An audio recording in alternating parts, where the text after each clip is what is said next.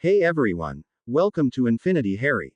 If you're enjoying our unique takes on Harry Potter and want to see more exciting content, don't forget to hit that subscribe button. Today we will see what if Harry awoke his ancient magic during the Endbringer attack. Here is short summary. During the Simurgh's devastating attack, young Harry Bailey didn't break, he awakened.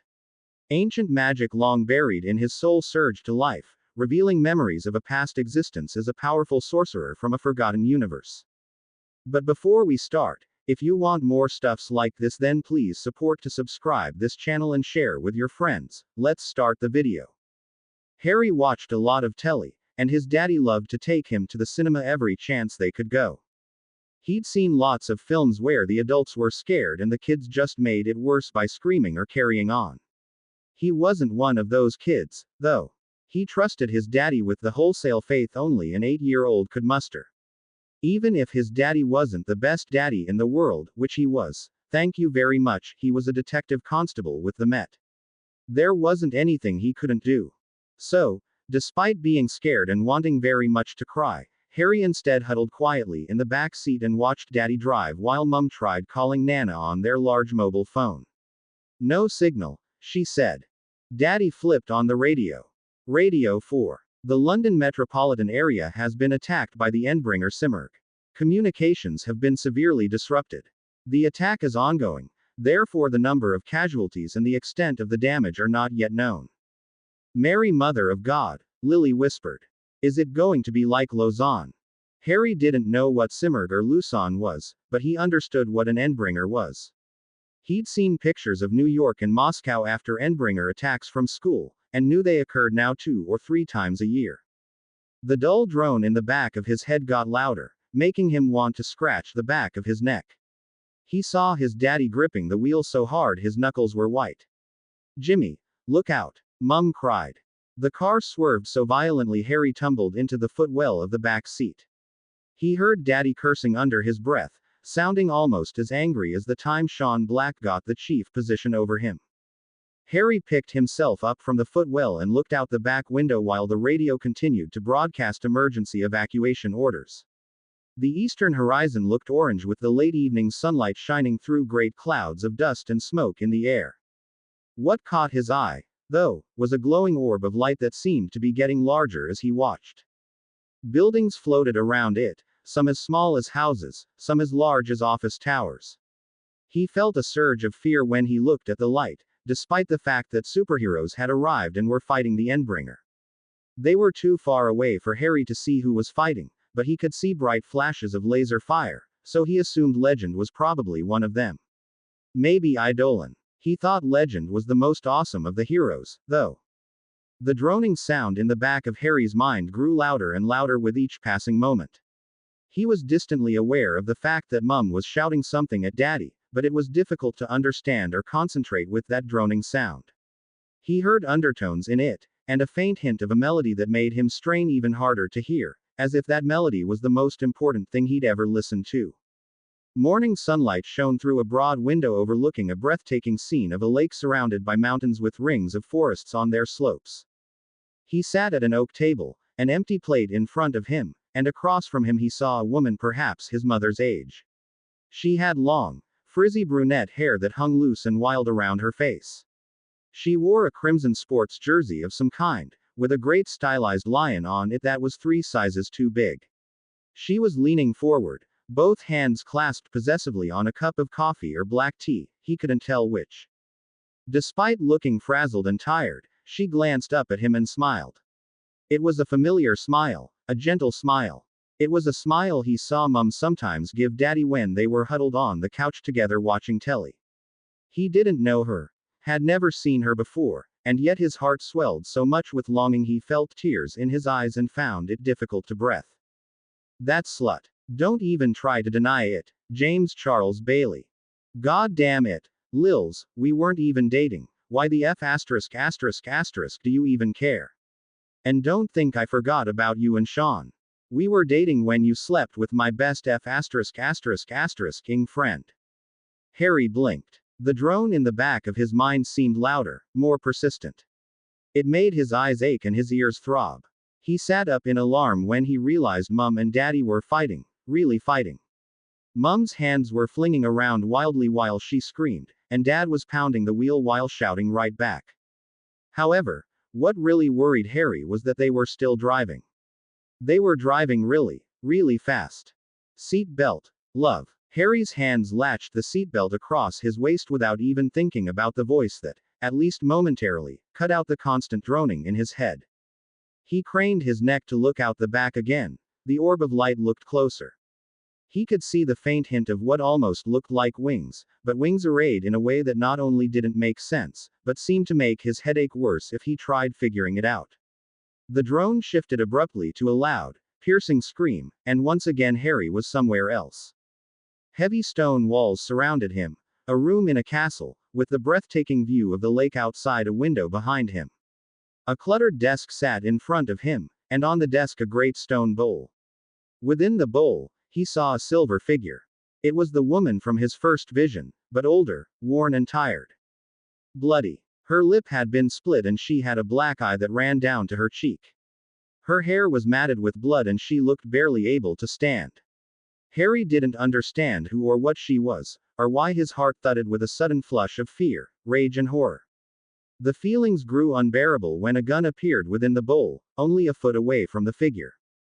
She turned to face the gun directly, closing her eyes a moment before the weapon fired. The image burned away in a flash of fire and the sound of man screaming. The screaming was real. It was his daddy, shouting at Mum that he ought to break her neck for sleeping with Sean Black. Mum screamed back, "Jimmy, look out." Harry looked between their seats as a house, an actual house, fell from the sky onto the street in front of them. Daddy cried out in alarm as he spun on the wheel. They were going so fast, there was no possibility of braking. Momentum overcame mass. The car spun off its tires in a roll. Glass shattered. Mum screamed. Daddy cried out. The world spun in a stomach-churning kaleidoscope of color and motion. The seat belt dug cruelly into Harry's waist as his arms and legs flailed about helplessly. Shattered glass sprayed against his head, arms and neck as the car rolled until it came to an abrupt, shocking halt. Harry hung sideways from the belt. With shaking fingers, he undid the latch and fell against the door below him in the sideways auto. "Mummy," he whimpered. "Daddy." He forced himself to stand up on the door, his height easily fitting within the sideways auto. He stared at the front and saw blood. He saw sheared off, ragged beams of wood from the fallen house impaling his mum through her stomach like a giant push pin, keeping her in her chair even as her whole body hung at an odd angle, her arms, head and hair all dripping blood.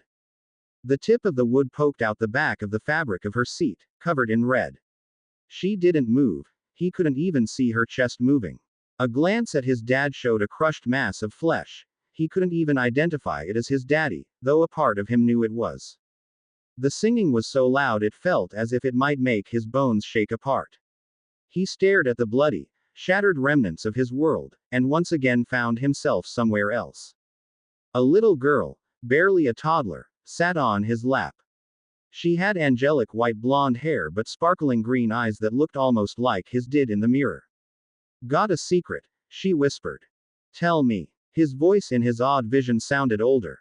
"You aren't who you think you are," the toddler said. "Who am I, then?" "You are forever." He fell from the car, tumbling down from the passenger side where he'd climbed out without even realizing it. The road was littered with pieces of wood, plaster and crashed cars. There were people, but there were also monsters running about in the increasing gloom of dusk. The monsters screamed and attacked each other, themselves or the people around him. Extra limbs, long necks, animal faces or metal skin, the monsters moved about as if they were as shocked to be there as those they attacked. The people did the same, shouting and screaming and running around with cricket bats or beams of wood where they struck each other. Not everyone was affected. Harry saw a father running with a child in his arms, and a mother on the other side of the road herding two older kids away from the fallen house. Harry hurt badly, but the pain felt distant and obscure. Familiar, in an odd sense. Though he'd never been hurt so badly in his life, for some reason a part of his mind dismissed the pain. "I've been hurt worse." His knees gave out and he fell painfully to the asphalt of the road. The gloom receded before a brilliant, painful light, While the singing grew so loud the hairs on his arms stood on end and his chest felt as if it were being squeezed in a vice. He looked up and saw her, floating in the air and looking directly down at him. She should have been beautiful, Harry thought distantly. It looked as if a healthy, beautiful woman had been bleached of all color and then stretched out to 3 times her height, until she became almost skeleton thin. And yet she wasn't skeletal at all. Her skin looked smooth and silver, without a trace of bones beneath. Platinum hair blew in a non-existent wind to frame a thin, sharp face and wide, empty white eyes that stared directly down at him. Pure, pristine white wings surrounded her, sprouting not just from her bare back, but from her BPD arms, legs, thighs and even each other. Some were smaller than his hand, some as large as his house. They moved randomly about, and with each movement one of the many floating houses, trolleys or office buildings moved as well. Each movement was perfectly timed to block an incoming attack from the many capes who were, even at that moment, attacking her. Her mouth was open, and the singing burned out of her, causing the air in front of her to shimmer. She was singing to him alone, now.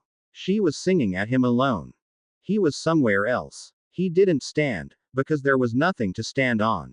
All around him he saw brilliant, scintillating waves of light, of colors he could not even begin to describe because the human eye was never meant to see them.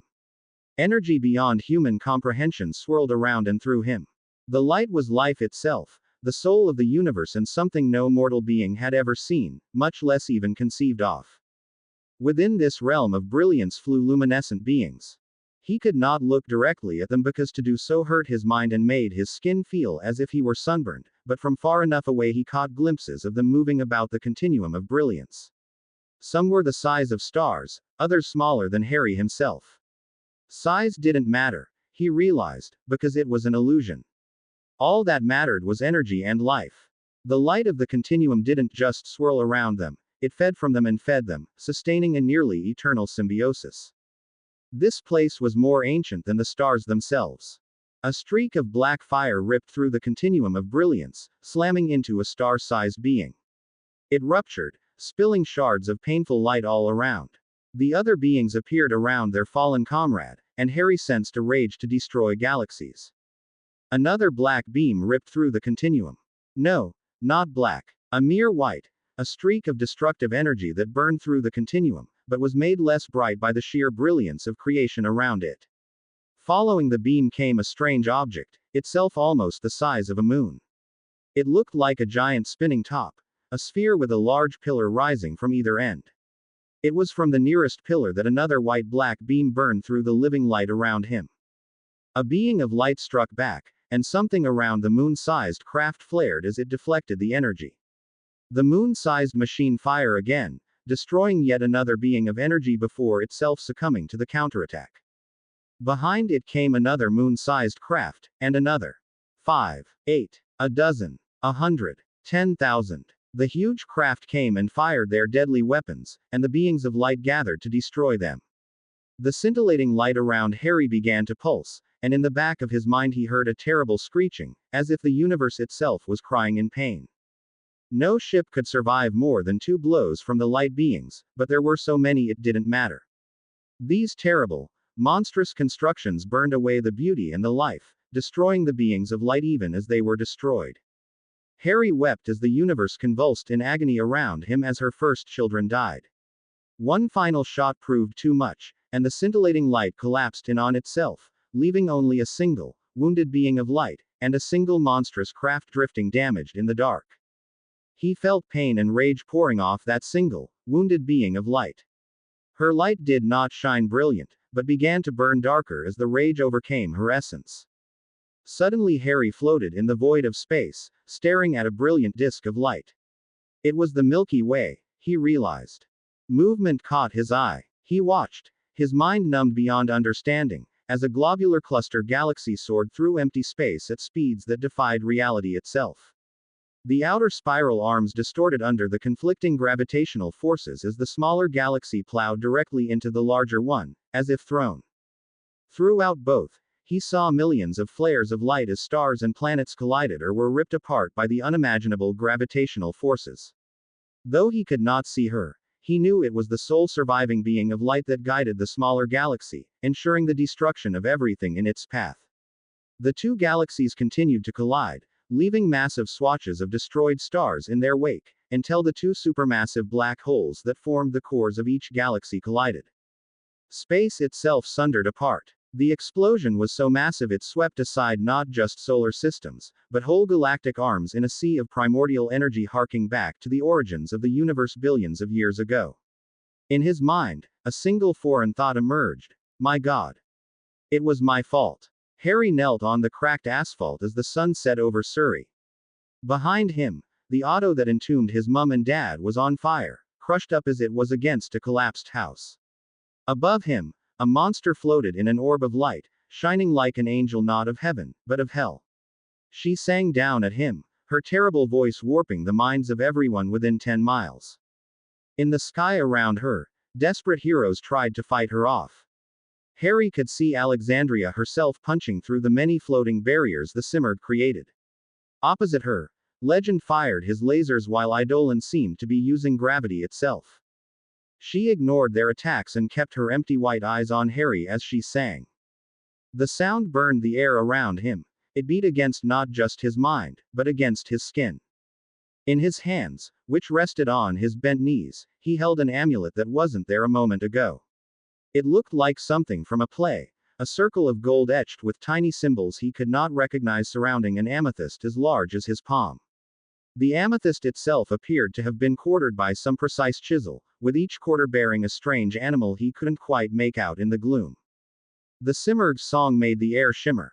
Almost of their own accord, his hands lifted the amulet up until it dangled by a golden chain that appeared as he held it. Harry put on the necklace and slipped the amulet under his shirt so it rested against his chest.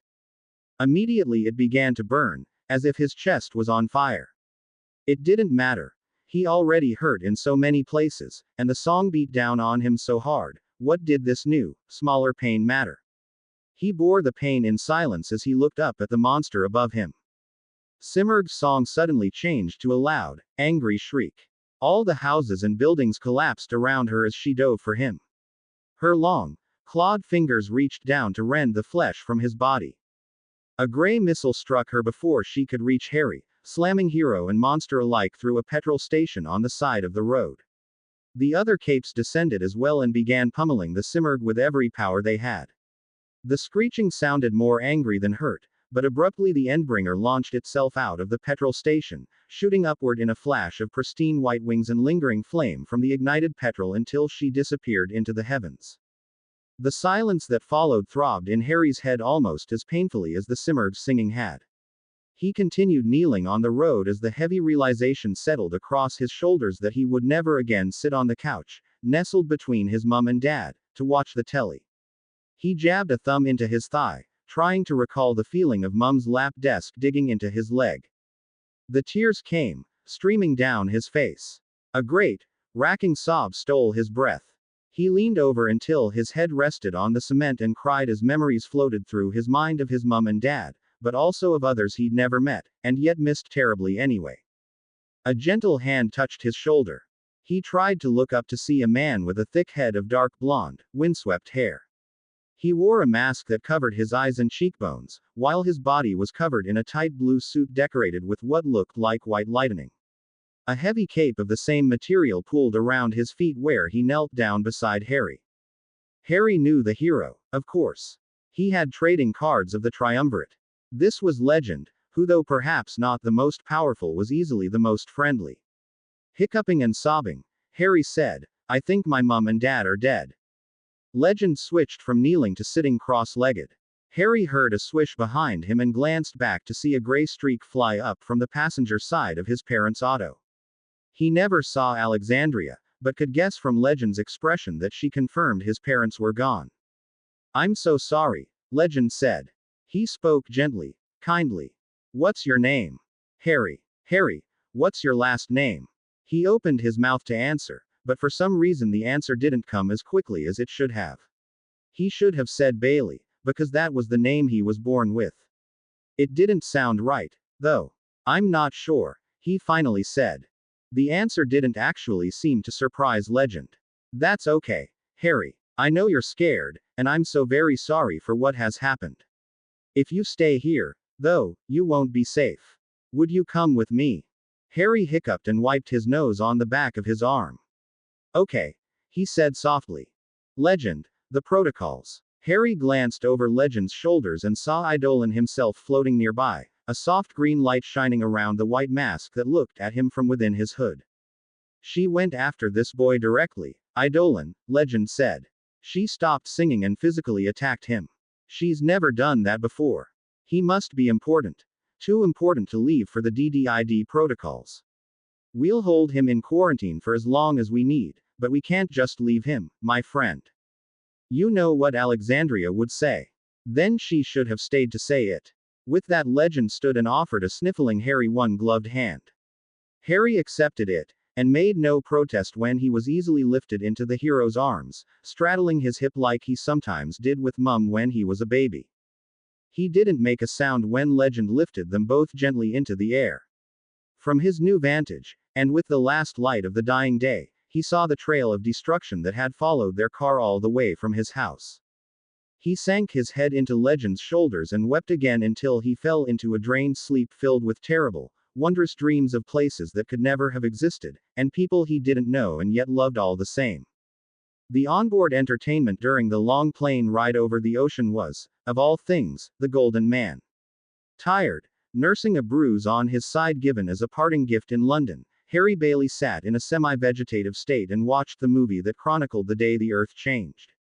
He admired the fact that they didn't censor Cyan's man bits, but then again the golden cock was considered the epitome of man bits, like the famous Greek and Roman statues that some religious zealots tried to cover with fig leaves, and others just blew up. As far as Harry knew from his own intense study and interest, the Golden Man was a faithful recreation of that paradigm-changing day in 1982 when a cruise liner from Plymouth to Boston diverted course to investigate a long-haired, BPD man with skin of burnished gold floating unaided 100 feet over the water. Sheila Peters played Melissa Hawke, a young cancer patient who was by her own admission heading back to Boston for an assisted suicide.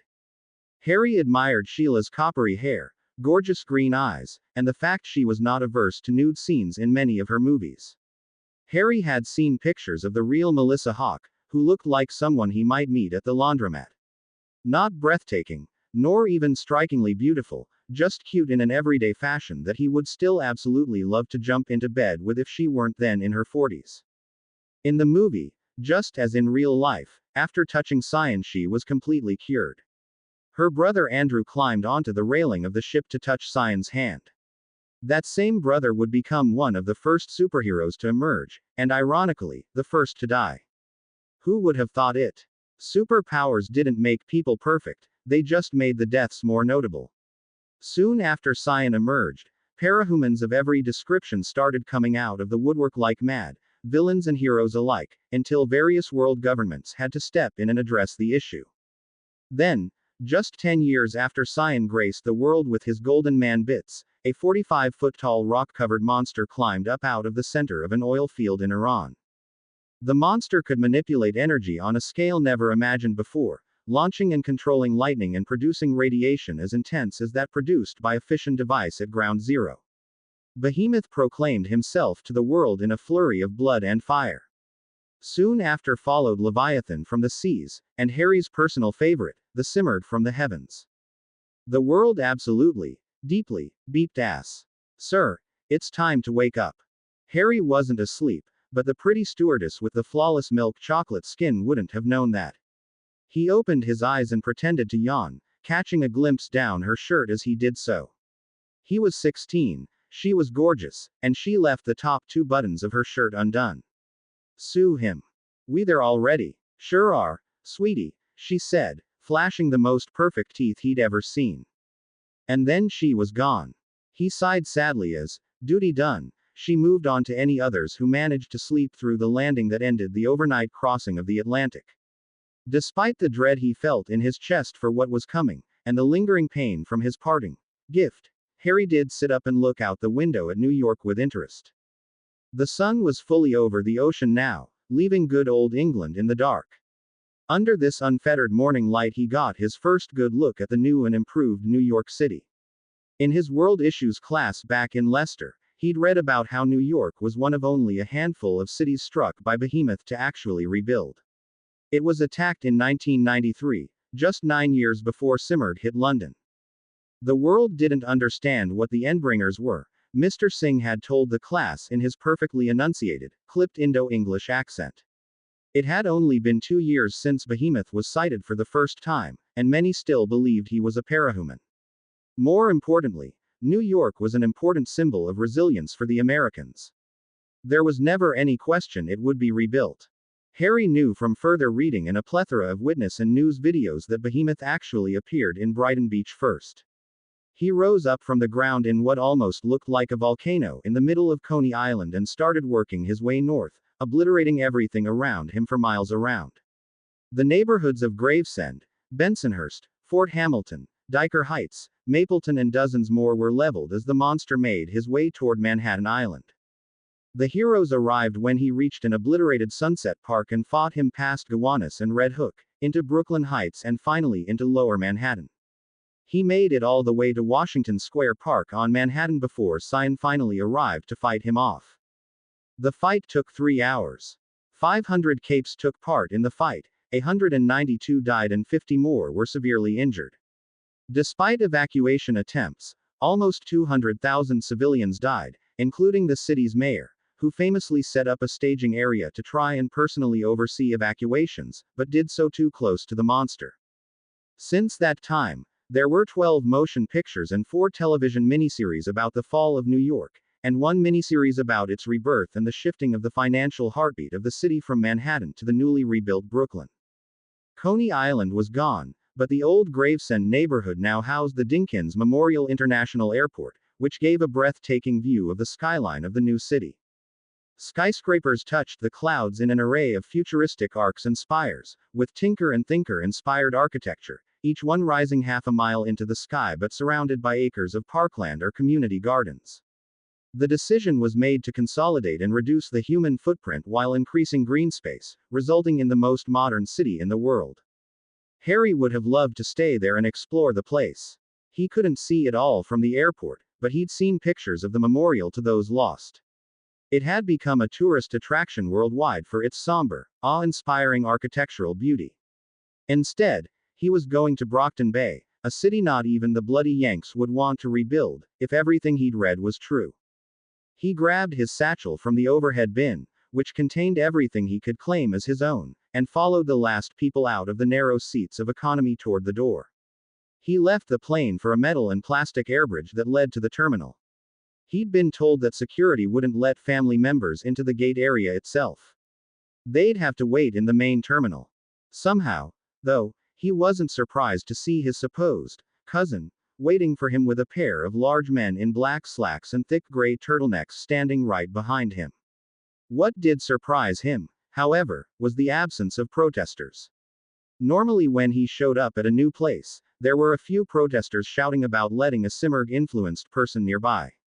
His cousin, whom he'd never heard of until his previous cousin told him the day before, or was it 2 days? Time zones beeped, was a man of ordinary height but unusually slim build, with coarse black hair cut so close he could see a hint of his scalp. He was clean shaven, with a sharp, cleft chin and immaculately trimmed eyebrows that would have been thick and bushy otherwise. Most striking was that he wore the logo and badge of an assistant director of the Parahuman Response Team on his slate gray turtleneck. His 2 companions didn't wear any identifying logos on their black weave sweaters. The man didn't smile when he saw Harry, but Harry didn't expect him to. Now that he saw Hiskausen, he glanced at the 2 men until he felt a stinging song in the back of his mind while studying the dark one with the thick neck and a footballer's shoulders. "Hello, Mr. Bailey," Thomas Calvert said. His thin lips curled into what could have been a smile, or a grimace. "I trust you had a good fight." "Splendid, cousin. Absolutely splendid," Harry said with forced cheer. "Bloody famished, though. Don't suppose we could catch a bite to eat before heading on north now, could we?" "Of course," Calvert said coolly. "Would you prefer to eat here in the airport?" Harry didn't care. He was hungry. His last cousin didn't feed him before shoving him on the plane, and most certainly didn't pay for an on-flight meal. Wherever's most convenient, cousin. Calver's lips lost all hint of humor, but he didn't frown or grimace. Well, given that you are a 16-year-old in a growing body, I'll assume fast food will be sufficient. Hell yes, cousin. Huzzah. They stopped at a King Burger inside the main terminal and Calvert graciously purchased a triple meat king special with a fried egg and extra cheese on it, basket of waffle chips with cheddar sauce, and a tub of soda large enough to float the Queen Elizabeth II. The two men who remained standing behind Calvert appeared impressed when Harry laid into his meal with abandon. He listened to the song of the airport, of automated messages in English, Spanish and of course Japanese.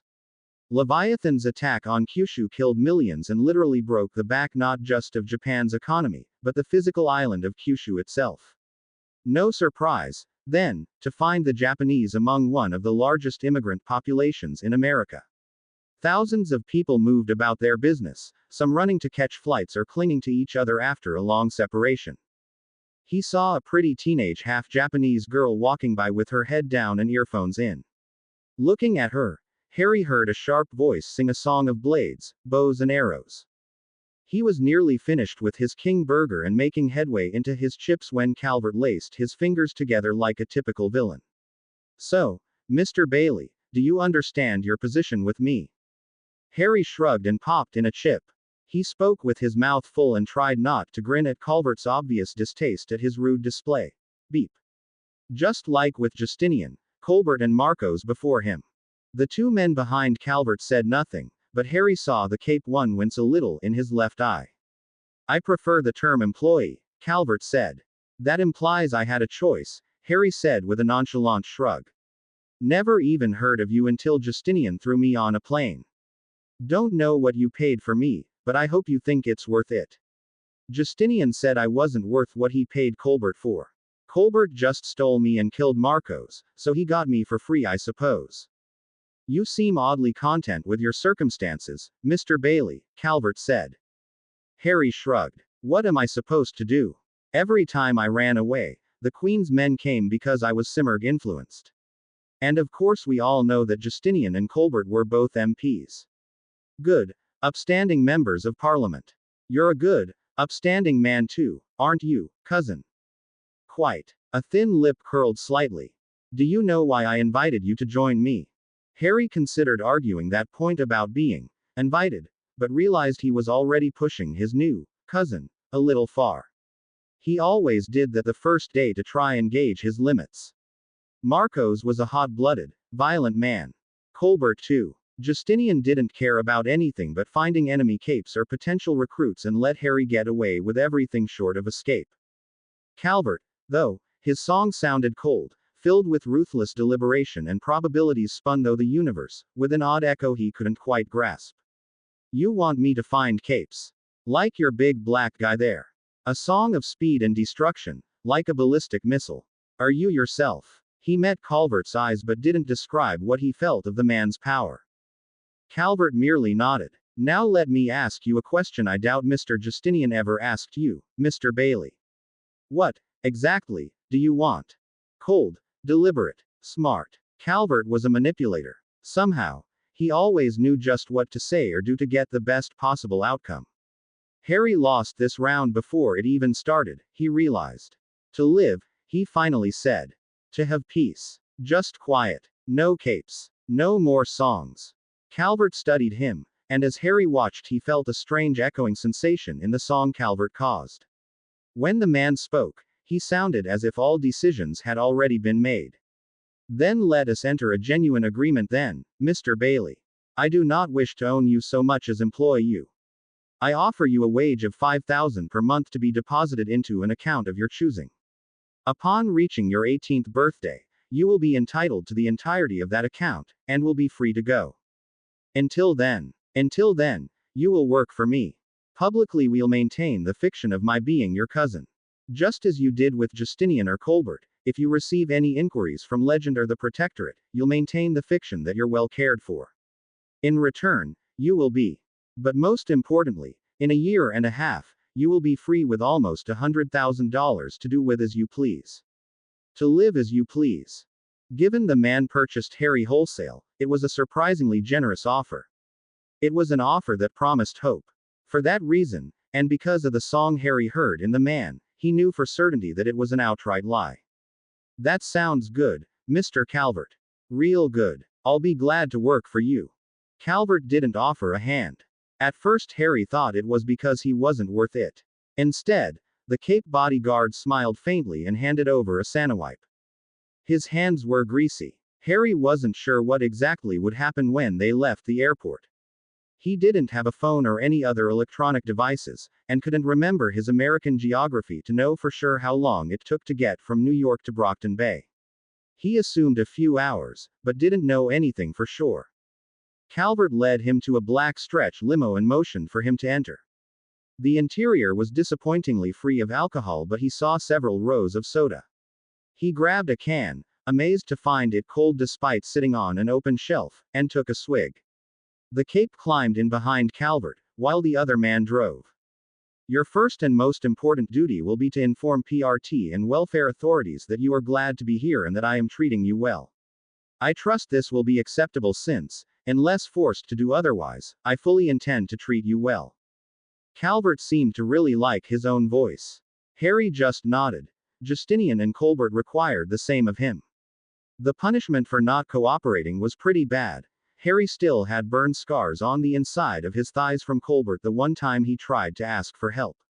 He had acid burns on his back from Marcos.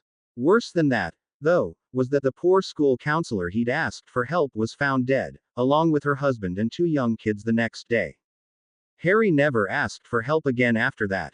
He could handle pain, but the idea of innocent people dying because of an action he took made him physically ill for weeks. No problem, he said casually. He saw a dainty little jar of lightly salted cashews. He loved cashews, and in a second had the jar opened and half empty. Geez, kid, where are you putting all that? The footballer Cape asked. Harry shrugged. I'm a growing boy, and Justinian didn't feed me yesterday. He was so busy with the cashews he didn't have a chance to study his environment until the limo came to a halt. He assumed traffic, until the door opened and the driver stepped aside. This way, Mr. Bailey, Calvert said. From this point on, I'll be referring to you as Harry. You'll refer to me as Thomas until our appointment is complete. Not understanding but not willing to reveal his ignorance, Harry finished off the last of the cashews and left the empty jar in the seat and the empty soda can on the floor as he climbed out with his satchel. Outside, he blinked in shock. The New York Protectorate headquarters rose from a self-contained island just off Brooklyn's coast, connected by a series of retractable bridges. 10 stories of glass and steel rose in a beautiful twisting spire, with balconies that projected out along each twist, like the fins of a fish in the act of swimming to the sky. The air around the whole structure glistened with an opaque force field. 4 large helipads jutted out like the leaves of a clover from the very top of the structure. Harry didn't bother to voice his questions. Instead, he just followed Calvert down the sidewalk, framed by gardens buried under a thin layer of snow. He shivered in the cold as they walked. He noticed immediately that they were not approaching a public entrance. The public entrance of the PRT New York was a glass lobby 2 stories high decorated with framed portraits of every protectorate and ward member to die in the line of duty. He knew because he'd watched every documentary on it out there. Instead, they were heading down a gentle sloping sidewalk parallel to a driveway that led to a subterranean garage. Set in the wall between double steel doors and a closed steel garage door, several armed men in PRT uniforms stepped out of a security office. The man who signaled to them had only a sidearm. The 2 men behind him had what looked like Tinker Tech rifles that could have fired anything from bullets to barracudas, for all Harry knew. "Ids, please," the man said. Calvert showed his badge. The other 2 men removed badges that had the word, "Contractor," in red ink. Sorry, don't have any ID, Harry said with a shrug. Harry Bailey is registered as a guest, Calvert said calmly to the agent.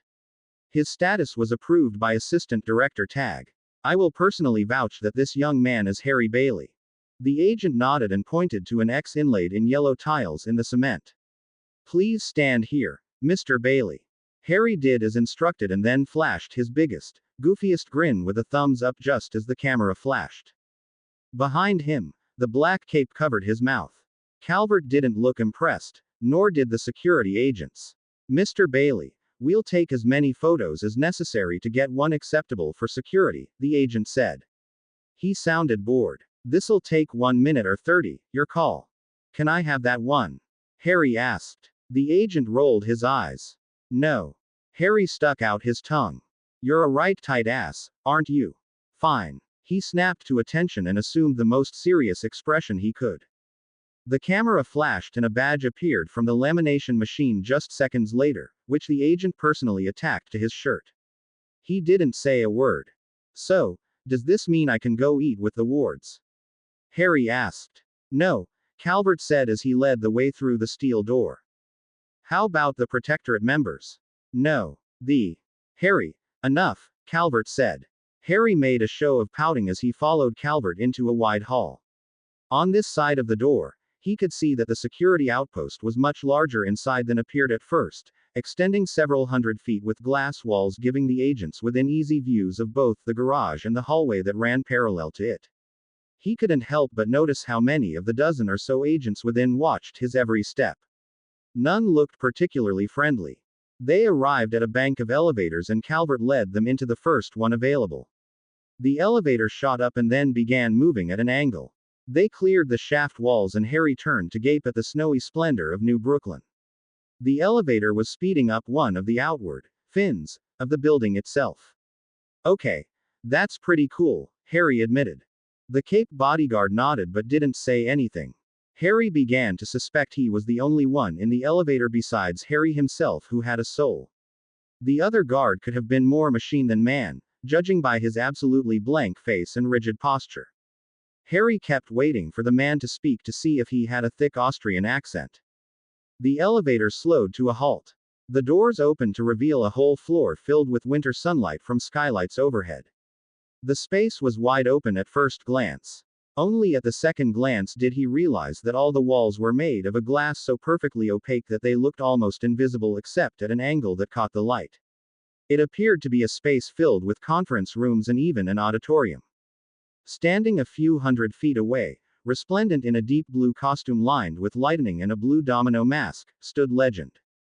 Harry stumbled a little, surprised to see the man who didn't just help save him from the Simurgh, but who was largely responsible for him not being killed after. No one liked talking about the DDID protocols, but Harry knew just from living with villains that the older protocols meant everything influenced by the Simurgh was killed. Even if his parents had lived, Harry knew they would still have been shot. All those in London hit by the Simurgh were. The protocols were different now, but that didn't change the fact that Harry would be dead save for the man in front of him. Legend still had his windswept hair. Harry wondered if he'd just flown in. He stepped forward and smiled in such a gentle fashion it made Harry feel small and way too young. Harry Bailey, the superhero said. He took Harry's shoulders in his gloved hands and looked him over. He had blue eyes, Harry saw. Just like his costume. It's been too long. 7 years. I think so, sir, Harry said. How have you been? In BPD. Beaten and abused, starved and forced to help villains find and murder enemy capes. How are you? I've been good, sir. I'm real excited to be here.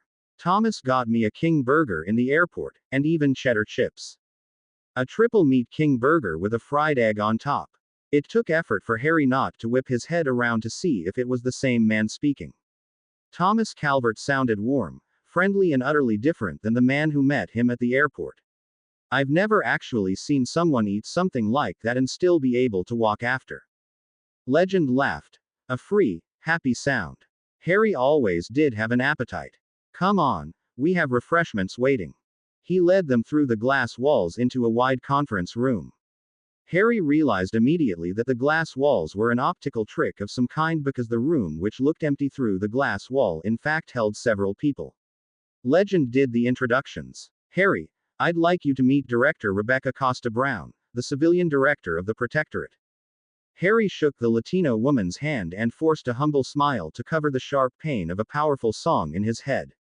This woman was no more a civilian than Calvert was, she was one of the most powerful capes he'd ever been around, other than Legend himself. An honor, ma'am, he said. A pleasure as well, she said. She sounded cool, but not unkind. Just very, very competent. Next to her is Senator Warren Stillwater of New Hampshire. A tall, older black man with a white beard and a shaved head. He had broad shoulders but a bulging stomach. His grip was strong though, almost painfully so. Mr. Bailey, he said in a deep, beautiful baritone. He had no song of power, but Harry didn't need an echo of the Simurgh to know the man must have been an eloquent and charismatic speaker. Just the introduction made him want to vote for the senator. If he weren't an underage foreign national beep to supervillains, that was. Finally, this is Assistant Director Joanna Holstier with the New Hampshire Child Protective Services, Legend said. Next to a member of the triumvirate, the director of the Protectorate and a U.S. senator, a state agency employee should have been somewhat humbled. Instead, she looked tired and overworked in her off-the-rack pantsuit. Mr. Bailey, she said curtly. It's a pleasure to meet you, Harry said. Not sure why, though. I mean, I'm not. I had to call in some favors to get you into my custody, Harry, Calvert said. Again, he sounded warm, friendly and utterly alien to the man he met in the airport. Your history was working against us. If not for Legend's intervention, you'd have still been back in England. It was so hard not to let his confusion show. Legend looked very pleased with himself, though. I've known Thomas for several years, but more importantly, I knew your situation in England was not ideal. There were some concerns here in the States, but I think you've demonstrated that you're not a continuing threat. I leapt at the chance to help secure a better home for you, and fortunately Senator Stillwater here agreed to sponsor your visa. He didn't know. The realization sickened and angered Harry, though he made sure to keep the feelings in the back of his mind. Legend honestly thought he was doing a good thing. He had no idea the utter hell that had been Harry's life since he turned 12, and a local supervillain realized he could detect capes. He saw Director Costa Brown staring at him, so pretended to blush and look down. I really appreciate it, sir, he said. I think I'm going to be happy here. If nothing else, he'd become really good at lying. Well, let's get started, shall we? It was the state bureaucrat, Holstier, who broke the silence. Mr. Bailey, since you are now 16, you do have a say in your placement with. They settled around the table to begin the process of formalizing Thomas Calvert's control over his life. You did very well, Mr. Bailey, Calvert said. Harry nodded but was too busy looking out the window of the helicopter to give a damn. He was in a helicopter. He was in a jet-propelled PRT helicopter, flying over dense streams of traffic between New York and wherever the hell they were. Calvert must have realized everything else was irrelevant. Harry sat on the edge of his seat, watching the land fly by underneath him in a near-solid stream of humanity. What surprised him were the long stretches of greenery. He'd assumed it was just one big metropolitan area, but it wasn't like that at all. They came within sight of the ocean soon. They were flying to Brockton Bay in the most direct route, so most of it was overland. His first sight of his new home left a lot to be desired. There were a few skyscrapers in the heart of the city, and what looked like a handful of nice neighborhoods, but most of the sprawling city seemed composed of tightly packed neighborhoods. Other than one or two parks, he saw hardly any green space. What he did see were dilapidated, empty piers and ports, and a large part of the bay obstructed by what looked like sunken boats. What a dump. Then he saw the Protectorate headquarters in the middle of the bay. It rose out of the water just like an oil rig, but an oil rig with beautiful architecture surrounded by force fields and defensive missile placements. While not as beautiful as the New York PHQ, it was still a standout in Brockton Bay. The rig was a testament, he knew from his reading, to the disproportionate number of capes in the mid-sized city. Brockton Bay actually had more capes per capita than Los Angeles or Houston. Of course, most of them were villains. He wondered and even hoped they were going to land there, but instead the helicopter continued toward downtown.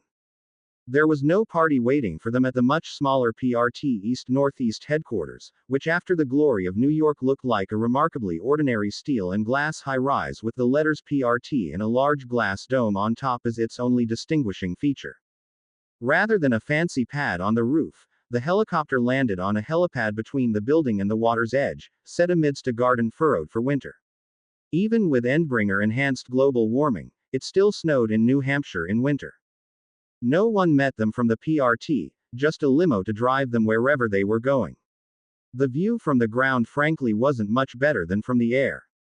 Given your unique perceptions, you present something of a quandary, Calvert said as soon as their limo started driving through the start and stop traffic of afternoon rush hour. It is a serious crime to reveal the civilian identity of a cape, even if they are a villain.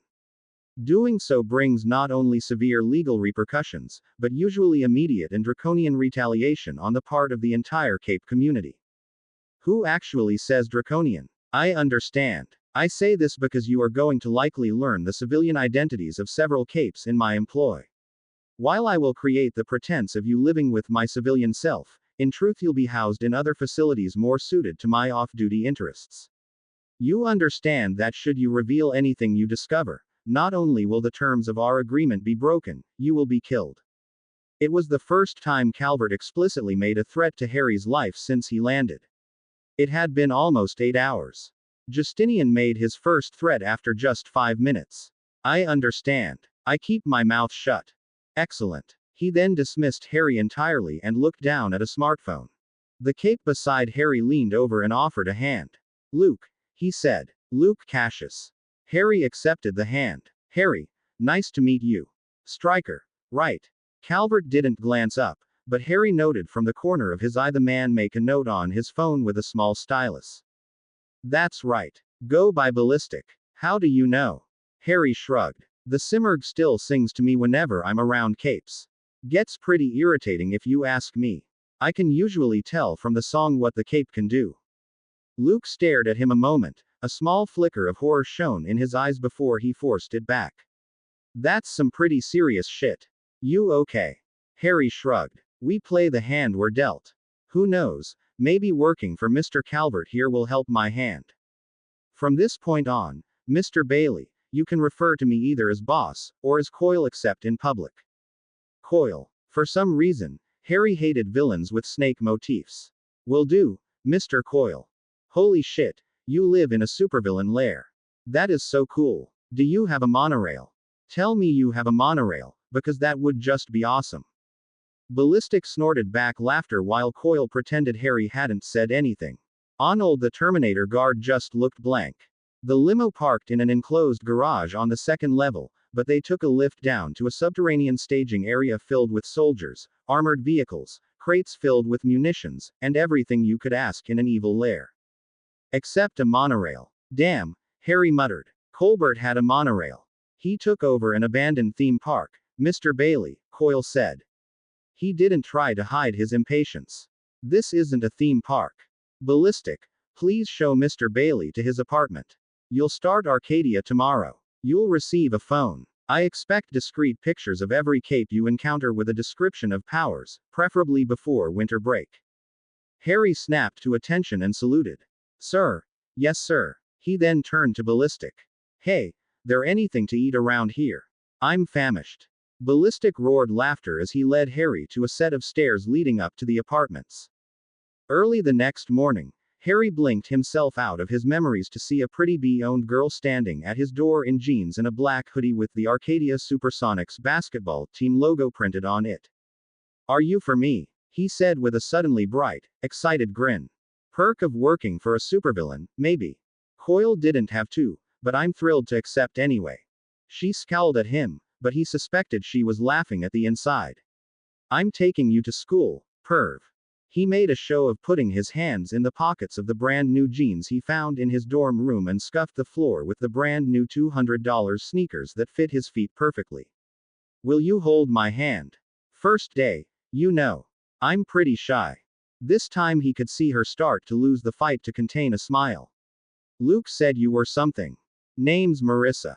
Harry started to accept, but paused. This girl's song was so bright it burned. I won't get burned touching your hand, will I? She blinked at him, surprised. No. With that assurance, he grabbed her hands with both his. So, how about keying? If I key you, will I get burned? No, only punched. In the face. Really hard. Might be worth it. I didn't say I was the one who would punch you. Luke is my friend. Don't want to key him. Or get punched. He shuddered as if either were horrible. Marissa rolled her eyes and led him out of his small apartment. The coil evil lair of doom was as busy as ever with men purposefully stacking things. You know, I've always wondered about minions in evil bases. When they're not fighting or pillaging or whatnot, what do they actually do?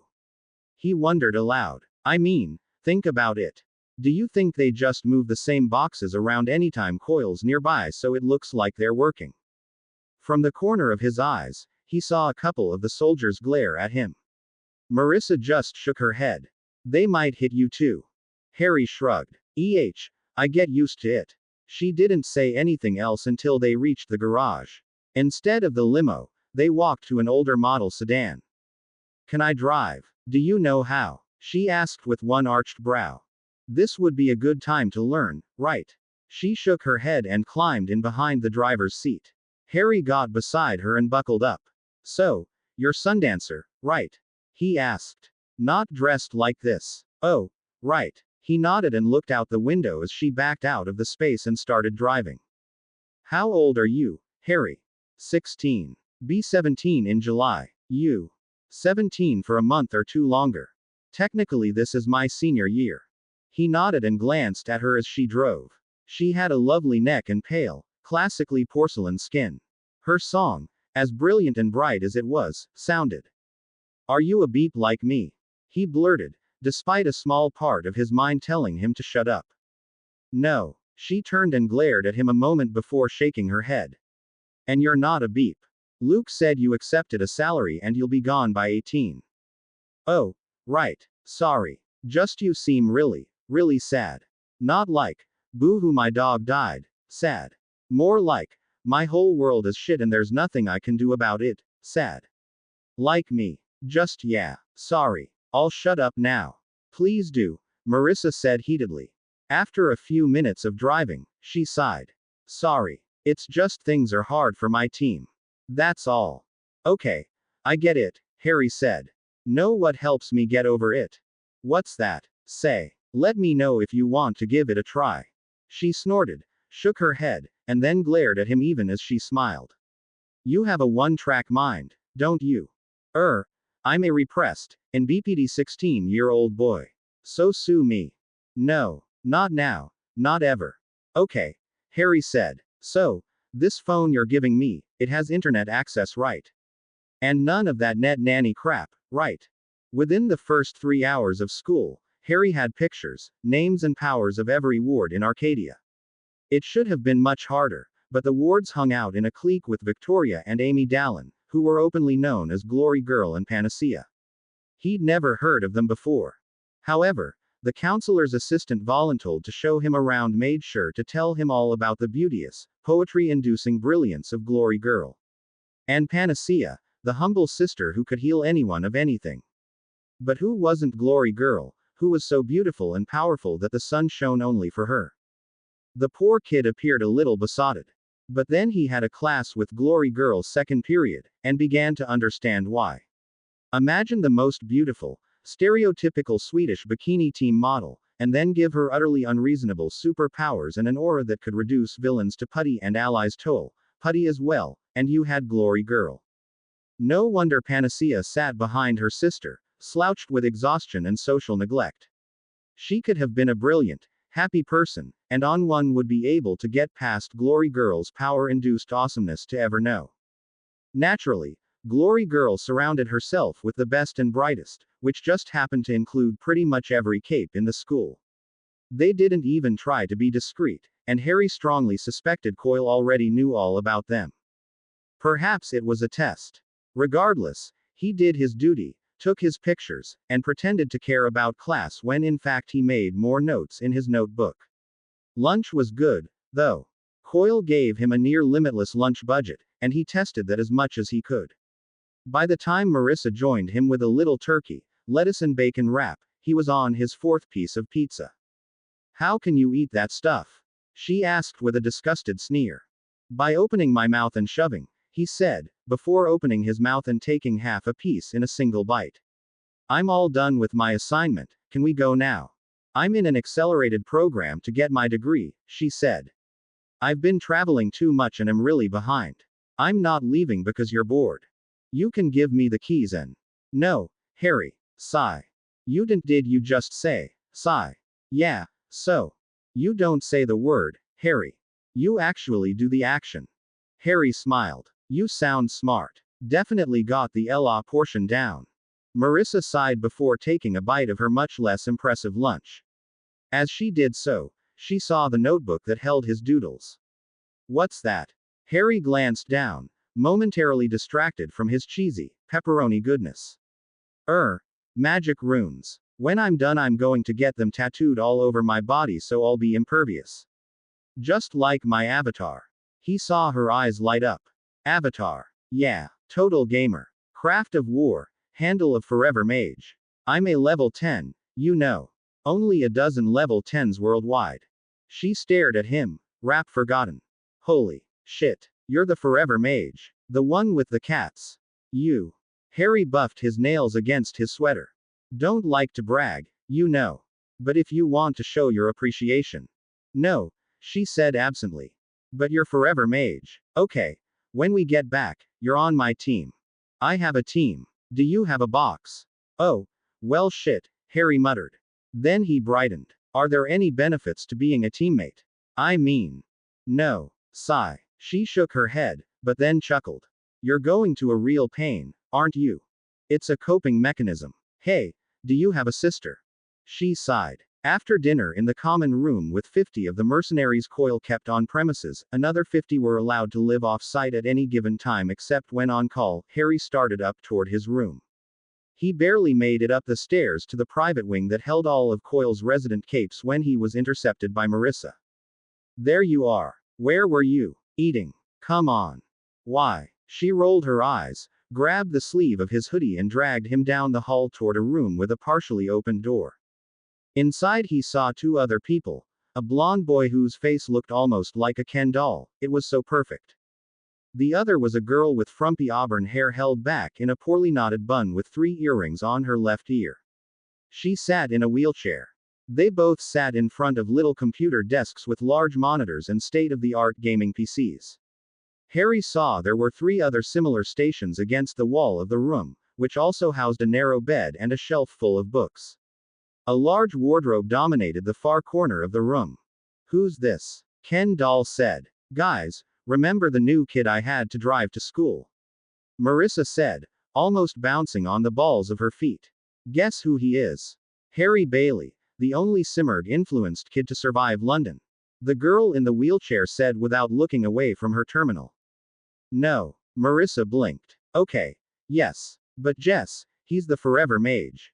Level 10. Me, Jess said. Okay. Harry said brightly. This room or mine?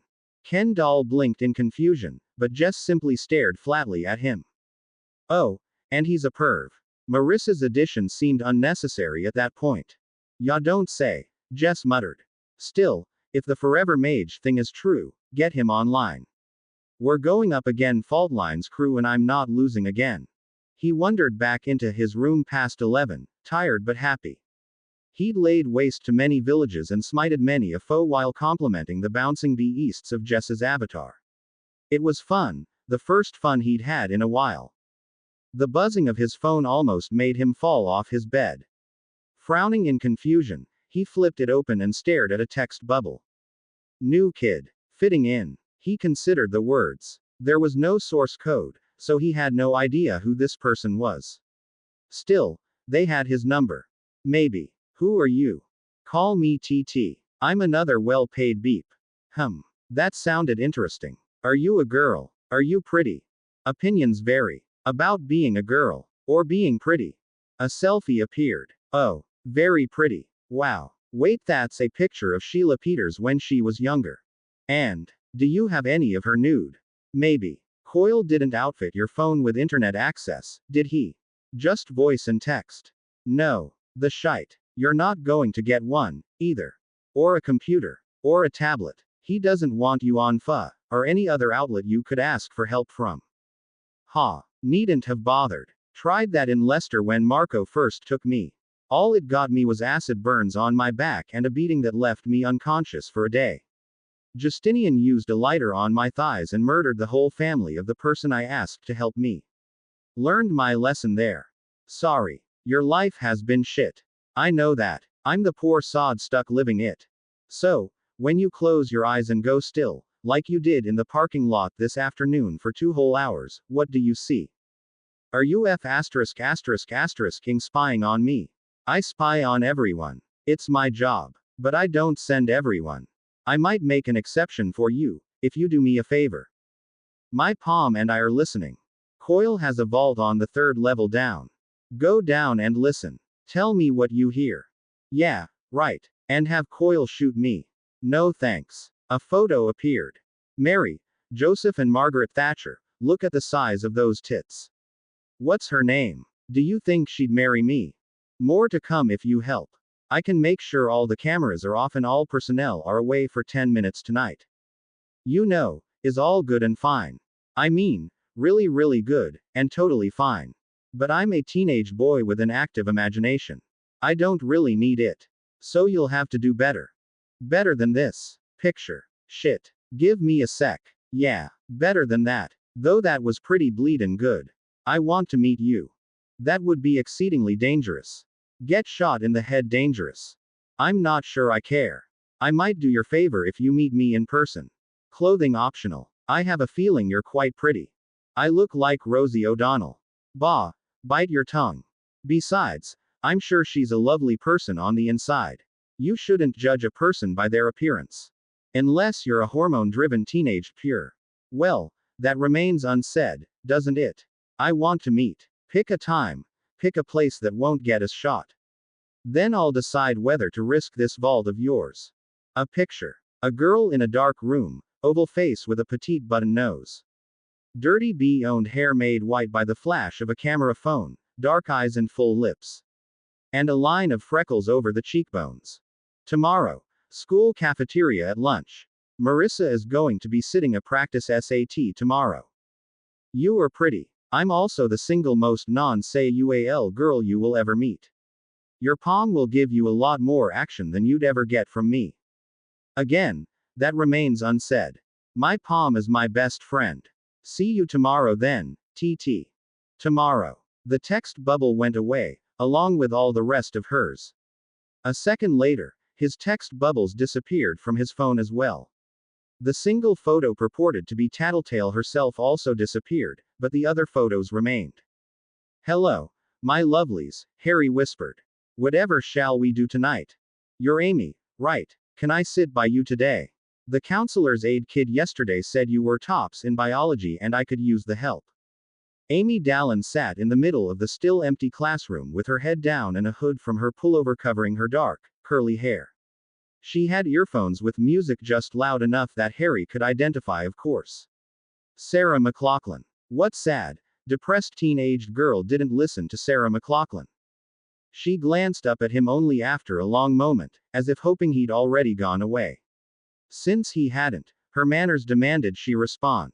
She pointedly removed an earbud and said, "What? Hello," Harry said, feeling even more odd as more kids came into a room that a second ago only held Panacea. My name's Harry, I'm the new transfer. I'm behind in biology and a kid in the counselor's office said you were the top student. I was wondering if I could sit by you, and if you'd be willing to help me catch up. I'm sorry, I don't do tutoring. She sounded more bored than sorry. More concerning was that her song sounded like someone squishing macaroni through plastic wrap than the nightingales he would have expected. I do full shifts at hospitals every day. Harry shrugged. No possibility of succeeding if he didn't try. Well, sorry to bother. As the new kid bothering you, Amy. A wave of loathing and fear swept over Harry, so powerful a part of him wanted to just wither away and die. In the back of his mind, the Simurgh sang a song of Samson, strong until his one weakness was betrayed by one he loved. He met Victoria Dallin's gaze head on and grinned. Well, truth was I was hoping for tutoring in biology, but even I have to admit working a hospital shift is more important. So, I'll probably just look for a tutor after school. Huge fan of yours, by the way. That thing with the girl, what's her name? You mean Mixer. The feelings of loathing and fear turned into approval and an urge to hug her. Harry had no idea who Mixer was, or what her thing might have been, but he bet that in Glory Girl's line of business, there'd been some girl, somewhere, she had a thing with. Yeah, that. Beautiful job. That. Don't think Alexandria could have done better. Then again, I only met Alexandria once, and she didn't stay and chat. Legend was much cooler. Who did the heroes look up to? The Triumvirate, of course. Oh god, Legend is so hot, Victoria squealed. Where'd you meet him? Most recent. Day or so ago in New York. But we go way back, met him in London about 8 years back. Gave me a flight and everything. Bought me an ice cream and even let me stay with him for a couple of nights in his guest room with the Queen's men's headquarters. Sat with me for my first counseling session and everything. He was great. Victoria looked a little confused, bless her soul. Amy, however, did not. She was now looking at Harry not as a student, but as a potential threat. He's talking about the London Simurgh attack, Vicky. This must be Harry Bailey. You know, the Simurgh's son. Harry held up both hands at Vicky's instant alarm. For the record, my mum's name was Lily. Not Simurgh. That thing killed my mum and dad. But Legend saved me. Legend vouched for me when my cousin Thomas Calvert brought me over. Great man, that. An assistant director with your local PRT. Vicky relaxed a little. I read about you, she said, more speculatively now as she studied him. Calvert seems pretty cool. What's he like at home? Long as my homework's done, he's pretty relaxed, he said. In a way, it was true. I already have a group I game with, and I'm making friends. Or well, trying to. I really didn't know about the hospital thing, Amy. That's real important. So, I am sorry I bothered you. Still, I hope to see you two around. Hell, the Dallin girls. What more could a boy ask for in friends like those? Amy wasn't buying it. Victoria was already sold. Well, glad to meet you, Harry. Better get ready. Class is about to start. Harry glanced across the well-lit cafeteria of Arcadia. One whole wall was made up of windows that looked out over an open-air seating area. It was covered in a foot of snow at the moment, but he knew in spring it would be gorgeous. Victoria Dallin held court at one of the tables nearest the windows. Occasionally she would stand and gesticulate for emphasis about whatever story she was telling, and everyone at the table would laugh appropriately, even the wards that hung around her. He wondered, with her aura, just how much choice they had.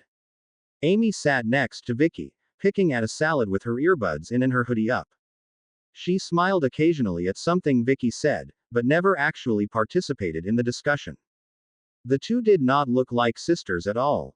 Victoria was physically perfect, the kind of girl that other girls hated just on principle, unless an aura prevented them from doing so. Amy, on the other hand, looked almost Mediterranean with thick, black curly hair and a round face with a long, Roman nose. Vicky's skin was the perfect porcelain of a Botticelli painting, or an Elizabethan sonnet. Amy's was olive-toned, pale, but with a hint that with a little more sunlight she would have been bronzed. A not so small part of him yearned very much to be at that table, laughing with the others. Then a pretty bee-owned girl with freckles sat down right in front of him. If you stare any harder the wards will think you're a stalker, she said casually. She wore jeans and a navy blue cashmere sweater. She placed a tray filled with chips, French fries, and a vegetarian sandwich down on the table in front of him, looking as if she'd been going to that school forever. Studying her, he saw that she was actually even prettier than her picture implied, with a figure that matched her face. The freckles were what did it, Harry realized. He adored freckles on a girl. He guessed she was close to Marissa's age. Down boy. Not even remotely interested, she said firmly, as if she could read his mind. Yeah, I know, he said sadly. You should have just sent me your picture to begin with, though. That is so ******ing creepy on so many levels. Harry shrugged, not the least bit repentant. Wanna know what's creepy? Your song sounds like New Complexity. For Nihao. Maybe. Modern. Almost impossible to follow. Notes coming from all over the place. Thinker. Thinkers are loners. They hate other thinkers and have difficulty with relationships. She leaned forward, her luscious lips curling into a vulpine smile. And you're not a cape, but you're not just a kid either. What do you see when you go in your fugue state, Harry Bailey? The two stared at each other for the longest time. Finally, Harry broke the stalemate by eating one of her Kai fries. So, any more Sheila Peters pics? I know she's done some full nudes in some of her films. Tattletale snorted and leaned back. You're a good actor. Yeah, well, gotta be, don't I? And liking pretty girls isn't an act. I'm actually kind of sad it wouldn't work with you. You really are beautiful. She stared a moment. And of course you mean that, don't you? It's amazing you haven't been shot yet, Bailey. He shrugged. It is. It really is. All part of my charm, I suppose. So, why the vault? Need to know. So you're saying I don't? No, I'm saying I do. I need to know what's in that vault. I know your gamer friends know, but Coyle keeps me on a completely separate team so I can't get a read on what's down there. Harry finished his pizza as he thought about it. Around them, the ebb and flow of the students of Arcadia formed a constant drone that made their conversation as private as one could hope. He nibbled on pizza as she ate her fries. This other team. They good people. They're people. Capes are always F asterisk asterisk asterisk ed up. Some are more F asterisk asterisk asterisk ed than others. We've been together less than a year, doing small jobs. We're recruiting, though, so we can escalate. Capes only. No minions. Right. So, you spy on everyone. How do I know you're not spying on me for Coyle? She ate a fry. Guess you don't. But I'm not. I know one way for you to prove it. She sighed tiredly. I'm not showing you my tits, Bailey. Not now. Not ever. And that wouldn't prove anything to anyone. A real spy would do it. I was going to say make a vow or something, Harry muttered. No, you weren't. He sighed sadly. No, I wasn't. I'd bet they're marvelous, too. So, I'll consider your request if you answer one question for me. Is Coyle ever going let me go? The vulpine grin faded. She simply studied him, like a bug or interesting picture. Except, he knew it was the way she viewed the world. Her thoughts moved so fast there was no time for her emotions to catch up. Do you want the happy answer or the likely answer? Harry shrugged. Simurgh murdered my folks when I was 8 and it's actually gotten worse since then. I don't see a happy ending in my future. She looked down at her tray a moment, as if bracing herself for something truly unpleasant. Finally, she met his eyes. No, he's not. Me neither. He's going to use us until he has what he wants, and then he's going to remove anything that can connect his villain persona to his civilian persona. Coyle isn't his long-term future, just a tool he's using to get to it. You, me, anyone that could connect them will have to be removed. I'm sorry. His heart thudded in his chest as he heard the deeply honest confirmation of all his fears. He covered it like always and shrugged.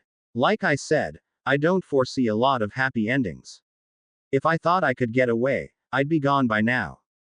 He knew she saw right through his braggadocio. He found himself grateful that she chose not to comment on it. Will you do it? Probably, but I have to get a few things lined up first. Let me think on it a bit, okay. TT nodded, then got up and left. Somehow, she'd eaten her entire lunch while they spoke and he never realized it.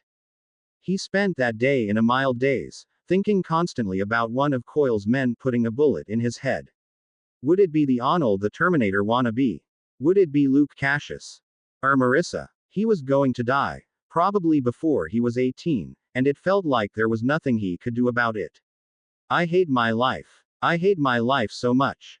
Amy Dallin sat down next to him, breaking him from his downward spiraling thoughts. He looked up, genuinely surprised to find himself on a bench in the huge arena-sized gym that Arcadia sported. He was dressed in athletic shorts and a tank top, but was sitting on a bench watching everyone else exercise. Amy was dressed the same as him, only with a full t-shirt. She didn't show any sign of having exercised either. Instead, she was studying him intently. What? Vicky hit you with a full blast of her aura in biology. You didn't even blink. Harry shrugged and opted for truth. The Simurgh was worse. The answer surprised her. He could see how she leaned back. Some think you blocked the Simurgh's scream out. That's how you've adjusted. But they're lying. You wince around me, or Vicky. What are you talking about? If a hero found out he could detect capes. She saw his fear. I can read body language better than anyone I know. It's hard to lie to me. You have a little wince around the eyes whenever you're around me, or Vicky. Or a few other students. If Assistant Director Calvert weren't your guardian, I'd be worried. Harry looked away from her gaze. She wasn't sitting there as a friend. She was testing him to see if he represented a threat to her or hers. Worse yet, she had every reason to be worried. The Simurgh messed me up, pretty badly, he admitted. I remember Eidolon wanted to leave me in London, next to my parents, for the DDID containment. You know what that is. Extermination, Amy said without flinching. After Luson, the Triumvirate realized that the Simurgh created weapons in random people in any population. For the first few cities after, the Triumvirate felt it had no choice but to eliminate any influenced populace. They changed to quarantine later. No one enjoyed slaughtering the victims. Harry nodded and looked out over the gym filled with laughing kids oblivious to the hell that was their collapsing world.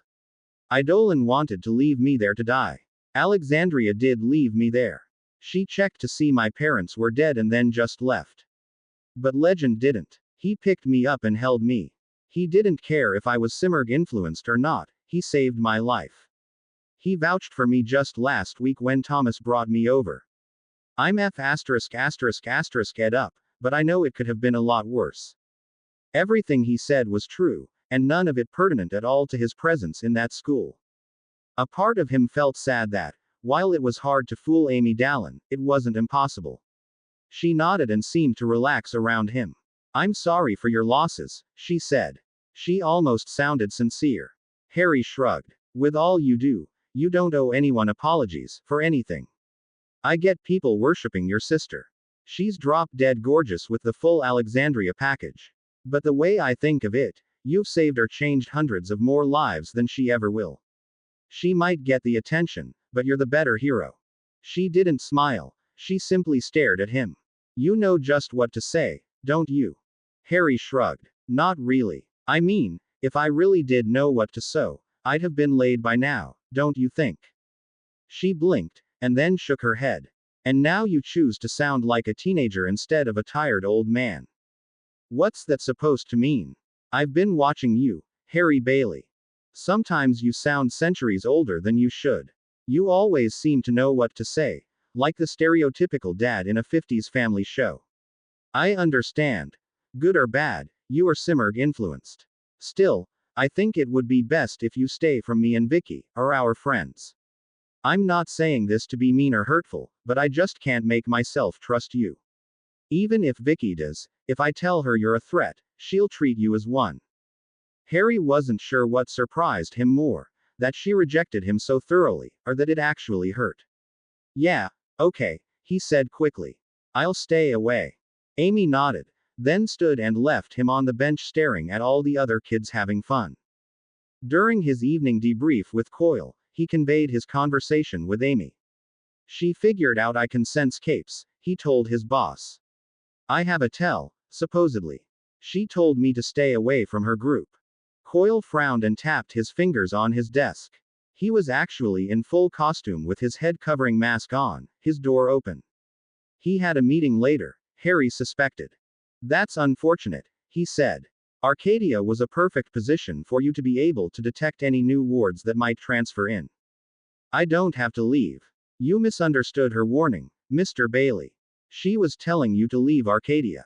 Panacea is not just protected for her power, but her family is highly influential both in city politics and with the PRT.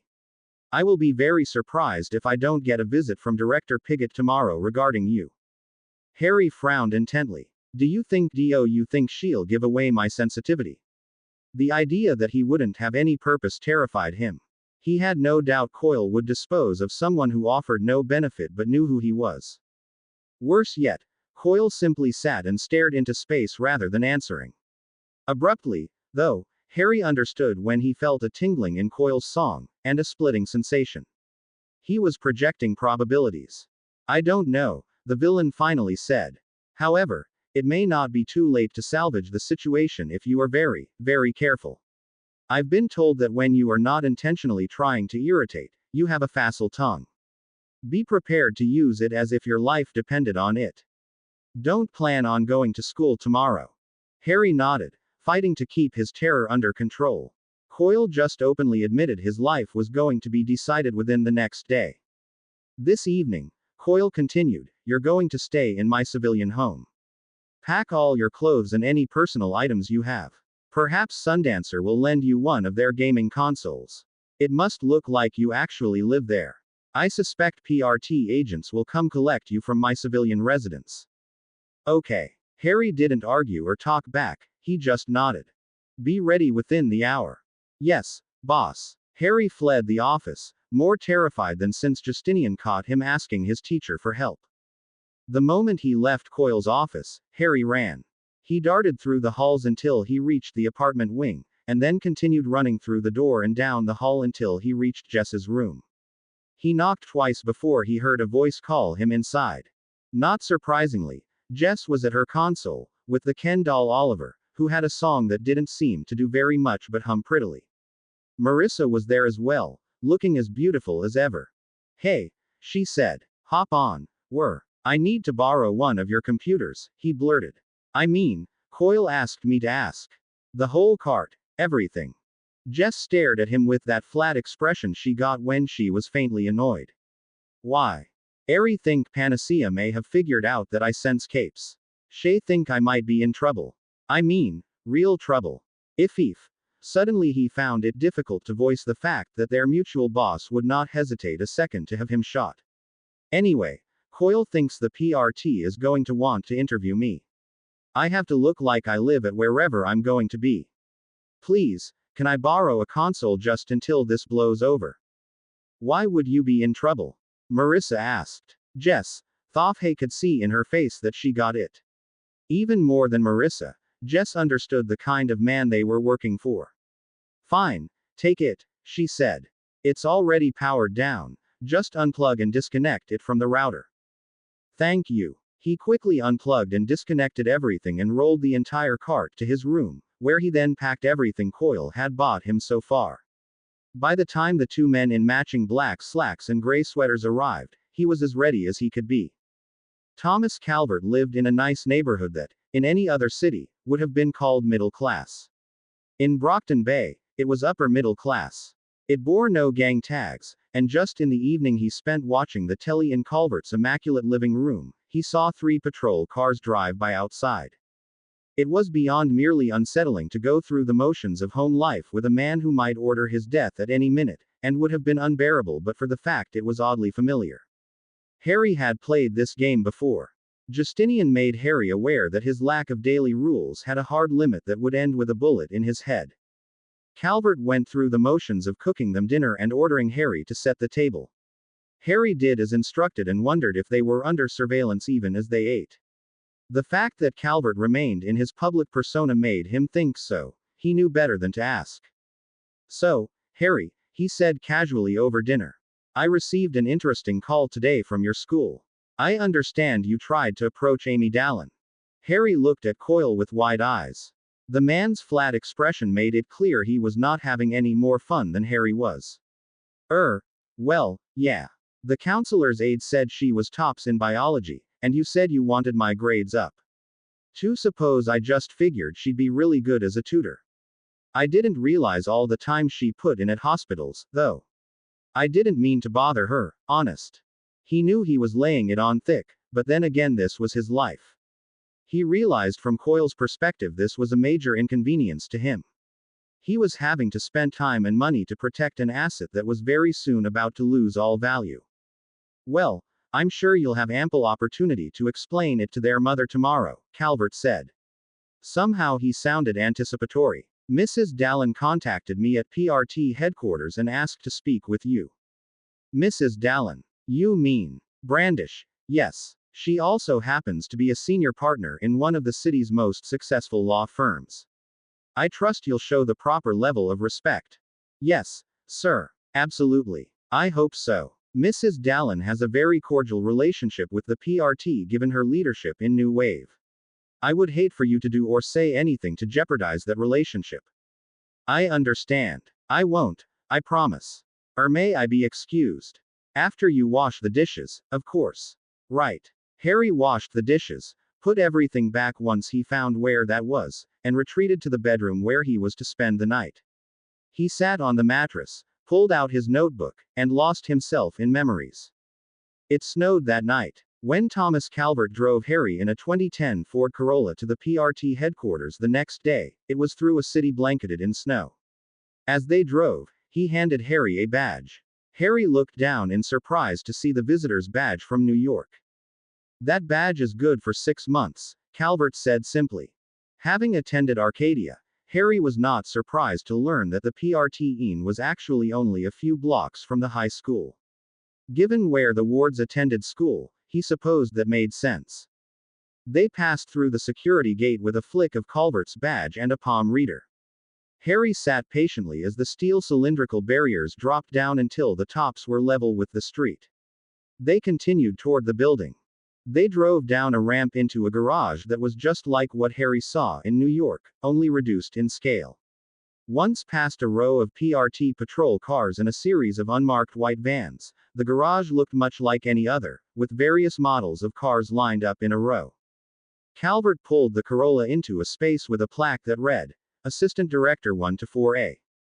They stopped the car. Calvert didn't look at Harry as he spoke sotto voce. Armsmaster will be at the meeting. He and Carol are as close to being friends as Armsmaster is capable of being with anyone. I've recently learned that he has a program that can tell when someone is lying. Be careful, Harry. Something about the warning made all the memories Harry carried in his mind boil, though he couldn't understand why.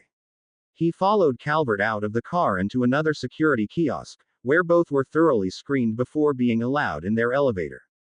The meeting is at 10, so I'm afraid we'll have a couple of hours to waste, Calvert said in the elevator.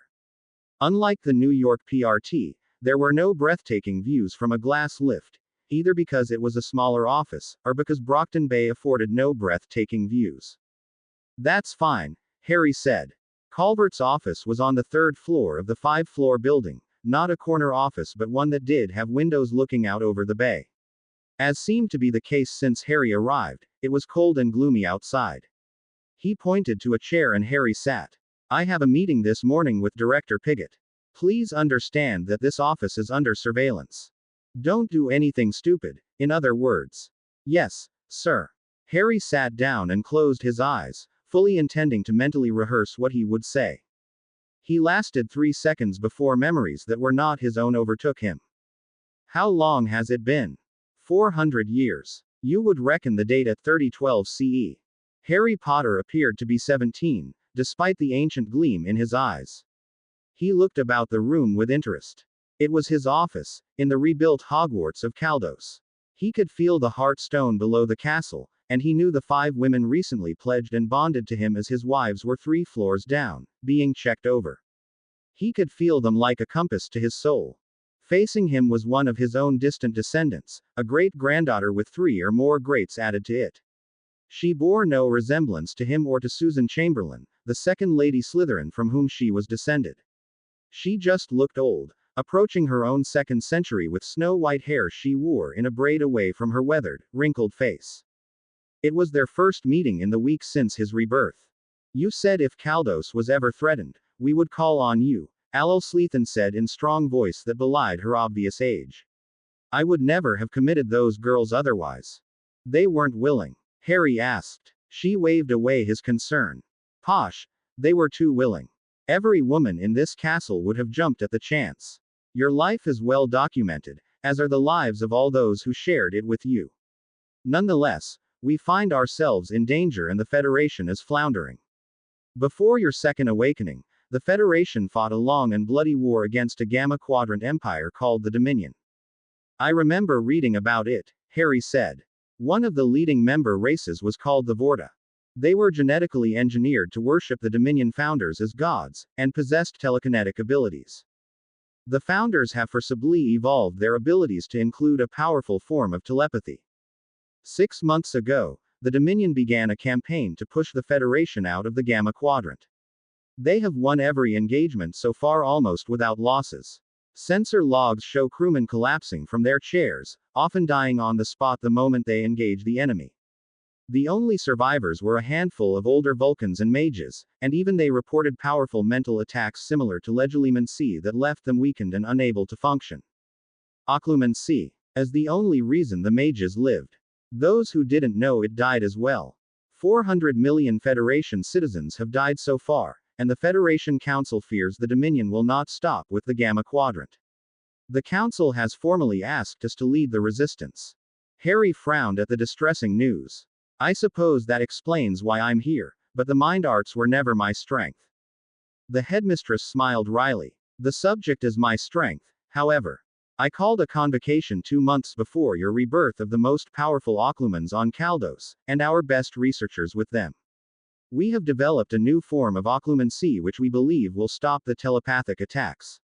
I've asked you here to teach you this new occlumency, and after, if you're willing, to lead our forces against the Dominion. Harry Potter shrugged. It's what I do. Harry Bailey jumped a little when he felt a hand on his shoulder. He looked up to see a woman in her 40s, unremarkable in appearance, straighten. Sorry to wake you, Mr. Bailey. My name is Karen. Mr. Calvert asked that I escort you to conference room 4.10. Condemnation. Information leads her to believe I am a bad person, leading me to just desserts. It surprised Harry how clearly he could read her face, mostly from little muscle ticks along her eyes and the corners of her mouth. He felt distant from both the realization, and from her as well.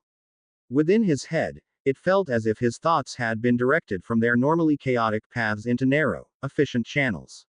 According to his memories, pre-Caldosian occlumency concerned building mental barriers to deflect intrusive attempts. Post-Caldosian occlumency was the technique of shaping those thoughts so efficiently that outside intrusion could not find or impact them. Is this what it feels like to be a thinker? The thoughts ran through his head in the time it took for him to formulate a response.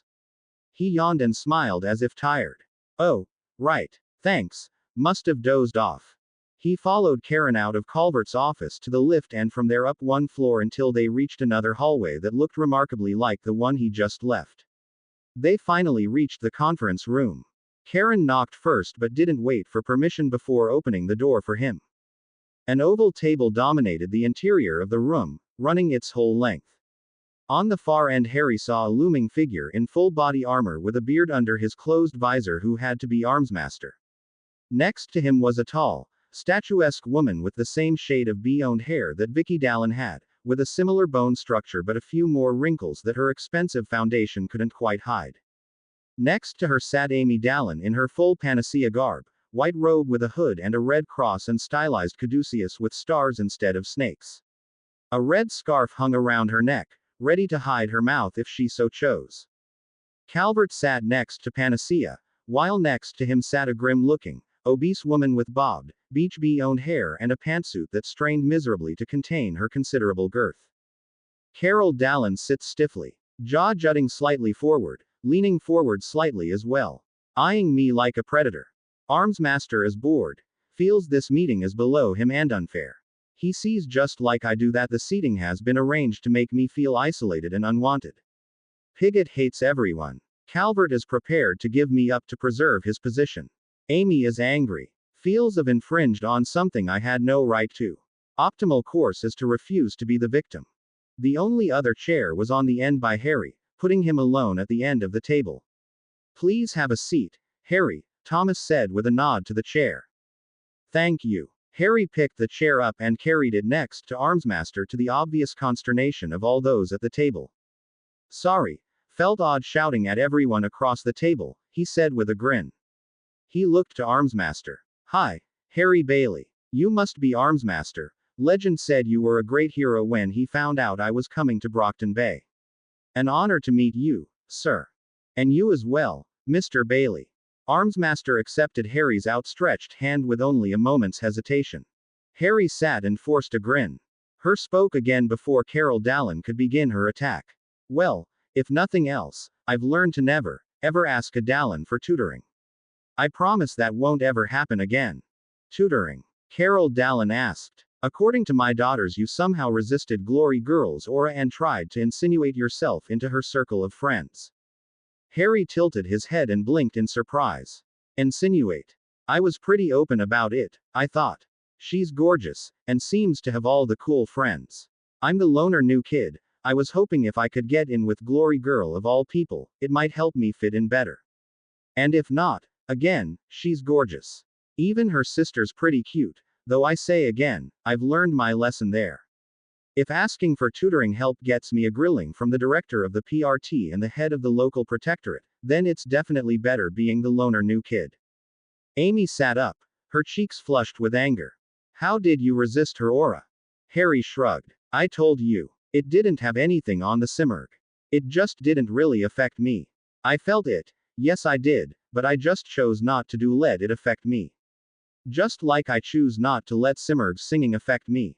Armsmaster and Pigott both straightened in their seats. You spoke present tense, Armsmaster said. Does that mean? Yeah, I can still hear her, Harry admitted. His confidence seemed to melt away a little. At night, when I'm trying to sleep. Any time I try to remember what my mum or dad look like. One of my first guardians burned my back with acid, and I heard her sing then. Like I said, I hear it, but I choose not to let it control my life. She's done enough to make me miserable as is. Carol Dallin stared at him in horror. Amy, though, looked like she was about to explode. You're lying, she said. I know you were trying to you. Harry didn't understand what she was trying to do when she jumped up from her chair, ignoring her mother and Armsmaster, and grabbed his hand. She let go abruptly. Shit. What kind of monster does that to a kid? You were ing 12. With a single touch, Panacea somehow knew the entire history of his body. He began to see why her song sounded like squishing macaroni and zombies instead of harps and nightingales. Healing, he began to suspect, was a mere side effect. Amy, what is it? Carol asked. Acid burns, all up and down his back. 5 burns along his inner thighs. And so much for HIPAA, Harry said, cutting her off. His thoughts were burning now, they went so fast. A door had just opened and he was going to knock it out of its frame to ensure it stayed open. I know I'm a minor, but damn it, did anyone give you permission to just invade my body? He stood up, shaking. Being a damn cape doesn't mean you get to treat everyone else like shit. I just wanted to be your friend, and now you try to have me interrogated by all the power in the city. You invade my privacy. For what? To do what? What did I do to you to deserve this? To deserve any of this? Dallin is on the defensive. She and Amy both recognize Amy has violated my rights with a parahuman power. Now is the time to end this. He took a deep breath. Thomas, are they trying to arrest me, or press charges against me? Calvert glared at Carol Dallin in a performance as masterful as Harry's. No, they aren't. Can we go home, then? Yes, I think so. Armsmaster, Director Pigott, I believe we're done here. Calvert specifically ignored Amy and her mother as he stood and walked briskly toward the door with Harry a step behind. Neither said a thing until they were back in his Civic, heading toward his civilian home. A masterful performance, Mr. Bailey, he said. Armsmaster could not detect a single lie. Harry nodded, still feeling somehow distant from everything within a construct of thought that he'd never used before, but which felt like it had always been there. I suppose my life was on the line, boss. Do you think it will work? We'll still have to transfer you from Arcadia, but now it will be out of protest against their actions, rather than as a defensive reaction. Yes, I think we were successful. In fact, I should be able to parley some favors from Carol Dallin as a result. Truly, I believe this was the best outcome we could have hoped for. He actually sounded like he was in a good mood. You'll have to stay in the house for another few days until we've satisfied the surveillance and the warrant expires, but after that I believe things should return to normal. Who knows, perhaps you'll find a cape at Winslow. Not Harry. Please, not Harry. A flash of green light followed by a woman's scream, cut off far too soon. What beautiful eyes you have, the dark wizard says with a sickly grin while skillfully flicking his pruning knife between his fingers. Would you mind if I have one? Or possibly both? You are the last of your kind, Potter. I've made sure of it. I've slaughtered the whole of your race in the name of purity. Oh, the irony of it. You've been revived into a world where science is more powerful than magic. You're redundant. You're useless. And you are utterly alone. I've won. And every moment you suffer from now until your final death, I will continue to win. This is a spoon, forever mage. A simple, non-magical eating utensil that has existed for even longer than you. One of my generals bet me a flask of Saurian brandy that I could not make you scream with a spoon. I accepted the bet because I know, after having had my fun with your wives, that you will scream for me. Why do you keep fighting, Harry? The young goddess looked beautiful and strong, dressed in a shimmering gown comprised of energy given form. Why do you come when they summon you? You have enough power to withstand the call. I have a saving people thing. She caressed his face gently. Yes, she said sadly. You are forever the hero, damned by your own courage and morality. That's why it had to be you, Harry. You aren't who you think you are. Harry. It took effort to open his eyes. Marissa knelt down in front of him, a worried frown on her face. With her delicate features, she suddenly reminded him of one of the girls from the oldest of his memories, the beautiful girl with the white bee-owned hair and silver blue eyes. In his memories, she died. Shot in the head, but not before watching their firstborn daughter die. He felt a finger on his cheek and blinked again as Marissa pulled back a tear. I hadn't seen you at school or here, and so Luke told me what was happening. Are you okay? He shrugged. Just a bit buggered in the head is all, he said wryly. You know, Simurgh survivor and all. Yeah, me too, she said. She spoke softly, barely above a murmur. He stared at her, momentarily shocked out of the lingering grief from the memories that haunted him every time he closed his eyes. Really? Madison. Me, Jess, Francis, Oliver and Luke. And Cody, Buddha's gone. We were in Madison when the Simurgh hit. It's when you got your powers, Harry guessed. She nodded. I was just checking on you because you've been out all week, and you've been missing dinner. You never miss dinner. She picked up a plate from the floor. She must have put it down when she knelt down by him.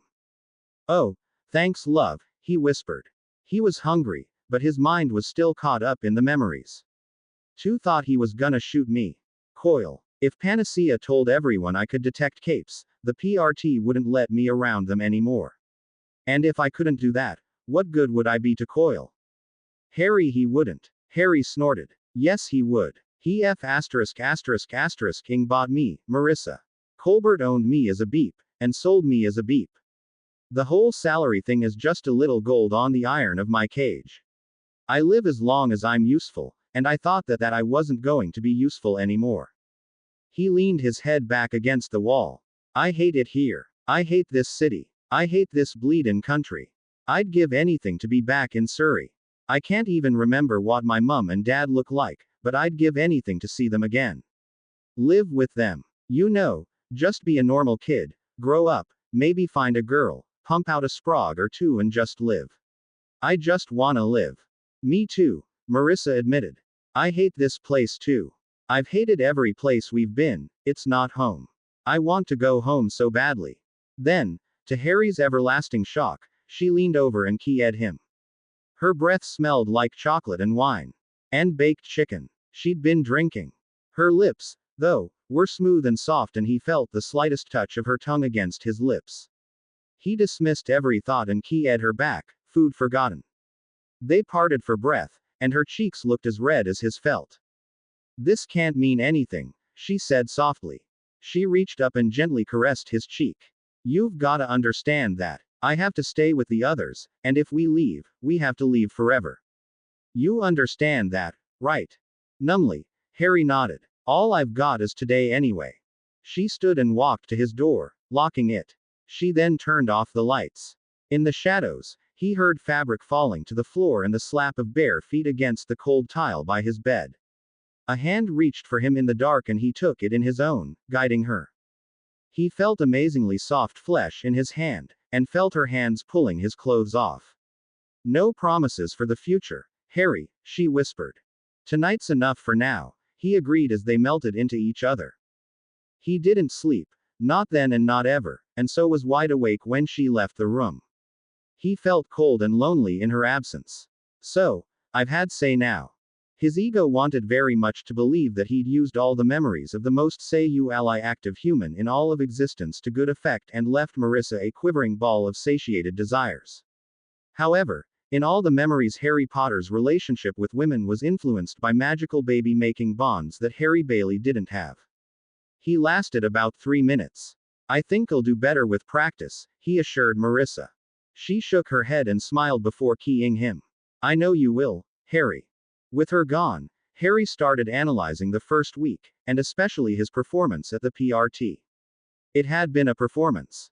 When faced with that much authority, in a setup clearly designed to make him feel insignificant, he should have collapsed in on himself and gone into rabbit mode like he did so often with Marco, or the others. Instead, he took one of the memories that haunted him every time he sat still and somehow used it.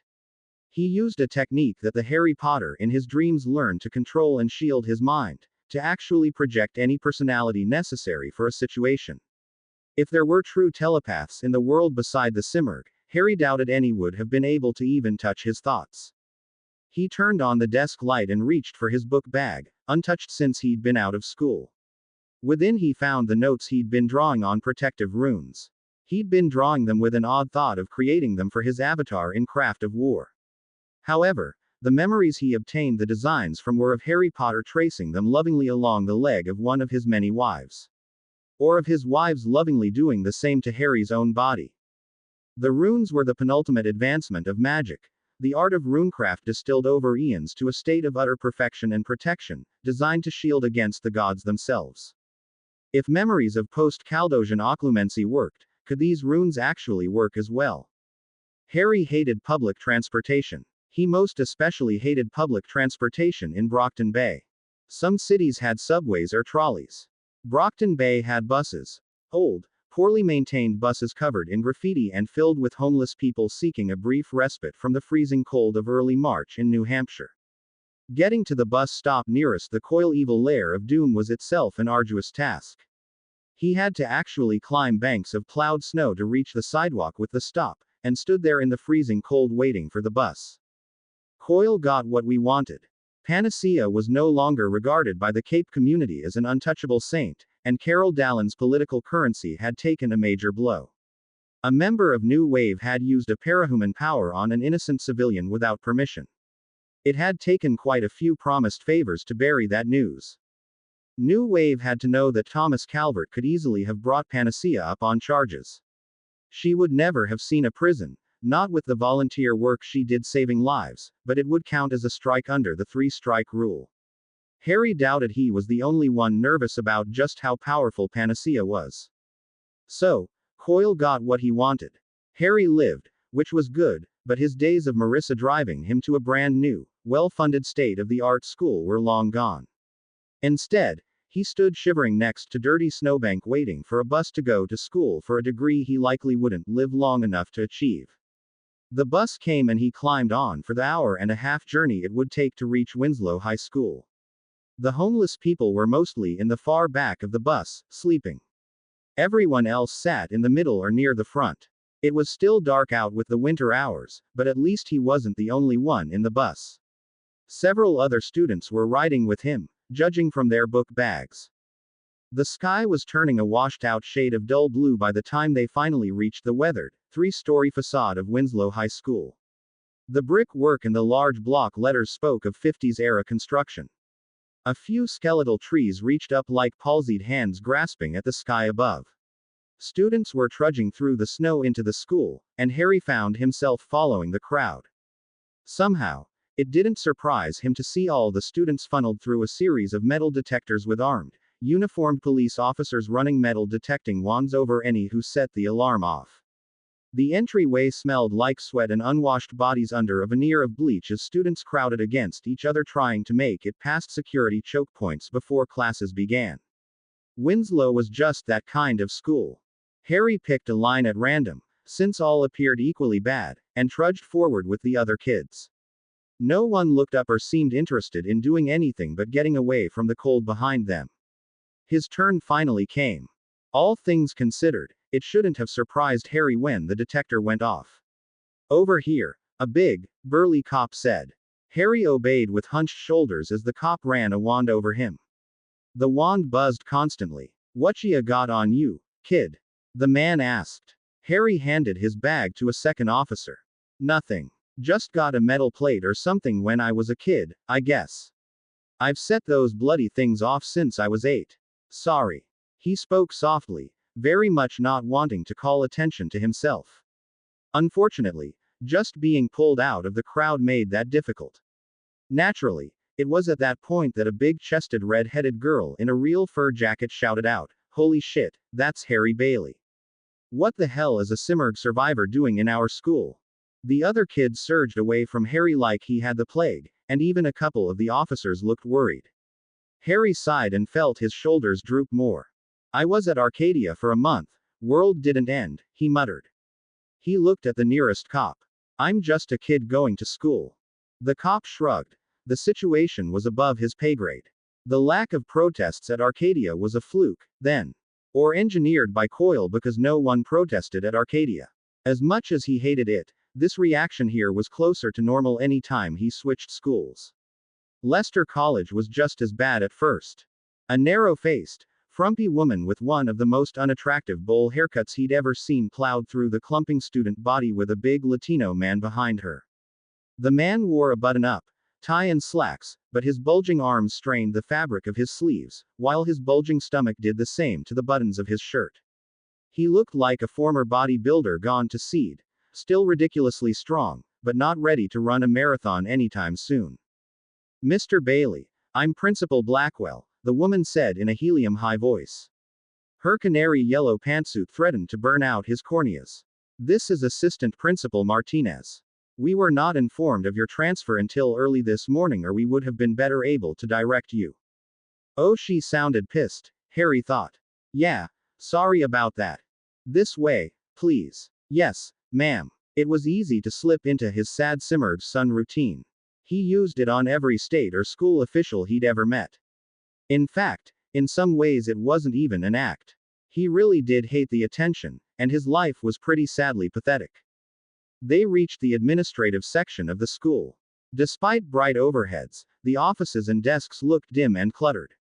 Under everything was the faint, ghostly hint of cigarette smoke that probably went back decades and had permeated the floors, ceilings and walls.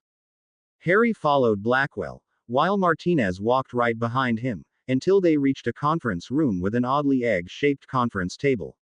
Martinez put a strong hand on Harry's shoulder and directed him to a lone chair at the tip of the table. He didn't like that, but pursed his lips together.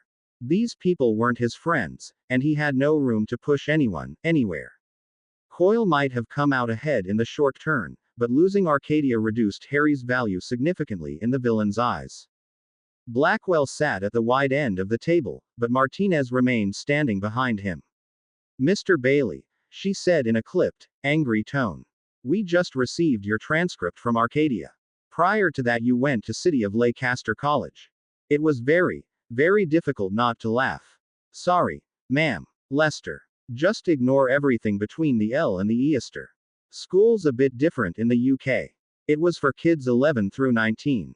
Like your middle and high schools all in one." Blackwell didn't appear to enjoy the enlightenment. "I see. Your grades weren't all that impressive." Harry shrugged. "Did my best, bouncing around from home to home. I'm with Mr. Calvert now, though. A distant cousin. You know, I even got to see Legend again when he picked me up at New York." "Did you know Mr. Calvert knew Legend?" "Pretty amazing. That man saved my life, you know." He couldn't see if Martinez behind him got the message his seemingly innocent round of name-dropping produced, but he noticed Blackwell stiffen. "Yes, your transfer request was signed by Mr. Calvert." Harry made a show of pulling his ear nervously. "Look, ma'am, to understand why you're not happy. I've been through this before. No one really wants me in their school. I promise, I keep my head down. Only time I've ever been in a fight is when someone attacked me. I just want to go to school then go home. My record shows it. I'm not what everyone seems to think. Legend knows, you can ask him. I'm sure I'll ring him up," Blackwell said with such open sarcasm her lip looked like it might curl off. The principal stewed for a moment, covering her anger by slowly looking over his transcripts. Finally, she looked up at the vice principal. "Jorge, could you please summon Ms. Hess to the counselor's offices?" "Of course, Mrs. Blackwell." Martinez left the room. Blackwell shuffled his file around and let her voice go flat with the monotony of normal business. We'll enroll you in the core classes for your age group. Do you have a preference for your electives? I don't know what my options are, Principal Blackwell, but anything with computers would be useful, I'd think. I took some programming classes back in the UK. Okay. Computer programming, she said, marking off a list. For your physical education, we're well into the spring semester, so we're limited on your options there. Gym's fine, ma'am, Harry said. They were just finishing when a lithe young woman with deep black skin and hair tied back in a severe knot accompanied Martinez back into the conference room. She wore tight jeans that hugged every curve and an equally well-fitted red turtleneck. He glanced at her eyes, almond-shaped, black, above a short nose with flared nostrils and full lips set in a constant sneer. The air around her sang in his mind of hateful shadows and men screaming in pain. She wasn't just a cape, she was a killer. Mr. Bailey, this is Sophia Hess, one of our best athletes and a leader among the student body. Ms. Hess, as you're probably aware, this is Harry Bailey, recently transferred from Arcadia, and before that from England. I would appreciate it if you showed him around the school and helped him adjust. She looked at Bailey with an expression that could make cockroaches wither. I have a track meet to prepare for. And favors owed, Blackwell returned without pause. You will do this for me. Sure, whatever, she said. She turned to Harry. Well, come on, freak. Don't have all day. We'll be watching you, Mr. Bailey, Martinez said a second before Hess led him out of the office. Just *****ing perfect, stuck on goddamn babysitting duty, she muttered loudly once in the hallway, making no pretense of sparing Harry's feelings. They paused at the front desk. Yo, Baring, new kid needs a locker and books. That's Mrs. Baring to you, Miss Hess, an old, extremely heavy-set woman said as she stood and made her way to the front counter from her desk. Locker 3D84, 3rd floor, 4th hallway. Where's his book list? The F*** should I know? Hess demanded. Watch your language, you little shit, Mrs. Baring said. Her tone didn't change at all, as if she said things like that all the time. He looked from Hess to Mrs. Baring and wondered if they were mother and daughter. An ancient dot matrix computer, likely older than Harry, was possibly older than Mrs. Baring, for that matter, began spitting out paper. Mrs. Baring carefully removed the perforated edges and handed it to Harry with a voucher. Book vault is right around the corner. Any lost or severely damaged books have to be replaced at cost. Have a nice day. Somehow, Mrs. Baring made, have a nice day, sound just like, watch your language, you little shit. He admired her skill and the utter lack of as she seemed to give about anything in the world. He wished he could be like that. First period rang as he was gathering all his books. Hess didn't appear to care as she led him quickly around the dingy, dirty school with the gang-tagged walls. She didn't point out various halls, she pointed out territory. E88. You should be fine. Hell, they'll probably recruit you with your lily-white ass.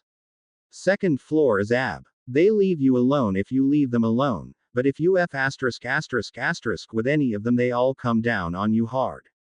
Panthers are 3rd floor. I'm fine there. You they'd F*** up if you linger. Get to class, do your damn job, and get out when the bell rings. She started to leave him in the middle of the hall.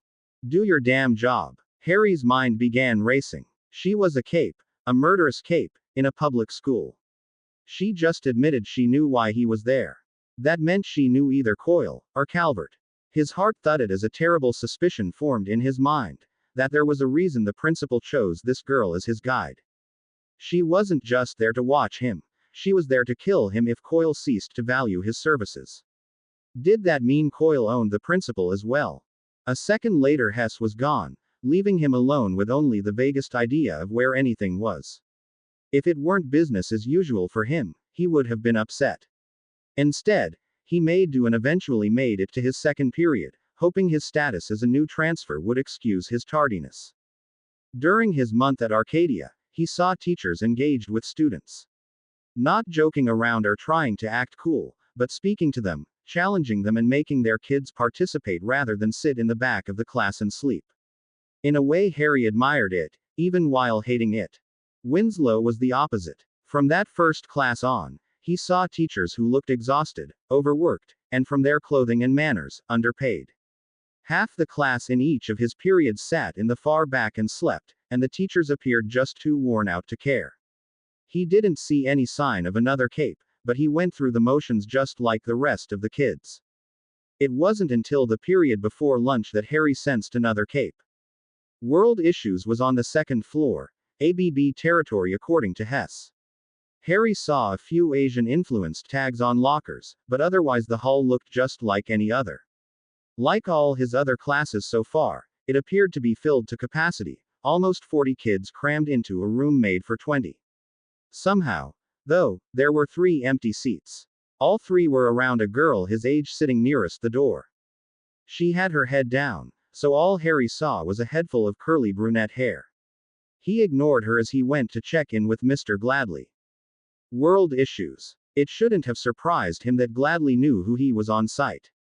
Still, he handed his class schedule to the teacher who merely nodded. Looks in order, Mr. Bailey, he said, forcing a smile. Class, please welcome Harry Bailey, a new transfer from Arcadia. A girl with sky blue pins in her heavily styled hair held up her hand. Mr. Gladly, I feel threatened being in the same class as a Simurg-influenced freak. Emma's dad says the school shouldn't be forcing us in the same class as him and he's going to sue. You need to let me skip. Gladly didn't appear impressed. I see. Well, Madison, as you might remember, we actually discussed Mr. Bailey's situation early this semester in our class. He's been vetted by the Queen's men in England and by the Protectorate here in the US. His entry into the US was sponsored by Legend himself. I don't think it can get any safer than that. Unless Heshlike don't know Mind warped them all or something, Madison said. Madison, you're welcome to leave if you wish, but it will count as an absence and you'll get an F for the day, so choose wisely. The same goes for anyone. 3 students got up and left. Madison hesitated a moment before joining them. Gladly sighed tragically. Harry restrained and urged to roll his eyes. The tosspot opened that door and now tried to act the martyr for people walking through it. Mr. Bailey, it appears several desks are open. Right, thanks. He took one of the 3 open seats by the girl. The moment he sat, the song began chirping oddly at him. He felt a sensation of tiny legs skittering up and down his spine, almost as if he were being covered in insects. It was one of the creepiest feelings he could remember, almost as bad as the acidic burning sensation he had around Marco, and it all originated from the girl with her head down. He listened, but never caught her name or even got a clear look at her face other than the fact she wore glasses. When the bell rang for lunch, she was on her feet and out the door before Harry could even close his spiral notebook. He quietly gathered his stuff and left the room, noting how the other students gave him such a wide berth. It was going to be a long. He saw her again between classes, cornered at the end of the hallway by a stairwell just 2 classes down. It was the cutesy girl, Madison, the big-chested redhead from that morning. Despite her making life hell, he tended to remember chests like hers, and none other than Sophia Hess. The 3 of them literally surrounded the bug girl, not touching but definitely restricting her movement. All 3 spoke over her as she stood there, head bowed, clutching her bag like a drowning woman clutching a flotation device in the water. Here she was put on free lunches 'cause she's so poor. Cutesy Madison. She lost her history assignment. Just pathetic, Red of the Big Beeps said. Nothing more than a worm, Sophia said. God, if she had any pride at all she'd go off herself. Harry frowned. So, that's how it was. The murderous cape was the school bully, which didn't actually surprise him at all. Well, Coyle wanted me to find capes for possible recruitment. What better time than now? Not to interrupt your fun and all, but it doesn't take pride to off yourself usually, Harry said as he walked toward them. Just a great deal of fear or an utter lack of interest in life. Last person I know did it because they were facing 3 months of chemo that wasn't going to make a difference in the end. 3 pairs of eyes turned to glare, while a 4th peeked through a few loose strands of hair. Gah, get out of here you freak. Red of the Big Beeps said. Why, afraid I'll give you my Simurg-lurgy. What the hell is that? Red said. Show me those big beautiful tatas of yours and I'll tell you, he said with a leering grin. He shouldn't have been surprised by the explosion of violence Sophia Hess demonstrated. She didn't hold her swing either. It was a sharp, powerful jab meant to break more than just hurt. 8 years living among supervillains had given Harry a certain facility in defense. He moved his head fractionally while slapping the fist to the side. He did not, however, hit back. He'd learned that, whether he was the victim or not, hitting a girl never turned out good for a boy. Not even in self-defense. No one ever believed the boy. Short of murder, if a girl attacked a boy he was screwed either way. None of that, love, he said with a tight, forced grin. Just blocking her bruised his arms. She spun to send her other elbow heading straight for his temple.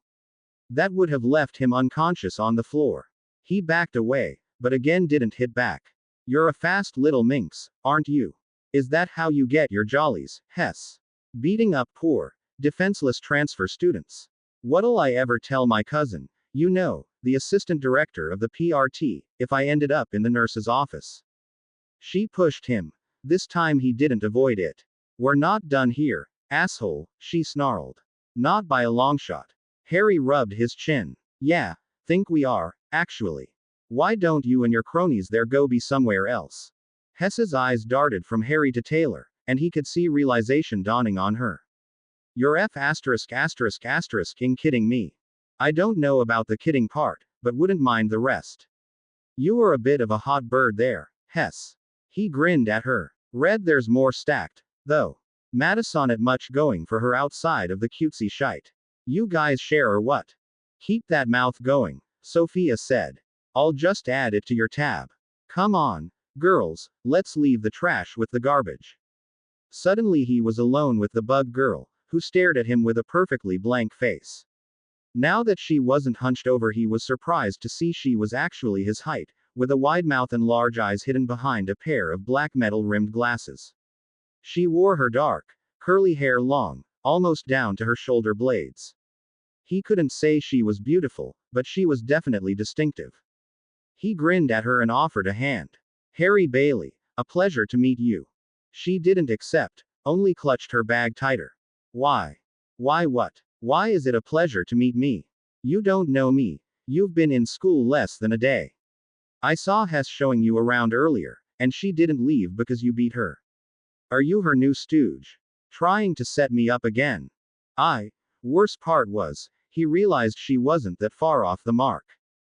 Damn, you're smart. I'm not her stooge, but yeah, she knows my guardian is an AD in the PRT. Probably doesn't want to get in trouble or something. Bullshit. Leave me alone. She turned and stared down the stairs. He considered walking after her, but realized it wouldn't help. He considered himself F*** ed up, and he could recognize another F*** ed up person when he saw them. Right. Way to go, Harry. Sophia had other friends. Of course she did. Aside from being a murderous cape, she was a beautiful, athletic girl. Such girls tended to know many equally athletic boys. The boys who approached the bus stop after school wore leather jackets with highly stylized W's on their B-easts. All four wore gray hoodies under the jackets to ward off the cold. The smallest looked a couple of inches taller than Harry at 6 feet. The largest stood a head taller. All four had broad, powerful shoulders and ridiculously huge hands. One had a panther tattoo that stood out in black against the back of his hand. Yeah, this was going to be shite. Well, Hess did say I had a tab, Harry said to them, not even trying to play innocent. He put his book bag on the bench. So, my lads, you going to come all at once like a pack of dogs, or is one of you man enough to fight fair? The tallest man's voice sounded like his vocal cords were made of granite. What makes you think we give a shit about you? Oh, well then, my apologies, Harry said with a wry smile. You boys have a nice day. He didn't believe it any more than they did. Short and built like a brick wall swung first. Harry had about as much chance of blocking a blow like that as he had stopping an avalanche. Instead, he spun out of the telegraphed punch's path and stomp-kicked the jock's knee. The older boy dropped with an angry shout. Unfortunately, there were 3 others. The second jock caught Harry in a low blow to the stomach that ripped the breath out of him, while the third slammed an elbow into his back while he was bent over from the first. That took him to his knees on the cold sidewalk. The fourth, Mr. Mountain, took 2 steps like man about to make a penalty kick in football. That was a set of broken ribs if it connected. Harry dropped flat to his stomach, pulled up his leg and kicked the boy's planted foot at the ankle. It didn't stop the kick, but stole much of its power even as it dropped the mountain with a pained shout. He got another foot in his face from the second boy for his trouble. It didn't break his nose, but it definitely split a lip and left his head ringing. Hands grabbed his coat and didn't just pick him up, but actually threw him back against the metal shade of the bus stop. He had a brief glimpse of the third boy coming in and then pain as a large, hard fist slammed into his stomach again. Like a switch clicking, Harry suddenly shunted the pain aside as his brain moved into his dream-inspired occlumency. Overly aggressive, no combat training but street fighting experience. No lethal force, under orders to hurt not kill. Right, 2 inches. Harry barely shifted to the right to miss a blow that could have broken his jaw. Instead, his attacker punched a metal pole. The sound of knuckles breaking cracked in Harry's ear, followed a split second later by a pained F***. Compared to these boys, Harry didn't have the upper body strength to do much damage with his fists. But he had knees and legs and a few years of informal training at the hand of the UK's most successful villains. He surged forward and brought his knee up not to the boy's stomach, but to the edge of his ribcage, breaking another bone. Attacker behind, roll forward and pivot to kick. He tried. Wrapped within occlumency, Harry's mind simply moved faster than his haphazardly trained body could follow. The kick to the back of his knee took him down, and the flurry of hits and kicks that followed ensured he stayed down. He curled into a fetal ball, trying his best to protect vital organs and his nose. The pain was distant and alarming, but he knew pain well. He'd hurt for the next few weeks, but nothing was permanently damaged as far as he could tell. This shit. Mountain said. Twisted my king ankle. Coach is gonna have my ass. Come on. Harry risked looking up to see the 4 boys limping away. The first boy with the busted knee and the mountain with the twisted ankle were hanging on their third friend, the one with a clearly broken fist and likely a broken rib, while the fourth worked to keep them all upright. Looking at them, he seriously considered taunting them. 4 against 1 and heshit. He hurt. Never mind, he muttered. He picked himself up off the cement and checked out the torn jeans and jacket, his bloodied knuckles and a face that felt like it had been microwaved, if the throbbing was any indication. Welcome to Winslow. He sat on the bench and stared into space until the bus finally came. What happened to you? Luke Cassius asked when Harry stumbled in right before dinner. Oh, Winslow Welcome Committee, Harry said with a strained smile. See the sights, make sure I know where everything is. Helpful bunch. How's the other guy look? Guys. 4 of them, your sized or bigger. And I'll have 2 were limping away, and the third had a broken fist and rib. Pretty good for a pint-sized bloke like myself. Luke grinned and patted Harry's shoulders. No doubt, little man. Boss wants you. Harry's grin died. Yeah, bet he does. You gonna eat with the grunts? Luke nodded. He was the only member of the travelers who existed in both worlds. The soldiers didn't realize he was a cape, they thought he was just another of Coil's mercenaries. He went for the physical combat training. See you there. Harry made his way painfully down from the atrium, 1 floor below the apartments, where Coil kept his office. The office door was open and Coil was in full costume, mask on. Mr. Bailey, he said by way of greeting. It appears Winslow did not agree with you. Harry shrugged. Pretty normal, truth be told. I understand you did have an interesting day otherwise, Coil said. Harry got the message clearly enough. Sophia Hess reported directly to Coil. 2 capes so far, Harry said. He removed his phone and showed a picture of Hess first. As he suspected, there was no surprise at all. The second garnered a little more reaction. Name. Taylor. Hebert. Had to ask round for that. Suspicious as F***.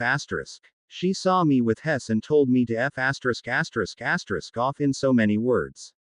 You might want to call Hess off, if you have any influence. Hess has been riding her hard, might end up killing each other if we're not careful. Noted, Coyle said in a bored tone. He forwarded the picture to himself from Harry's phone. And Master. 5 or 6, maybe. He didn't mention the thinker aspect of her power. Didn't even consider it. Controls bugs. I imagine this isn't a good time of year for her. Not unusual, some capes do have seasonal affiliations. I doubt we'll see Purity out and about until spring. Harry considered mentioning the situation that morning, dismissed it, and then changed his mind. Pretty sure there are going to be protesters tomorrow morning, he said. I set the metal detector off and the students realized who I was. Though Harry couldn't see the man's face, he could see the outline of his brows rise. Why did you set it off, Mr. Bailey? That's not exactly a good way to blend in. I've always set them off, Harry said with a helpless shrug. Well, since I was 8. I don't know why. Anyway, I just wanted to warn you. Noted. You're dismissed. Just like that, Coyle had moved on. Shit, Luke said you'd taken a beating, but damn, Harry. He glanced up from his notes as Marissa stepped into his room in a track suit. Her hair was tied back and she looked sweaty, as if she'd been working out. Anything broken? Other than my pride. Harry shook his head. He had a split lip and a shiner that could light up the bay, but all the rest of the bruises were hidden by his clothes. I'm fine. I'll feel like shit for a couple of weeks, but I'm fine. Won't be much fun for a few days, though. Sorry, love. Marissa snorted but sat down beside him. She glanced at his notebook and the rune designs within. You're still on those, huh? Harry nodded. I can't explain it, but it just feels like these are important, you know.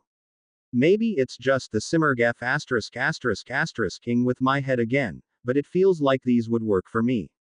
I just need to get them tattooed on, and maybe shit like today wouldn't happen as much. Look at this. She stood, and despite his physical pain Harry could help but get a little excited when she pulled down the front of her sweatpants and lifted her hoodie, but only enough to reveal a beautifully rendered star tattooed around her navel. It made him wish she'd let him have a light on when she chose to visit him at night, because it was the first time he'd ever seen it. That's really good work. Who did it? Jess. She's done all of us, except Oliver. Now that he's pretty, he doesn't want anything messing it up. Harry didn't know what that meant and had no idea what Oliver's power was, other than to look like a living, breathing Ken doll. Do you think she could do something like this? Only one way to ask. Think you can make it across the hall? I might need a key for luck. She key-ed him, but, shit, should have asked for a flash, Harry muttered as his split lip stung. Marissa laughed, and then to his utter delight complied, however briefly. I think I can die happy now, he said with stars in his eyes. She laughed again and helped him painfully to his feet to cross the hallway. Jess grudgingly finished her session on her console and wheeled over to look at his notebook. You look like shit, by the way. You give as good as you got. 4 guys Luke's size are better. 2 limped away and there were broken bones, Harry said with a touch of pride. Jess accepted that and then started studying his designs. Where Marissa looked lithe, pale and classically beautiful, Jess was heavier set in the torso, with frumpy dirty blonde hair and several earrings in her right ear. Her legs looked like twigs, but her biceps were larger than Harry's. In a way, he knew she was the voice of common sense in her group. She wasn't the smartest or the strongest, but she was almost unflappably calm with a core strength and a wry sense of humor that Harry couldn't help but appreciate. Her song was one of change and renewal, but not like Vivaldi, hopeful and encouraging. More like Stravinsky, rebirth from death and pain, a rite she went through rather than a gentle process. Unfortunately, he got the feeling she didn't really care for him, or the fact that he and Marissa occasionally slept together. This is insane, she muttered as she looked over them. Where did you pull this crap from? Oh, just dreamed it up one night, Harry said.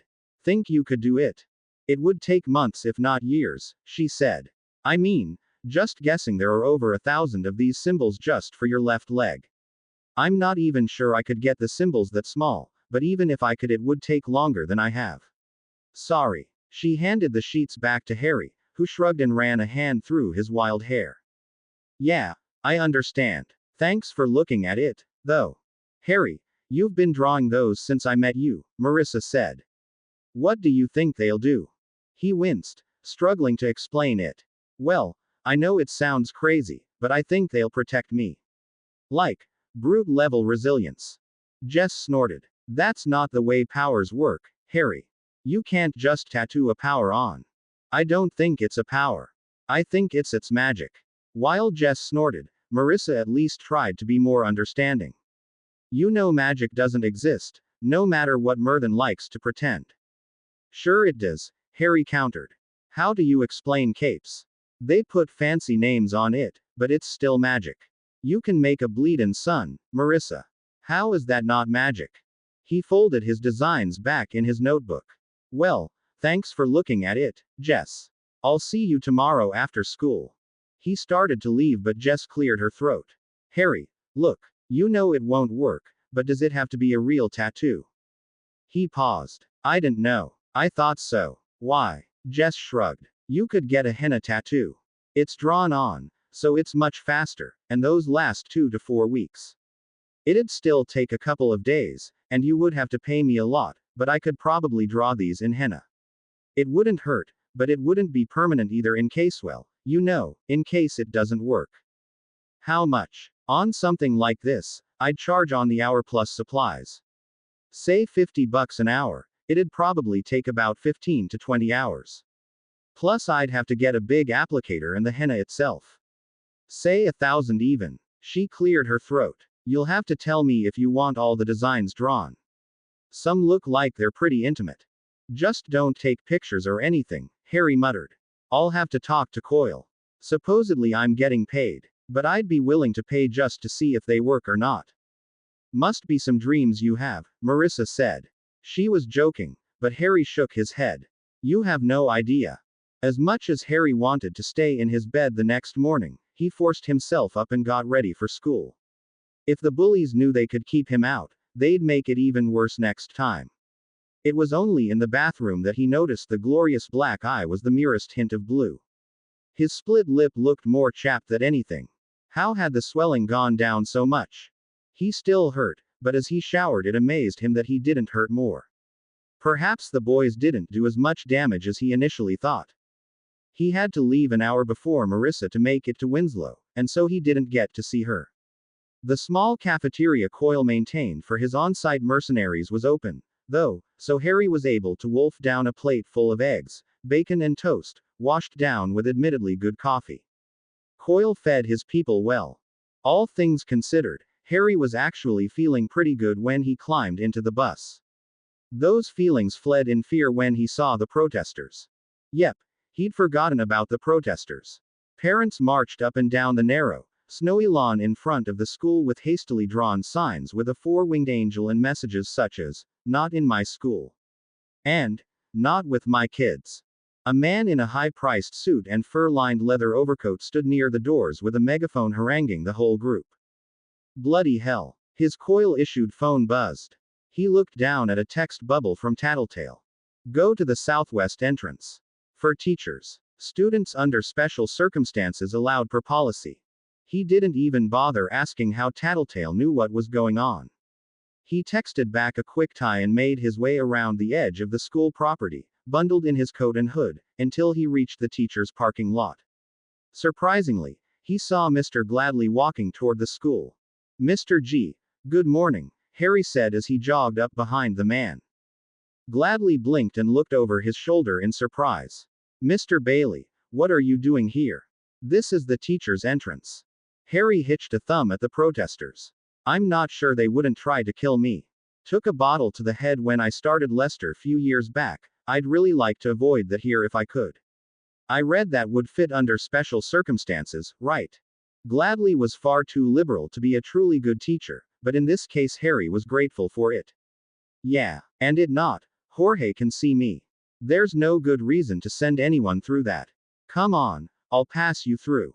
Thanks, Mr. G. The day proceeded pretty much as Harry would expect, with the students giving him a wide berth. He got more than a few glares not just from the Panthers, but from other athletes as well, and wondered if he should anticipate another meeting at the city bus stop. The stop just happened to be off school grounds, so he wouldn't get any support there from the staff, even if they were so inclined. He somehow doubted they were. He headed to the cafeteria to try and relieve Coyle of as much money as he could eat.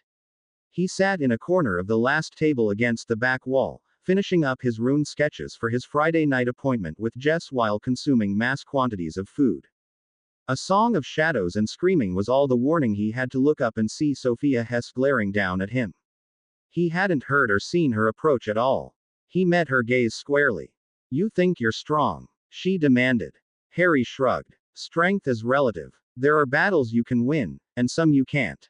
Some battles have to be fought no matter what. I won't always win, Hess, but I'm sure not going to make it easy." "Hebert is mine," Sophia said, eyes blazing. "Stay the F asterisk asterisk asterisk out of it. Stay the F asterisk asterisk asterisk away from me and mine. Or next time it's going to be the whole F asterisk asterisk asterisk king football and basketball team." He could have asked her why, but it didn't really matter. Bullies had their victims, and until the victims fought back, that wouldn't change. "She wouldn't want my help anyway," he admitted. "Consider me out of your way." "You got balls, Bailey," she said grudgingly. "Don't make me have to cut them off." With that, she turned and walked back to the jocks section of the cafeteria. Pity her prom date, he muttered before returning to his meal. That Friday evening found Harry shivering with more than just cold as he stood in front of two girls wearing nothing but a bathrobe and, underneath that, a very, very thin jockstrap. "He's kinda skinny for you, is all I'm saying," Jess said. The commentary didn't help either. Marissa sighed. "He's not skinny." Jess rolled her eyes. "Well, might as well get started. Remove your robe and lay on the table. You can use that towel to keep warm any parts I'm not working on. I'm going to work just on the front and sides of your legs tonight, all right?" "Yes, ma'am." Jess snorted. "I ain't no ma'am. You are tonight," Harry said. "Doesn't matter if I'm paying you or not. This means a lot to me. So thank you." "See, Jess," Marissa said, as if proving a point. "Right. So, disrobe." Still shivering, Harry let the robe drop and knelt down on the table. It looked like a massage table, but one only 2 feet off the ground, which made it much easier for Jess to work on him. "Okay. Going to start on your feet. Are you ticklish?" I have a trick for that, should be fine." Marissa whistled. "You have a trick to stop being ticklish?" "Yeah, something I dreamed about one night." Marissa stepped past Jess and sat down next to the head of the table. She handed Harry a thick SAT study guide. "Okay. Start on page 53. Right. A train is heading toward Boston at 80 miles an hour and," he continued reading as Jess started drawing the complex symbols from his designs onto the soles of his feet with a sure, practiced hand. The applicator was a thin needle-like tube attached to a coiled plastic hose that was in turn connected with a larger bladder of henna ink. He imagined a mental click and suddenly his thoughts felt more streamlined, and the data flowing in from the soles of his feet constrained and distant. Once Jess was assured he wasn't going to kick or wiggle, she got to work. Sunk within a realm of occlumency he only knew about because of memories that did not belong to him, Harry was able to pass the 5 hours easily. When Jess got to his thigh and casually moved his whole leg to one side and started writing on the inside of his thigh, while the back of her hand rested against his package, he didn't even blink. She didn't either, entirely unfazed. By the time midnight rolled around, both of his legs were covered in henna ink drawn runes from the soles of his feet all the way up to his navel. He stared down at them with a gaping jaw, momentarily overcome by memories that weren't his. "They're perfect," he said. And they were, each symbol drawn exactly as he wrote. Jess nodded and rubbed her eyes. "Should be. Okay. We're done for now. Stay here for tonight. Wash it off in the morning. Should make a nice, deep stain that'll last a while." "Thanks, Jess," Harry said. She turned and rolled out of the room, pausing only long enough to hit an automatic door switch. Marissa stood, took his study guide, and then keyed him sensually. "Too bad we don't want to mess up the tattoos," she whispered with a grin, even as she keyed him. She backed away, frowning. "Your lip. It looks a lot better." Harry shrugged. "I'm a quick healer. Have to be, with all the trouble I get into." Good. She leaned down and keyed him again. Killing me here. Harry grinned back. She left the room, sauntering with a saucy grin over her shoulder, before she left and closed the door behind her. Harry stayed where he was, studying the myriad runes on his legs. Perfect, he whispered. He closed his eyes and just like always, from horrid day when the simmer came, his whole consciousness was enveloped in the memories of an immortal wizard named Harry Potter. Saturday morning, after a huge breakfast, Harry approached Luke. Hey, you and the grunts do fighting drills in the morning, right? Yeah, think I could join. Luke considered Harry's size. He was average for a boy his age, which put him inches and many pounds smaller than Coil's typical mercenary. We do Krav Maga. It's not easy on the body. Harry shrugged. My life's not easy. I just want to get better. The answer seemed to be what Luke was looking for. Okay, I'll clear it with Dimitri. Thanks. Dimitri turned out to be one of the smaller men, but like the others walked with a sense of coiled energy, as if every move could kill. He looked Harry up and down before glancing at Luke. Boss cleared it. Boss doesn't care. It's your call, Luke said casually. He's on salary, same as us. If Empire 88 goons come spilling in here, wouldn't hurt to have another hand. Harry's mind clicked. Bunching thigh muscles, heel has set. Left jab, 2 inches right. Faster than a snake, Dimitri snapped out a punch with his off arm. Harry barely dodged his head to the right, slapping the arm away. The mercenary nodded as he relaxed. Good reflexes. You fight before. I learned a few things from a former SAS drill instructor in Leicester. Worked for my previous boss. What did he tell you? That I was a lousy weak tosser not fit to beat my mama's teats. I think I was 14. Dimitri smiled, but it was actually hard to tell. Smart man. Okay. You can join us.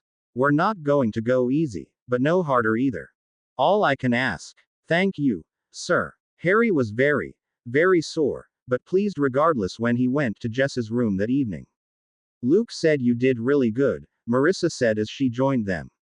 Harry was on his stomach, essentially BPD, as Jess worked on the backs of his legs and bodies. Dimitri was unusually cool for an evil henchman, Harry admitted. Still hurt, but I think I learned a lot. He felt Marissa run a hand through his hair and made purring noises that set her to laughing. Enjoy it while you can, Jess said. You know you're going to have to shave your head for these designs, right? Yeah, Harry said. He wasn't worried, he was excited. They were more than halfway through. Early the next morning he knocked on Luke Cassius' door. The large young man was dressed in a pair of loose house pants and nothing else. Staring at row after row of perfectly defined muscle, Harry suddenly felt very small. Holy shit, I want to be you when I grow up, he whispered. Ballistic laughed. No training on Sundays. Whatcha need, little man? This is going to sound really strange, but I couldn't help but notice your hairstyle. Yeah, that's okay to notice. Would you be willing to shave my head? I did my pits, but I'm not sure about my head. Luke raised one brow in a silent inquiry. Then shrugged. Mars said you were treating her all right. Just so you know, Mars and me are good friends. I get it, he said. I have a feeling she'd break my heart before I could ever think about breaking hers. Right. Well, come on. We'll do the electric first, then the razor to take off the stubble. Gotta tell you, though, Harry, I don't think it'll look as good on you as it does me. Luke, you're like GQ handsome. I could strap 10 million on a diamond and gold chain around my neck and I still wouldn't look as good to a girl as you do just standing there. Luke laughed again and led Harry into his room. An hour later, when he felt relatively confident she was awake, he knocked on Jess's door. The door opened to reveal her at a computer on a video conference with someone in a dark, enclosed space. Gotta go, Noelle, she said quickly. Talk to you soon. Right. The other girl had a pretty face, but drawn with exhaustion and lack of light. Sorry for barging in, Harry said, feeling guilty. I can come back. She turned and blinked tiredly at him. Holy shit, you shaved. Well, yeah, would you accept another 500 in return for finishing today? She motioned for him to shut the door and come in. He did so. Before he could say anything, She reached back to computer and typed in a quick command before shutting it down. You really believe in this shit, don't you? She finally asked. You really think these runes are going to do something? He bowed his head for a second before he walked over and sat on the seat. You know the story about the Simurgh and me, right? Story. The photo of the Simurgh reaching for you was on the cover of Time Life. The photographer won a Pulitzer. Harry remembered. He'd seen the photo of himself 100 times or more.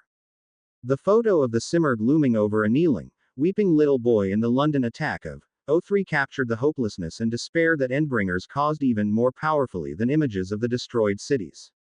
The death toll in New York, Seattle or Moscow was simply too big for ordinary people to wrap their minds around.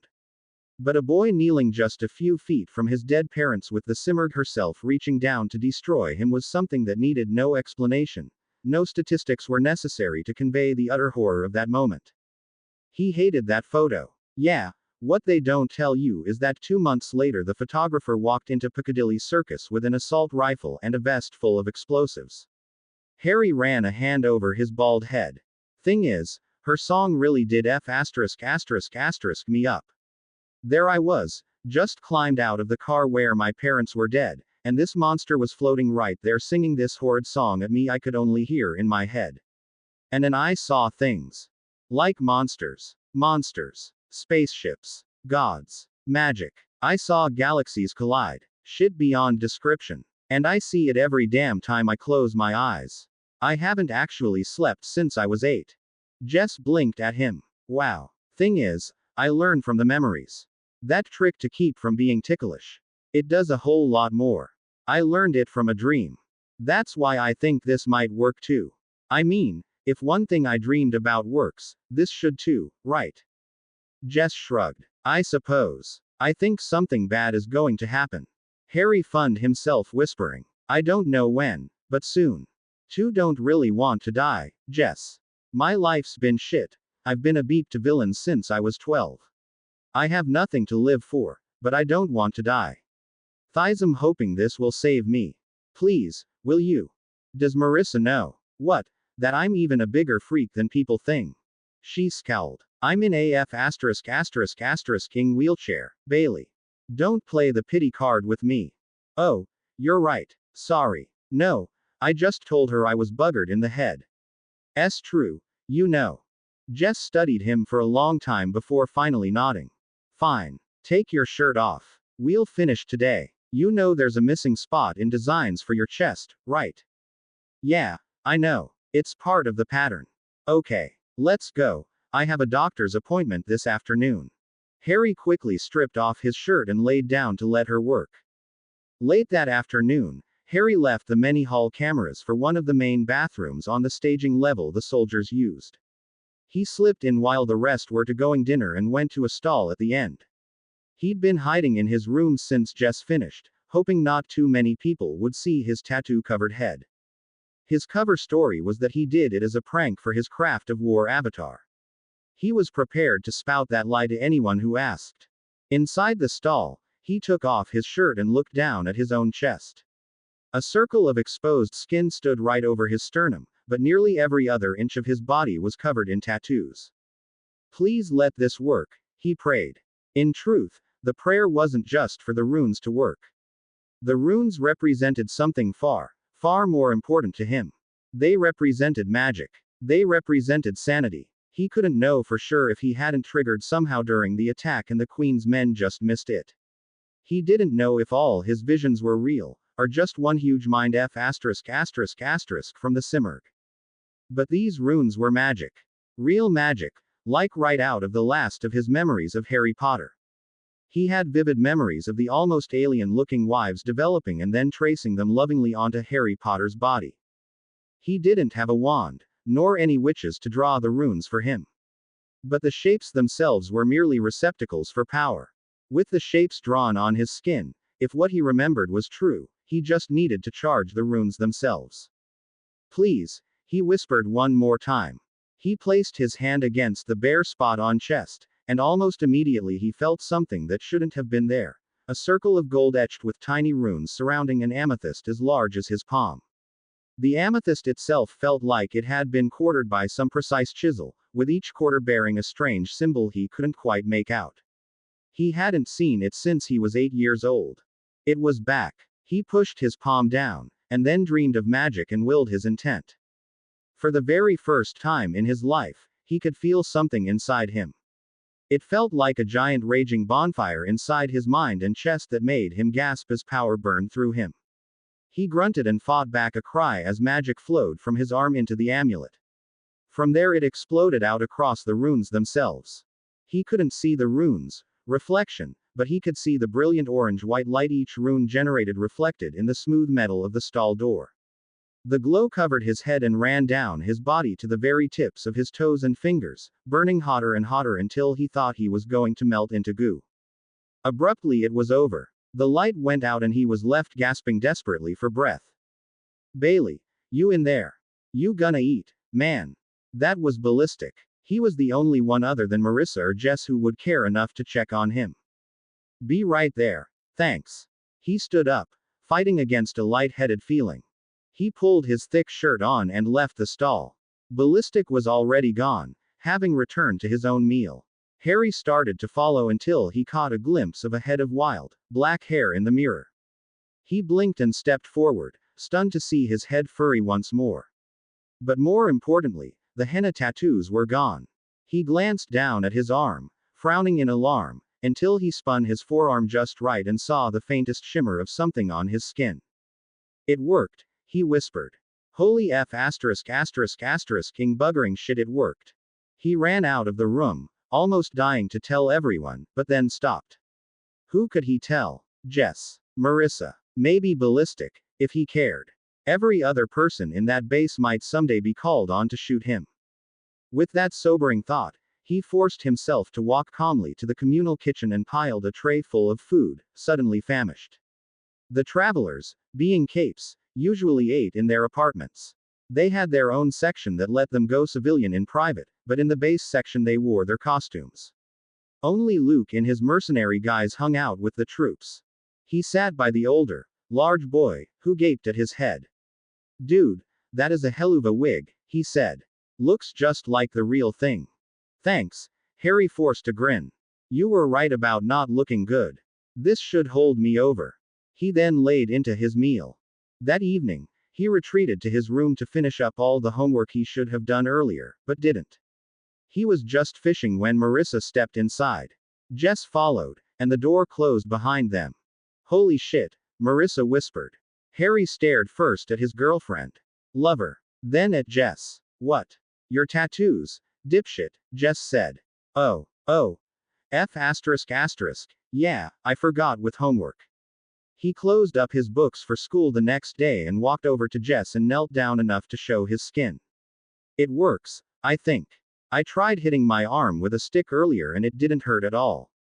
Not sure how powerful it is, though. Jess ran a hand over it. I can't feel a thing. Hell, I can barely even see it, though I know that henna couldn't have washed off on its own yet. And your hair grew back overnight. I can't believe it. Impulsively, he leaned forward and hugged her. Thank you. He leaned back, leaving her sputtering a little. He then hugged Marissa, who accepted it with a smile and a key. So, do you want to test it? She asked. How? I'm called Sundancer for a reason.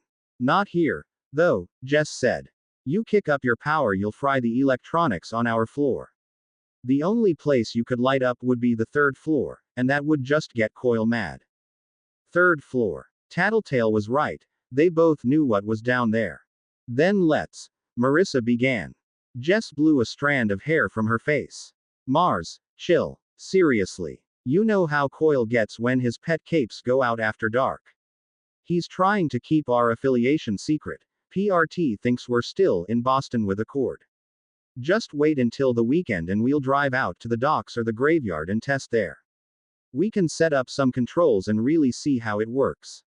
She then leaned forward and whispered, without cameras everywhere. Oh, yeah, I can live with that, Harry said. Marissa sighed. Oh, all right. She then grinned at Harry and waggled her eyebrows. Do you shimmer all over, Harry? Only one way to find out, he grinned back. Jess huffed. God, you guys are sickening. I'm out of here. Don't stay up too late, kids. Jess hit the automated door switch that Harry now knew was in every room on the second level and left. That night, after Marissa returned to her room, Harry's phone buzzed. He flipped it open to see Tattletale's text box. Coil's increased surveillance. TF is a no-go at the moment.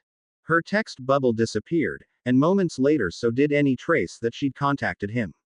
He had no idea how she did it, but it was pretty convenient given how Coil checked his phone. The protesters finally gave up shortly before spring break. Harry was almost sorry he had to go back to using the main entrance, though at least now the school cops knew to let him get a manual search rather than setting the metal detector off again. When Harry didn't cause the school to spontaneously implode or drive everyone into suicidal rampages, things calmed down and Harry Bailey became just another fact of life, like the gangs or the crack being sold in all the boys' bathrooms on a schedule that just managed to offset with Vice Principal Martinez's inspection schedule. Whichever bathroom Martinez inspected at lunch was the one bathroom that didn't have dealers. From the sidelines, Harry watched as Sophia, Emma Barnes, her father led the protests, and Madison whatever the hell her name was continued their bullying campaign against Taylor Hebert. It was painful to watch. He wanted Taylor to turn and just start lashing out. She looked like she had a good reach on her, and some powerful legs. He bet she could beat the snot out of Emma or Madison. Probably not Sophia, but he knew she could at least stand up for herself. Even better, he wanted to see her use her bugs. He'd love to see an army of roaches crawling all over cutesy little Madison, or flies in Emma Big Chest Barnes's hair. Sophia frankly deserved wasps, but he'd take what he could get. Hebert didn't, though. She took it in silence, standing still with a blank face like a statue as Sophia, Emma and Madison tore into her. Worse yet, the teachers saw it happening but just didn't care. Harry supposed with crack and meth flowing like water from the bathrooms and gangs openly eyeing each other on the verge of open warfare in the halls, one girl being bullied didn't seem that important. The one other time he tried to reach out to Taylor, she rebuffed him again. You won't make things better, you'll just cause them to escalate. Just stay out of it. She then turned her back on him and walked away. Her refusal to fight back didn't just make him sad for her, it infuriated him. So, as she requested, he stayed out of it and got on with his life as best he could. His alarm brought him out of his memories Saturday morning before the sun rose, which given how far north they were was just a few minutes before 7. He stood and made his way into the shower. He'd noticed that since he had the runes he didn't really develop much in the way of body odor or sweat at all. It was as if the runes kept his skin the perfect temperature and perfectly clean. The shower mainly was to wash his hair, and to wake up. Warm water was almost as important as a strong black morning tea for him to get his day started. Marissa never actually spent the night with him. She came to him 2 or 3 times a week, but always returned to her room afterward like a boarding school student sneaking back to her dorm. He didn't ask why nor press the issue for fear the visits would stop entirely. He began to wonder if she came because she had feelings for him, or if she was just using him to scratch an itch. He then dismissed as utterly unimportant. He was having regular say with a beautiful woman, the reasons why didn't matter at all. She was waiting for him at the head of the stairs in heavy jeans, turtleneck and a bright blue coat and hood. Jess is already heading toward the garage. We're going clothes shopping. Even Marissa and Jess had to justify leaving the Coil evil lair of doom. The two walked side by side, just enjoying each other's company, until they reached the garage. Jess was already by an old white van with a chair lift that dominated the back. Harry climbed into the passenger side, while Marissa drove. I found a real good spot, Jess said from the back. No GPS on our phones, nothing to track. I'll direct you. They stopped long enough to get breakfast sandwiches from King Burger, which looked a lot like their hamburgers but with more egg and a pork sausage patty instead of a hamburger patty, and then proceeded across the docks section of town until they reached a long stretch of abandoned dilapidated warehouses along a wide open stretch of cement that looked directly out into the boat graveyard that spelled the end of the shipping industry in Brockton Bay. Second one to the left, Jess directed. The van pulled up, and to Harry's shock Ballistic stepped out of the door in full costume, bulky armor plates at various points over his black body stocking, painted a navy blue. He used an undecorated square steel mask to hide his face. In the driver's seat, Marissa winked at Harry before stripping off her coat to reveal a very well-tailored suit of black body armor with streaks of red, and red stars placed strategically around her body. She slipped on her V-visor helmet and suddenly became Sundancer. Harry turned to Jess, waiting to see what she did. For the record, if you tell anyone about my power, I'll kill you. Worse yet, she wasn't joking. You've seen my man bits, Harry said. You have more power over me than Coil. She snorted, but then smiled. You're a good kid, Harry. It's just we're taking a huge risk for you. If Francis found out. Harry nodded. Francis, our trickster in his costume, was an asshole. None of his team liked him, but all seemed to owe him something they wouldn't discuss with anyone else, not even him. Jess flipped a toggle on her wheelchair, and suddenly the back support leaned back and the legs extended almost like a lazyboy chair. She closed her eyes, and moments later a body appeared right outside the door. Oh, you shite, Harry said as he found himself staring at a wildly exaggerated, BPD Marissa. Genesis, you bitch, cut it out. Sundancer called. The BPD, Super Marissa winked at Harry and then disappeared with a pop. A second later, a new body formed of a perfect female body with beasts that had no nipples, a face that had eyes, ears and a mouth, but no nose or hair, and was the color of paper. Hey, can I touch? Harry asked eagerly as he climbed out and approached the body. Genesis shrugged, and with that Harry walked up, cupped one of the beasts and let it bounce. Oh, this is fun. Ballistic, you gotta try this. Luke laughed. Already have, little man. Come on, let's get this party started. The warehouse sat empty. The only light came from the many holes that perforated the sagging roof. In the far back, he could see abandoned offices and what might have been other rooms stacked up in 2 levels all the way to the roof girders. The cement floor had weeds growing in the cracks and years of detritus piled around. Ballistic, having arrived first, set up a cheap folding table in a space cleared in the middle.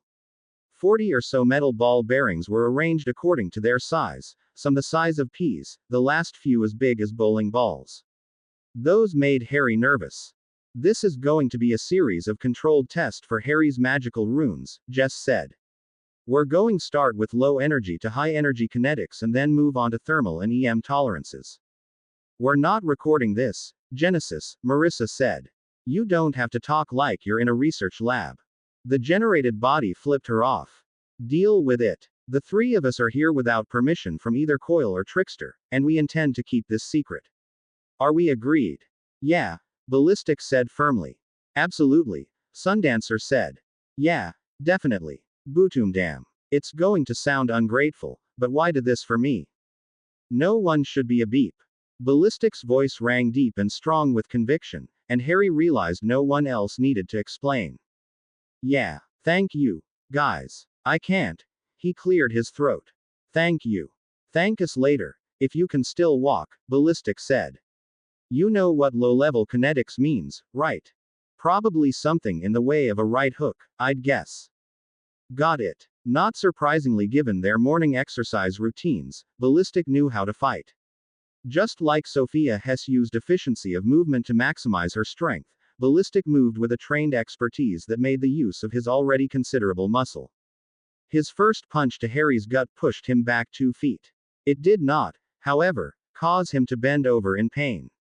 Holy shit, Sundancer said. Ballistic did you. Full strength, he reported. Genesis nodded. The blunt force was absorbed, but not the momentum. Try hitting his face. Harry grinned when Ballistic snapped off a powerful uppercut. He stopped grinning when his head snapped back, but again he felt the impact as a distant, abstract thing. His head didn't hurt even with the sudden motion.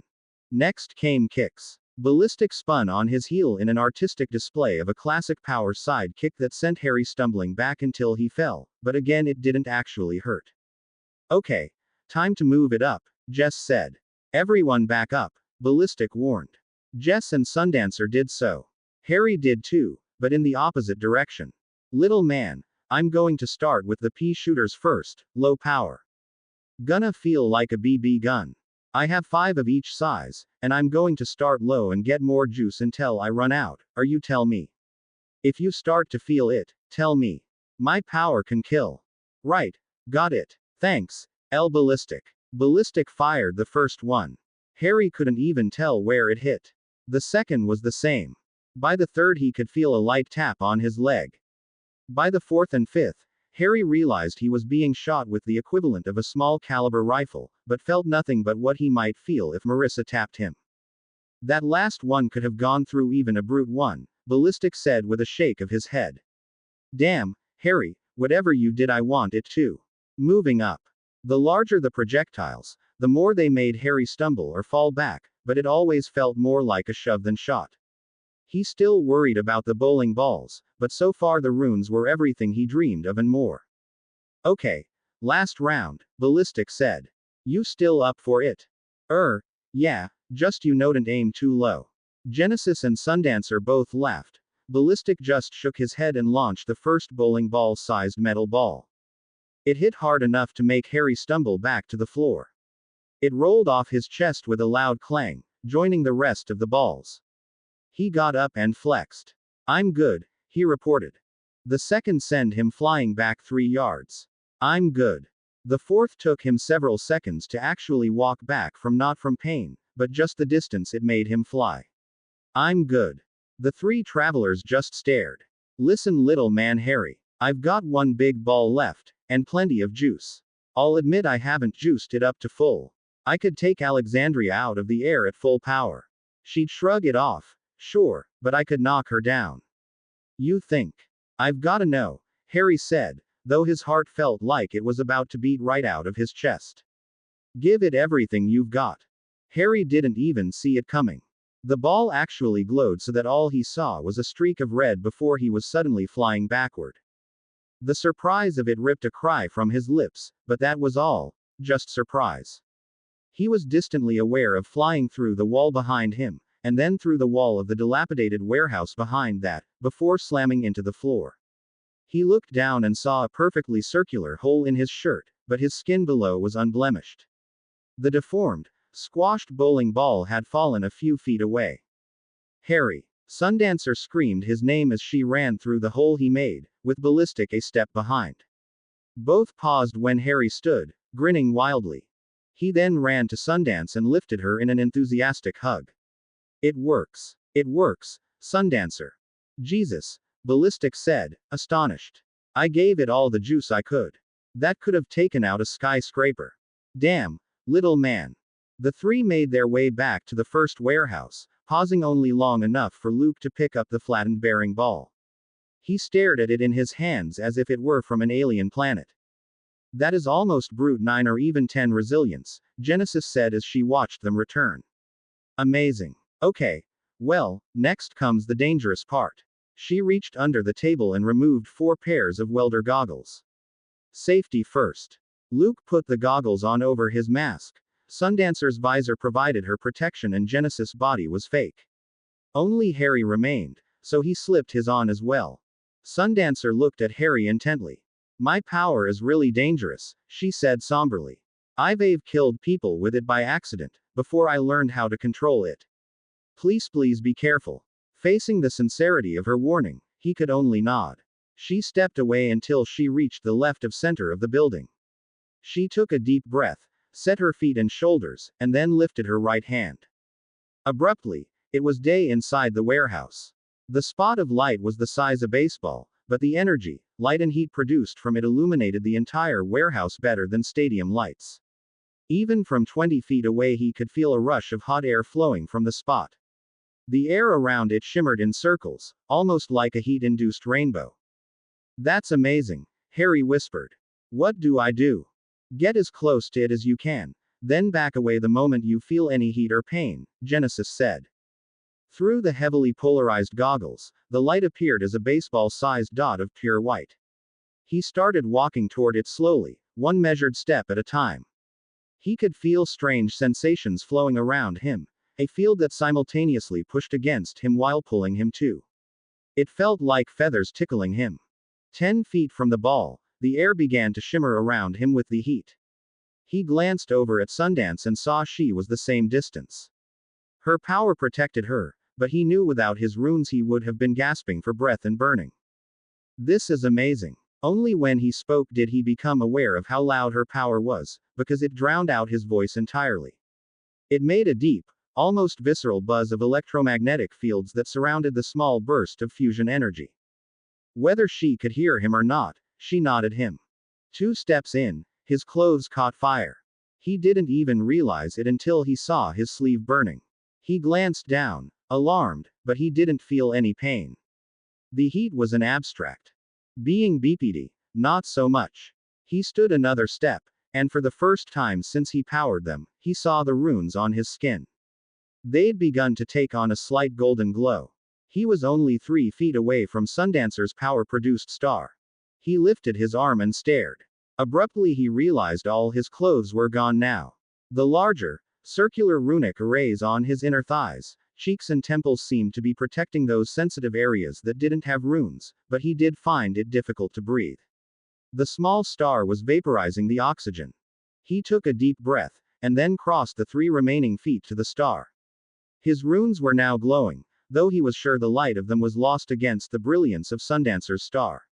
He reached out a hand toward it, just out of curiosity, but the sheer magnetic fields made it feel almost like he was trying to push 2 positive magnets together. Abruptly the light disappeared. The silence was made profound by the buzzing's absence.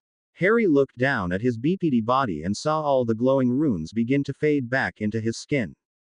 He looked up to see Marissa approaching, her mask off and her blue eyes wide. "My God, Harry," she whispered. She stepped closer and touched his chest. "You're not even hot to the touch." Genesis joined them, but Ballistic thankfully arrived with a blanket that he draped around Harry's shoulders.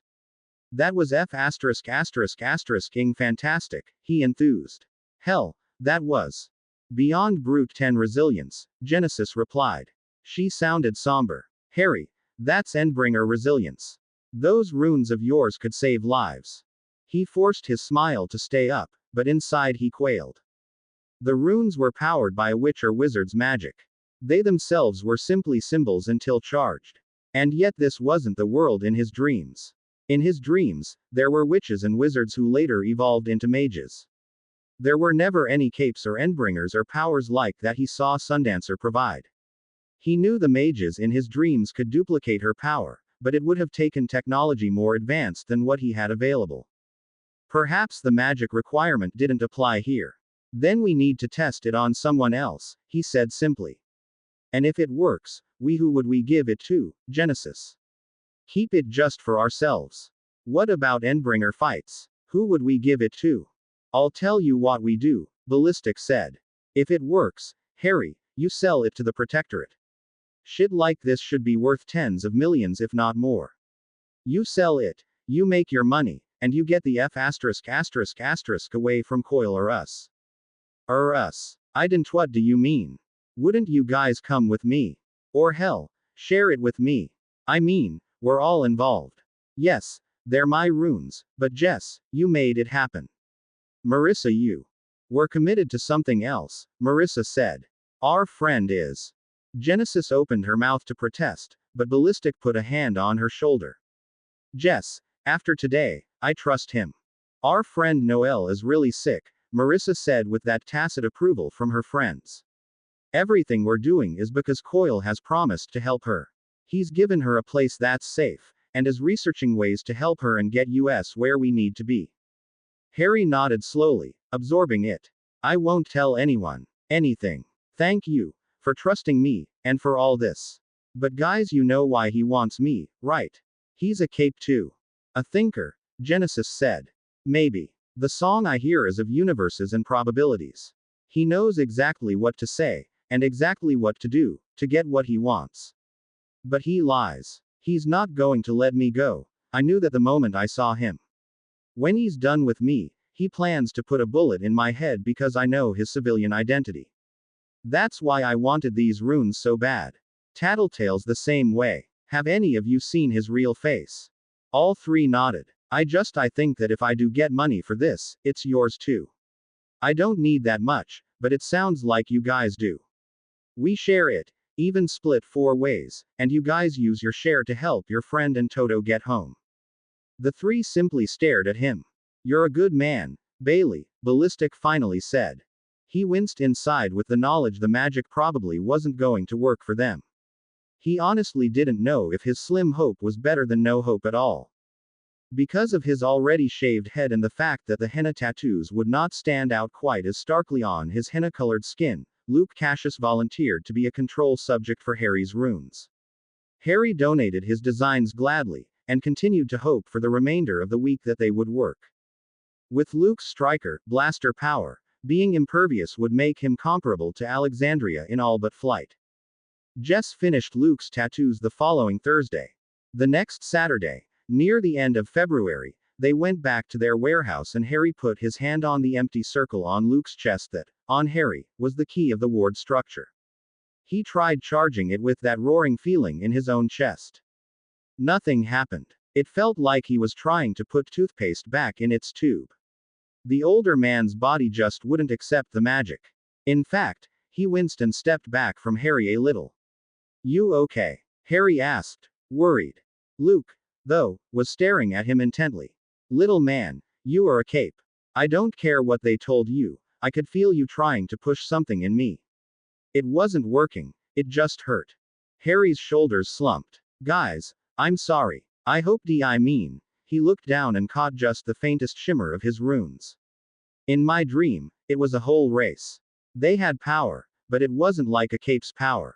The Runesthi worked off the person's own power. I hope that I Coldwell, make it work for you. We had to test it, Genesis said, though she didn't try hiding her own disappointment. Harry, these dreams of yours. Do they show you other things? Have you actually tried dreaming about things that could help your situation? He opened his mouth, but then slammed it shut as the full import of what she said rattled his brain. Holy shit, he whispered. I did that mind trick, sure, but I was so caught up on the runes I just thought I was going nuts, But the runes worked, so that means everything else has to work too.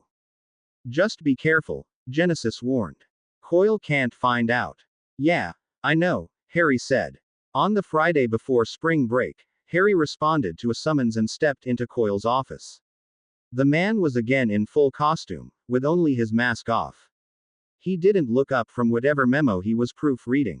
The Medhall Corporation is holding a camp over spring break for certain high school students in the Brockton Bay area. It is by invitation only, but I've managed to procure you one. I have suspicions that I would like you to confirm. For this mission, you'll be fitted with a pair of glasses that have a built-in camera with a Bluetooth activation switch that will be on the button of your left sleeve. You will also be owned, and fitted with blue contacts. Okay. There didn't seem to any point to saying anything, it wasn't a discussion. Harry thought it a testament to the state of the country that even though the city's economy had largely collapsed and unemployment was at least 30% nationwide, a pharmaceutical company posted record profits and had a brand new glass and steel skyscraper in the middle of Brockton Bay's financial district. He came by bus in a smart button-up plaid shirt and black slacks that still had their tags on when he dressed this morning, with a coat to ward off the lingering cold. The snow from February still clung to shadowy corners. While there was always the risk of a spring snowstorm, the long-term forecast was for an early spring. Global warming from Endbringer attacks were cited as one reason. When he reached the Medhall Corporation's headquarters, he saw 24 other kids all dressed in knee slacks and long-sleeved shirts like himself. Many appeared to know each other and were talking quietly as they waited just outside the door. While his reading informed him that only 15% of Brockton Bay's population was black, it seemed odd that every single one of the kids in front of him was white, especially if this camp sent invitations to local schools. Harry's steps paused only for a second before he continued forward. They were white, and the majority looked blonde, even if the color came from a bottle. He saw lots of blue eyes as well. That explains the contacts. Hey, he said with false cheer as he reached the first kids. This the place for the summer camp. A girl with honeyweed-colored hair and pale blue eyes turned to stare at him speculatively. She'd been talking to another girl with glasses, the left lens of which was blacked out and hidden by a fold of her brunette hair. The other kids seemed to defer to the first girl as she stepped forward in challenge. Who are you, then? Harry shrugged. Sean Rietger, he said, announcing his cover name. My father transferred to Boston last week from Studdengraft, Devon. Harry had very little idea what it all meant, but evidently it was enough for the girl. Nice to meet you, she declared. Hannah Heron. With her judgment declared, everyone else relaxed and Harry was accepted into their nice little Aryan clique. Luke could have kicked all their asses, he thought. For that matter, so could Sophia. His disdain faltered into awe as a 6-foot-tall bee-owned supermodel stepped out of the front doors. Good morning, my friends, she said in perfect English with just a taint of a German accent. I am Jessica Bierman, Program Director with Med Hall Corporation. We are so very happy to have you here with us. Please, come in. The entrance of Med Hall was a 3-story display in modern IKEA chic. Maple wood desks, slim metal chairs and benches dotted the smooth marble floors. Trees in rolling planters gave the otherwise austere white interior a bit of greenery. The fact that they were facing 3 balcony levels in a 4-story tall open atrium just added to the visceral punch of the we are richer than you decadence that the whole building seemed to emanate. Before we can begin, we will go through security so that you can get your visitor badges. Does anyone have any questions? Harry could no more have prevented his hand shooting up than he could have prevented sunrise. Yes, dear, Bierman asked. Thank you. Will you marry me? I cook and give really good foot rubs. Every kid there, including Hannah the Aryan and her one-eyed friend, stared at him aghast. Bierman herself seemed momentarily nonplussed before she began laughing. Oh, that is wonderful. I'm sorry, though, I don't think it would work between, dear. I understand, Harry said with a sad sigh. Do you have a sister? She laughed harder. I do. A twin, in fact. But I think your chances with her are even worse than mine. Naturally, as they were speaking directly to each other, Harry heard the simmerg-sing of thundering, massive footsteps and the crash of giant swords on shields. He snapped a picture before bowing. A boy can but dream. Thank you for having us today. She nodded, still grinning, and proceeded to lead them to the tour. What was that about? Hannah demanded. It was about the most stunning drop-dead gorgeous woman, who has a twin, by the way, I've ever seen, Harry sighed. He spoke just loud enough that he knew Bierman could hear. There are some religions in the world that say if you die a good death, when you die, you get to see a woman like her. That would be heaven to me. You mean Valhalla, young one, I said. Bless you, Harry hazarded. Hannah snickered. You're funny, Sean. Too bad you're in Boston. He grinned at her. Yeah, too bad. You're pretty cute yourself. Her song sounded like a tuning fork, while one eye sounded like the sprinkling of a fountain. He snapped more pictures, wondering if everyone in the damn building was a cape. 8, Coyle said, for the second time. You encountered 8 parahumans in Medhall. Harry nodded. 2 were students in the group I was with, the rest were working for the company. For the record, if you need me to infiltrate the Bierman twins, I volunteer without reservation. Fenja and Menja, Coyle said, dismissing Harry's heroic offer. E88 does have a great deal of power in the area. He was paging through the pictures which uploaded to his phone from Harry's fake glasses the moment he walked into the room. The girl you were speaking to. Her song sounded like a tuning fork. Ah, Rune, then. Rune. Harry didn't ask, especially not with the Aryan vibes he got the whole time in the camp. The only non-whites in the building were janitorial staff and a few contracting vendors. Worse yet, those people seemed very much aware of who they worked for. Where was Indiana Jones when you needed him?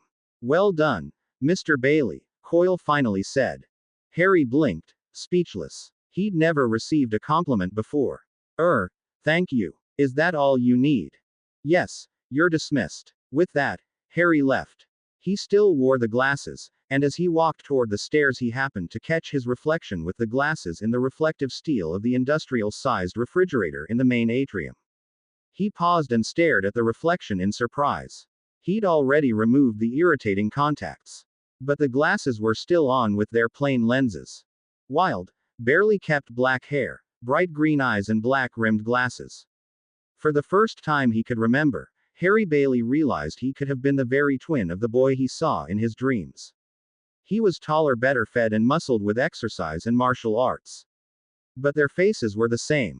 I look just like Harry Potter. Huh. He took the glasses off and continued on his way. You speak great words, staff breaker. I dream great dreams, and wield great magic to make them so. The hugely muscled man with the burly red beard spoke to the red-faced teenager with the heaving bosom and long honey-colored braids like a stage actor, his voice loud and strong. The memory, while awesome, wasn't what Harry was another man's memory of a dream of someone else's memory. But it wasn't what he wanted.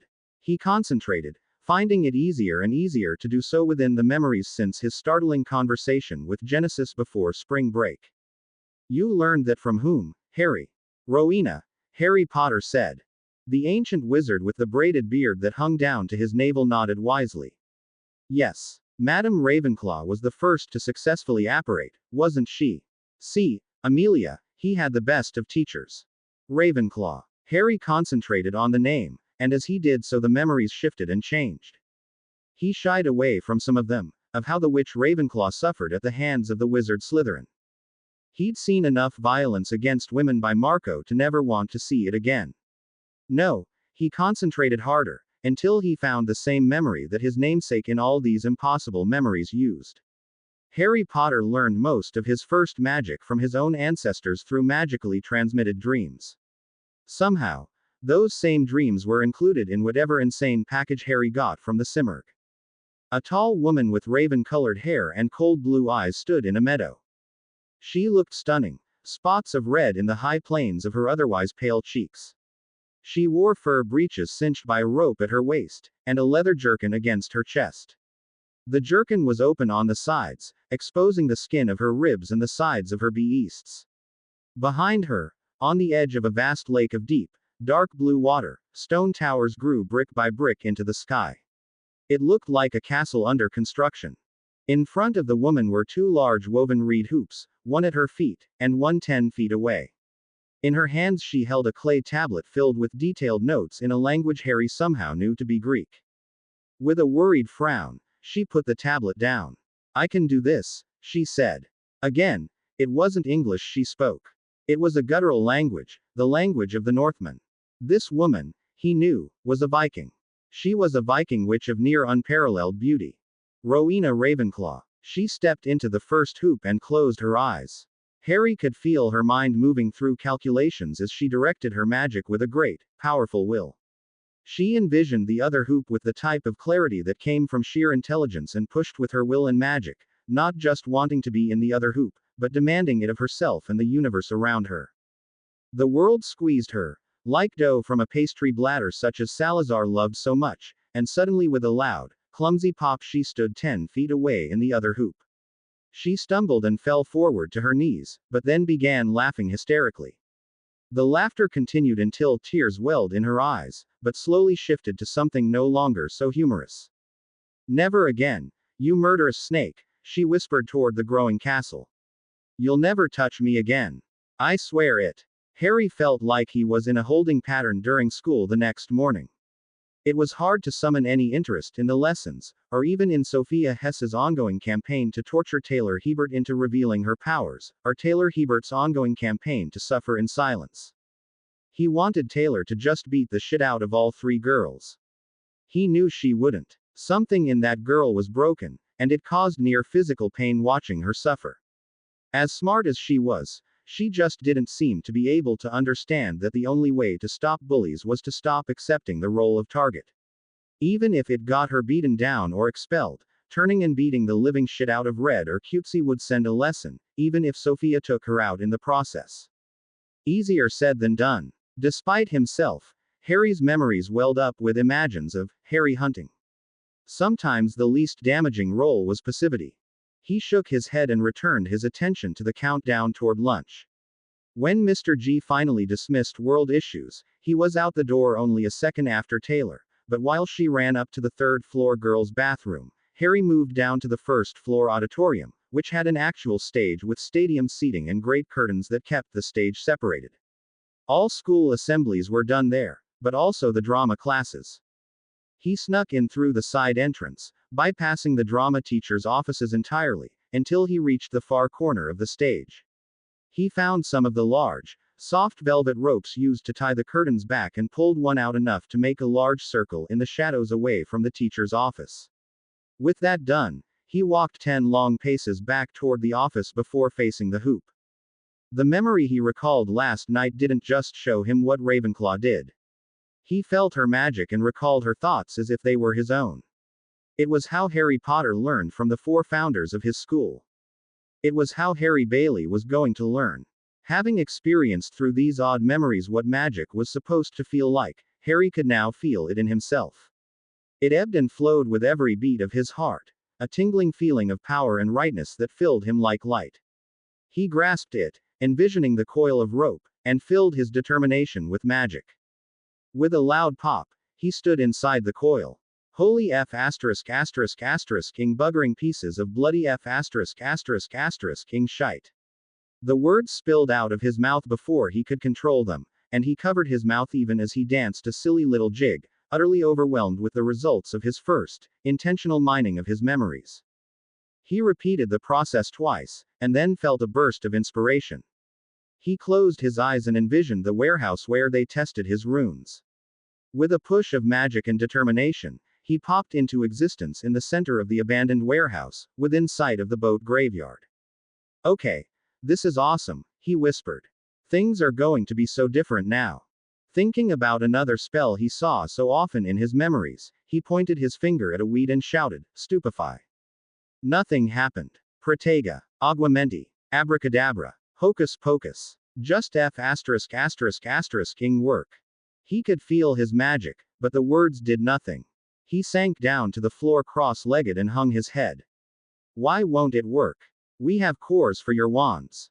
We'll have to do a blood ritual to make them actually match you, but after that you girls can start learning magic proper. The snippet of memory whipped through his mind. It was one of Harry Potter's last memories from after the destruction of the Milky Way and the Continuum Wars. He'd been speaking to 2 of his new wives after obtaining dragon heartstrings for wands. Don't think Lung would appreciate me stealing his heartstrings, whatever the F****** those are, Harry muttered. I don't have a wand. How can I make one when there aren't any magical creatures? Harry Potter never seemed to need a wand. Another snippet of memory unraveled before his eyes, as if he were there in living, breathing color. He was in a spaceship. A tunnel of scintillating blue hyperspace stretched out to infinity in front of him. Next to him was a breathtakingly beautiful woman with white hair, icy blue eyes and perfect, porcelain skin. Her face was perfectly symmetrical as she stared right back at him. So what would being your wife entail? She asked, as if that were a perfectly ordinary question. He heard himself answer. It could have been his own voice. You'd experience a significant power boost along with the training on how to use it. We'll need to find a focus of some kind, but if necessary you can learn to use the power without. Toward the end of their existence Magi did not need wands at all, and I know enough from those lives to teach you. Duh, Harry muttered aloud. I was trying to do wand magic without a wand. I need to stop thinking I'm a wizard. I'm not. Can't be. I have to be a mage instead. He glanced at his watch. Lunch was almost over, and he didn't want to risk Coil hearing about him skipping. So with a sigh, he stood and apparated back to the drama department. Words alone would not describe the freedom his newfound skill presented him. Being able to teleport gave Harry a level of freedom he'd never had before. Since it often took 2 hours to get to or from school by bus, he wasn't expected back in the Coil evil lair of doom until usually right before 6. Apparition made that trip into a second. That gave him 2 hours before, the lunch hour, and 2 hours after school every day to learn magic. Magic. And there was so much of it. For all the wars and strife and violence that Harry Potter experienced over the eons of his existence, the vast majority of his memories were dominated by family and magic. The wars never lasted a lifetime, usually only a few years or decades at the most. On those occasions when he actually survived, Harry Potter chose to spend the rest of any given life having and raising kids, and either learning, or teaching, magic. Memories played out across Harry Bailey's consciousness, of a particular life late in the evolutionary development of the mage race. Potter wasn't reborn to fight any particular war, mages had yet to clash with the Q or even assert themselves on a galactic scale yet. Rather, 5 scholarly women decided to petition the Council of Kaldos to revive Harry Potter for a peaceful life spent in scholarship and personal research into history. So, 684,948 linear years after Harry Potter was born, he was reborn into a galaxy as far removed from his origins as he was from Homo heidelbergensis, the hominid ancestor that came before the Neanderthals. His wives were taller than he was, more slender of build with fewer overt dimorphic features. They had beasts, but their beasts were smaller than the women Harry grew up with. Their hips were narrower because mage children were not born, but rather were magically removed from the womb when they were developed enough, assuming that a female mage wanted to carry a child in her own womb at all. Most did since children gestated naturally tended to be stronger magically, but artificial gestation was perfectly accepted. Harry Potter, the forever mage, found himself having to relearn magic again, since it had literally been 100,000 years since his last rebirth. The time scales were mind-boggling even to the immortal sorcerer himself. The mages of that last, peaceful life had left normal humanity behind. Humans had branched off into a myriad number of near-human species, but through a combination of wars and societal taboos, somehow the core stock of humanity had hardly evolved at all. Most humans in that period looked upon mages with fear and distrust. Though Harry Potter couldn't have known it at the time, he was seeing the foundations for what would eventually lead the mage race to forcibly conquer the galaxy, not because they wanted it, but to protect themselves from it.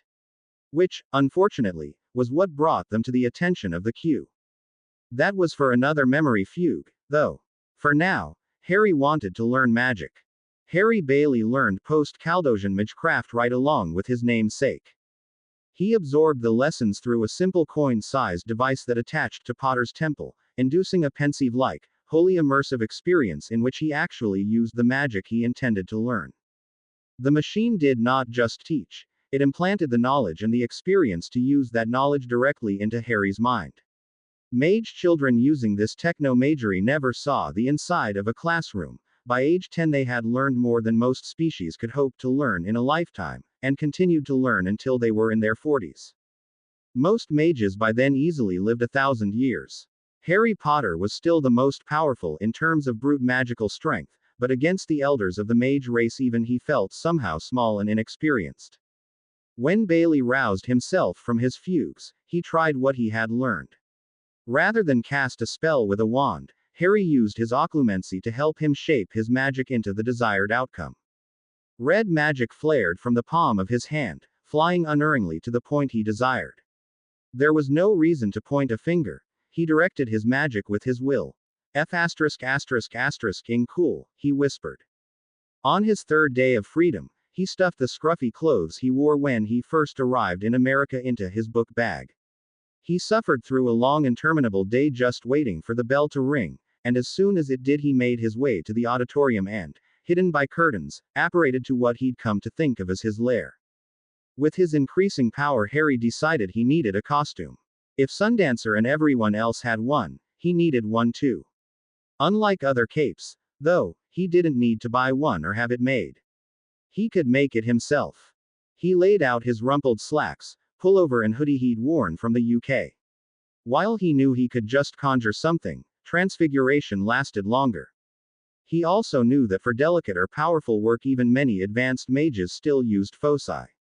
Harry didn't have any of those tools, so instead he used touch. He ran his hands down the length of the wrinkled old slacks, envisioning as clearly as he could what he wanted. When he was done, he did the same to his pullover and then the hoodie. He created beige slacks and white fold-over shirt in a GI style, with a slightly darker dun-colored overcoat with twin tails that hung to the back of his knees and an attacked hood. Brown leather boots and a white-brown leather belt cinched his waist. He transfigured one of ballistics spent ball bearings into an oval white mask with eye slits. He didn't stop there, though. Using his finger, he traced a series of mage runes into the newly fashioned mask, at first anchoring its shape, but then also adding more to it. It would feel and look transparent to his eyes and skin, but he could with a tap of a finger induce infrared and thermal vision as well. In his borrowed memories, the uniform was that of a Jedi Temple guard that Potter had run across in a book during that last, eventful life before everything ended. He didn't have any lightsabers, though he knew he had the memories to make them. However, it wasn't a lightsaber he wanted. His costume was a statement of who he was, and he felt it needed something else. In the meantime, he spent at least an hour of his training time every day tracing runes into the costume to lock the transfiguration, and to connect the protections of his personal runes into the clothes themselves. He very much did not want to be BPD again if he got burned. Jess, the paladin. Got it. Harry, some wrath of the gods would be nice. Consider them wrath. On their monitors, the Forever Mage raised his magical staff with both hands and then brought it down in a dramatic gesture that unleashed onto an approaching force of enemy paladins a storm of lightning, meteors and cats, a personal quirk that helped Harry's reputation in craft of war, but made him very unpopular with PETA. The little digital cats meowed pitifully as they rained down amidst the destructive forces. Many of the felines clung to the paladins' faces, cruelly scratching out their eyes. On the computer beside him, Marissa snorted. Cats. Never underestimate the bizarre, Harry said wisely. A knock at the door revealed Trickster. The man's costume was a formal tux, complete with a top hat and white gloves. He wore a comedic theater mask painted white on one side, and red on the other. His boots and the lapels of his coat were the same shade of red as his mask. Both girls looked up in surprise at his interruption. Got a job. Boss wants to see us, he said briskly. Bailey, boss wants you in your room. With that, he turned and left. Marissa signed and signed off. Asshole, she muttered. Come on, Jess. Harry, sorry, maybe I'll see you tonight. He smiled and leaned over to key her. If not, I'll dream of you, he said. He waved at Jess, who was still snorting with laughter as his attempt at a romantic declaration, and then returned to his room. He'd barely even sat down when he saw he had a text on his flip phone.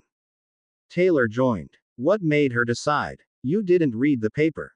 Read, me, other than the Sun page 3 girl, never was interested in papers. Taylor took on Lung and came pretty damned close to winning. She thought he was going to kill some kids. Didn't realize he meant the Undersiders. She let Armsmaster take credit, but it left open a perfect recruitment pitch. Money helped too. How's she working out? Beat the shit out of bitch. We're on our way to our first job. Can you tell me about it? You'll know soon enough. Travelers are doing another, more sensitive job. Sundancer is going to be a wreck tonight. Thomas Calvert will be at PRT headquarters. He didn't like the sound of that. He knew Marissa and Jess both hated Kraus, and hated Coyle, but something about their friend's illness was keeping them together against their will. The cameras are going to be off on the 3rd floor in half an hour. Harry went very, very still as he stared down at the phone. Do you know what I'm going to hear? I have a fear. I hope I'm wrong. Sometimes I am. I hope I am this time. But I have to know. Okay. Half an hour. I'll be ready. He started to stand up when he heard a click at his door. Frowning, he rushed over, but the door handle wouldn't turn. He pushed up against it, but not only did it feel locked, it felt as if deadbolts had fallen into place above and below. He looked back at the phone. A locked door might have been enough to stop him once, but not anymore. Really, it was just a matter of waiting half an hour. He moved back to his desk, opened a textbook, and pretended to read. Finally, after half hour, he turned off his lights. It took a second to arrange his pillows like a body. He cast only the second invisibility spell he'd tried and felt a tingling sensation over his body. Looking down, he couldn't see more than a blur where his feet were in the darkness of his room. When that was done, he closed his eyes and concentrated. With a push of will and magic, he found himself on the stairwell on the 2nd floor. The stairs going down were unlit, with only the light from landing above to outline each step. Still invisible, he began to slowly make his way down to the 3rd level. Despite all his training, he'd never risked a blind apparition before. Still, he knew his namesake had many times. It was a guess and a gamble. If he opened the door into the 3rd level hall and soldiers were on guard, they would know he was there. But he'd never actually seen the hall, so he couldn't know for sure just what was on the other side of the door. He had to take the risk. He closed his eyes and envisioned the door in front of him, but from the other side. He pushed but did so slowly, so agonizingly slowly he could actually feel his body condensing into something that was not energy, but not physical either. He appeared on the other side without a pop, having dissipated slowly enough not to displace the air too violently. However, doing so almost made him sick and it took a moment to swallow bile down. The hall was wide, and to his shock he saw various huge steel door traps ready to snap shut every 10 feet. In front of each door hung a large caliber Tinker-style gun mounted from the ceiling. They had blinking red lights, but didn't seem to detect him as he made his way forward. 2 guards stood just outside the last set of steel doors. One was playing on his phone. Harry had a freaking flip phone, but even the lowly evil minions got smartphones. Thinking about how to get past them without a nausea-inducing teleport, Harry searched his memories until he found what he was looking for. A silencing and scent masking charm followed invisibility, and as non-existent as he could make himself seem, Harry headed toward the huge vault door at the very end of the hall. Getting closer, he heard a girl's voice calling out. "Francis, are you there? I'm hungry. Can someone please get me some meat?" The voice sounded young and uncertain. A moment later, it roared with tones that went far beyond mere human. "Someone get me some meat, damn it. I'm hungry." The whole vault door shook with an angry blow that made dust fall from the ceiling. The guard on the phone didn't look up. The other walked toward the vault right past Harry, where he flipped a switch. "Miss Meinhardt, we're so sorry to keep you waiting." He sounded calm and soothing. "Mr. Kraus has already left the base to get you something to eat. He should be back very soon." "Thank you." It was the girl again. She sounded hopeful, but also despondent. What the hell is going on? What was wrong with her? Harry drifted closer to the vault. There were no windows, but as he got closer and saw the switch the guard used, he also saw a video monitor. Moving closer, he got his first glimpse of Noelle Meinhardt, the secret of the travelers. He caught a glimpse of a worn, sallow face, and he recognized it from Jess's video chat he interrupted a week or so ago. She was gnawing a finger as tears rolled down her cheeks. "So hungry," she was saying to herself as she rocked back and forth. "So hungry. God, please kill me, why is this happening? So hungry." She spun around and Harry's stomach dropped as he saw the rest of Noelle Meinhardt. The beautiful if despondent young woman ended in a Giger-esque mass of quivering flesh that didn't look even remotely human. He saw what looked like a horse's hoof next to part of a cow's muzzle sticking out of a huge column of flesh that might have been a leg. Other animal and even human body parts protruded from the back of those fleshy columns. She spun around, eyes flashing, and roared, "I'm F***ing hungry, Kraus." The Simurgh didn't sing his mind. It exulted. He heard a celestial chorus of diabolical joy using notes of burning buildings and screaming people on a scale he could scarcely comprehend. He'd never encountered anyone who elicited such a response from his song, and before he could help it his stomach clenched painfully and he threw up. "What the hell was that?" one of the guards said to the other. Both men started walking toward the vault. Harry desperately vanished the mess he made and then visualized his room. He popped away, and a second later, in his room, he climbed into bed before removing his various stealth charms. Under the covers of his bed, he shivered violently and squeezed his eyes shut against the horror that was Noelle Meinhardt. When Marissa stepped into his room, a glance at the clock showed it was almost 1 in the morning. She stepped beside his bed and he could hear heavy fabric and metal plates falling on the floor, followed by the heavy thump of her helmet. "Can I stay here tonight?" She sounded as if she'd been crying. Harry just scooted over and lifted the sheet for her. She climbed in beside him, still clad in the chiffon clothes she wore under her uniform. She took his arm and wrapped it around her until she clung to it between her beasts. A moment later he felt as much as heard her sob. He wanted to ask what was happening, but his own mind was still reeling so much he wasn't sure what he could say. She spared him having to ask. "I hate this," she whispered. She suddenly let go of his arm and turned to face him, pressing against him as she buried her face in his neck. "I hate this. I just want to go home. I hate powers, and hate this king world. I just want to go home. I hate this world. Harry was in a conundrum. A beautiful, partially clad girlfriend was clinging to him in his bed. His body was responding on autopilot, but his mind knew this just wasn't the time. He struggled to control his thinking and his body just as his memories taught him. He got a semblance of control over his raging hormones and simply held her while she wept. Finally, when she'd quieted down, he said, "Can you talk about it? We kidnapped a little girl tonight." In the wake of her storm, she sounded emotionally dead. She was crying for her mommy. Couldn't be more than 11 or 12. She's down in one of the third corridor rooms. She's a precog, and Coil wanted her. Had the Undersiders hit a bank to distract the heroes, and then we just waltzed in and she sobbed again, but didn't start the shaking weeping this time. Trickster was making fun of her. He was talking back at her in baby voices, the shit. We're F*** in gamers, Harry. We were a group of high school students on an MMO team when the Simurgh pulled us into this shithole. And now we're giving friends up to die and stealing little girls from their mothers. For what? There was nothing he could do, or say. So instead he just held her until she fell into a shallow, heartbroken sleep. Marissa climbed out of his bed well before dawn, grabbed her costume, and slipped quietly out. When she was gone, he leaned over and opened his phone, waiting.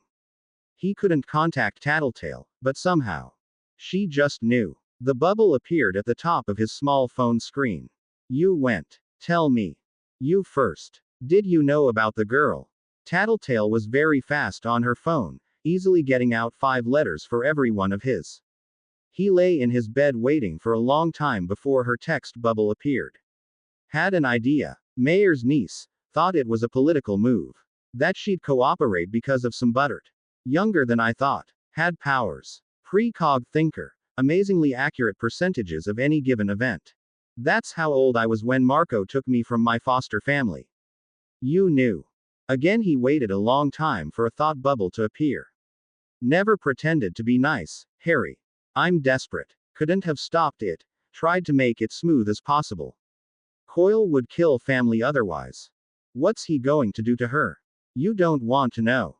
Need to know. Not want. Another painfully long pause. Male nurse on staff. Ordered powerful, addictive drugs.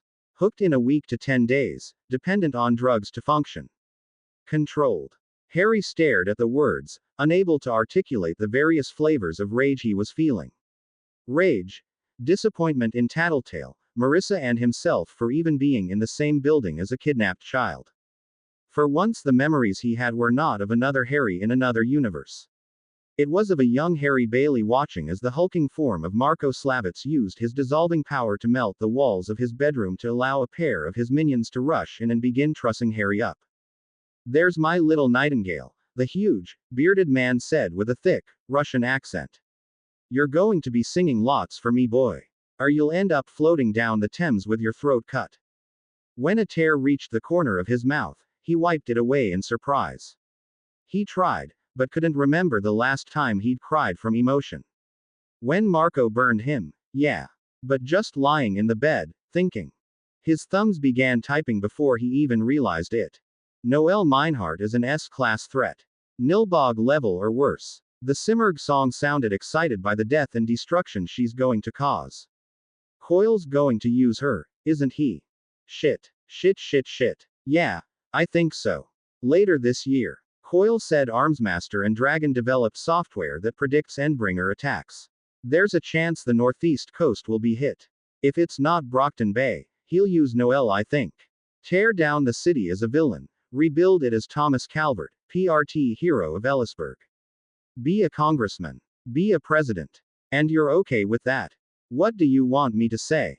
Coil recruited me at gunpoint. The money made it feel better, but there were still guns involved. He doesn't trust me, and he will kill us both if he even found out about this. Harry knew Coil would have a harder time killing him than before, but he couldn't say he was still impervious. He still needed to breathe. The runes gave some protection to his face, but would that be enough to save him from a determined supervillain? He still wasn't super strong. What would keep Coil's men from just holding him down and shoving gun into his mouth to blow his brains out from the inside? Would he send Marissa to kill him? Luke. Could he save anyone by himself? Say I could get Dinah out. What would Coyle do? Take her back with a higher body count. She's his high-value target now. If you push, he'll find a way to kill you. Wait, what? What do you mean by find a way? I saw the hole you made in the warehouse. Harry tried not to swallow. She knew. Of course she knew. Why wouldn't she? Still, did it matter anymore? His thumbs began moving. What if they kill him first? He can create parallel universes at will, and chose the best one. Killing him would not be easy. Huh. That explained a lot. Say we can. What would you do? Ing strip his accounts to the bone. He has 7-digit balances in accounts all around the country. He had no choice but to give me access. I've already skimmed a little, but I could empty them out fast. You're the thinker. I've got options now. Give me a plan that reduces collateral damage but removes Coyle. We get Dinah back home and split the profits. We'll have to play the long game. Play it any way you want, as long as Dinah gets home before she gets addicted. The exchange went dormant, and seconds later all the text bubbles disappeared. Harry closed the phone up, plugged it in, and stared at the ceiling with a roiling feeling of self-disgust in his stomach. One floor below, he knew there was a terrified little girl he needed desperately to help. August 23, 2009 *. Thomas Calvert watched his subject not by direct observation, but through the wireless video feed from the cameras he'd placed around the clothing store. He had similar cameras all around the boardwalk after one of his sources reported that Donald Stigard's checking account was nearly emptied via an ATM. Stigard, a fellow PRT veteran and now a New Hampshire Superior Court judge, complained bitterly about how his play money was raided. Thomas, curious, did some digging on his own. The digging turned into a full-scale excavation when he and his people discovered just how thorough the thief had been. He began to suspect a foreign government's involvement until a consulting thinker he'd worked with while in the PRT found a fork in the trail. He followed it aggressively until he found the missing persons report from William and Catherine Livesey, from San Bernardino, California. The picture they provided matched a face captured on a security camera at the ATM where a young girl managed to navigate the ATM's and bank's security so thoroughly she was able to empty his account. Through a judicious use of his own power, Thomas found himself now sitting in the back of a chic clothing store, dressed as plainly as he could, watching a video feed on his phone as the very same girl stepped into the store. Her story was plainly written across her face and her clothing. She was not quite 15, with the boyish figure of a girl still in her early teens. Her dirty bee-owned hair hung lank down past her shoulders, dyed blue at the tips. It gave no indication of having been washed lately, and the oily sheen across her cheeks and forehead glistened in the overhead lights of the store. Her clothes were wrinkled and filthy. His sensitive nostrils could detect the rank smell of unwashed sweat from across the room. I think we've got a stray, Tasha. The tall, attractive girl behind the counter spoke to the floor salesgirl, who though shorter, had a voluptuous figure. Both were under 20, but still much older than the homeless girl who sauntered so brazenly into their high-end boutique. Thomas watched, amused, as Tasha put her own phone away and moved to intercept the interloper into her small world of wealth and privilege. She made a point of clearing her throat to get the girl's attention before intercepting her. Can I help you? I'm good, Sarah Livesey said. Thomas had to work to keep his features bland while fighting back a laugh. The sheer brazenness of the girl amused him, while it obviously irritated Tasha. Thomas quietly texted his intercept team to get ready. I'm going to be blunt, then, Tasha said. She didn't even try to be patient. You can't afford these jackets. That one you just pushed aside. That's a design by Fendi. It's over $4,000. No shit. It's ugly. This time, Thomas did chuckle, but covered it by speaking nonsense into his phone. It wasn't just the girl's quip that tickled him, it was Tasha's response. She quickly looked around the store to make sure no one heard the expletive, as if the other people in the store didn't speak that way at all. Thomas couldn't hear what the saleswoman said next, but he could read the hostility in her face and posture. Little Sarah Livesey didn't appreciate it, whatever Tasha said. Because after a brief exchange Sarah's voice rose enough to be heard clearly through the store. Shut the F asterisk asterisk asterisk up.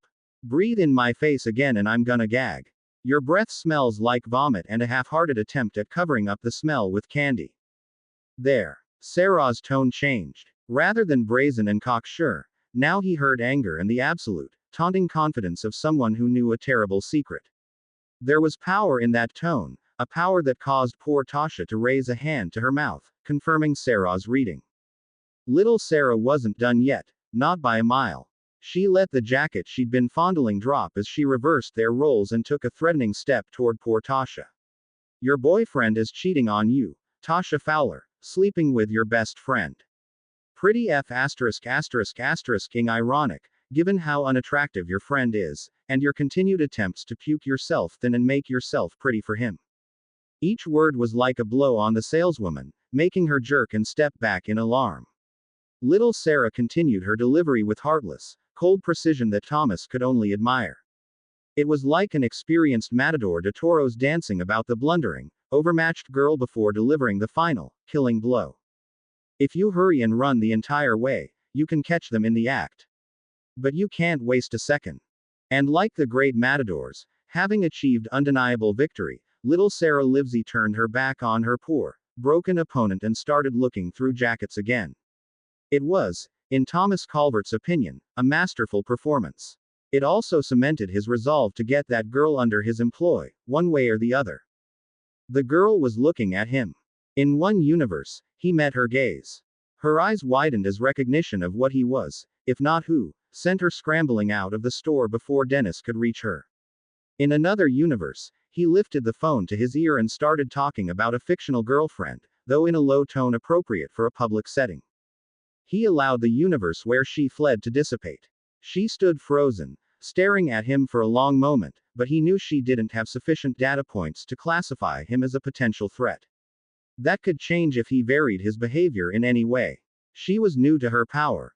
The timeline with the missing person report indicated 2 weeks at most. In 2 weeks, she'd stolen almost 10,000 from various accounts. Still, she'd not bathed often or taken care of herself. She was an unsupervised teenager who suddenly had the world at her fingers, but no mother to tell her to take a bath and go to bed. Her had no doubt she'd be dead in a month without someone to help her. To control her. He remained relaxed as he talked about his fictional girlfriend to no one.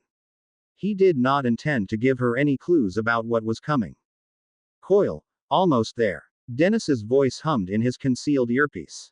Okay, he said aloud, as if responding to the aforementioned fictional girlfriend. Through his extreme peripheral vision, he saw her studying him again. This time, he didn't see concern in her face, or curiosity. He saw greed. She'd marked him as a potential target.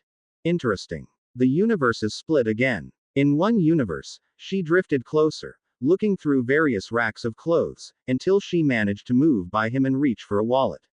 He grabbed her wrist with a practiced grip, only for her to desperately reach for his gun. He had no choice but to hit her face to keep her from his weapon. She fell to the floor and started screaming. Rapist! Help me! Somebody help me! It was a masterful performance, especially now that she had a black eye to support her story. He had no doubt with her power she'd have any law enforcement eating out of her hand. In another universe, he crossed his legs and in so doing showed her just a hint of his .45. A second later she turned back and made a show of looking at something on a rack further away. She wasn't interested in confrontations she couldn't win, or in physical violence. This girl's weapons were words, not guns. He allowed the first universe to dissipate just as Dennis arrived in his new universe. Little Sarah Livesey came to an abrupt stop as her power let her instantly classify Dennis as an immediate threat. Of course, that didn't take power. Thomas knew that the enforcers of the Brockton Bay Boardwalk often took liberties with the troublemakers they removed. The men were only a step above the criminals they policed, and often acted the part. Somehow, though, he could tell from her body language that she knew this was no enforcer. Dennis was, after all, a veteran PRT agent and a skilled mercenary. Sarah began scanning the room for an exit. An experienced girl in her place would have already known where all the exits were, but little Sarah Livesey was not experienced. Thomas stood up, still speaking to his fictional girlfriend, while his second mercenary, Jeanette, stepped out of the changing room. She made a show of talking cheerfully to Thomas about what she wanted to buy. The girl muttered something to herself before bolting. In each of the possible universes, Dennis caught her. In one, Dennis backhanded her, causing a bad fall where she broke her arm and screamed in real pain. In another, Dennis struck her in the solar plexus and put her down without doing any permanent damage. He allowed the first universe to dissipate. Oh my god, what the F did she do? The cashier was panicking in a most dramatic way. Thomas didn't bother hiding his sneer. He despised the predilection for cursing in the young. There was simply no reason for it. Dennis played his part to perfection. Phone the security office after I'm gone, he told the panicking girl. My supervisor will take it out of my pay. Oh my god. Now the cashier was performing a part, noting that Dennis was actually a very attractive man, and she obviously hadn't had a date in weeks. Thomas didn't need little Sarah Livesey's power to see that much. From the floor, gasping for breath, Sarah tried to warn the girl about Dennis, but she couldn't catch her breath and gave up. It wouldn't have mattered anyway by that point.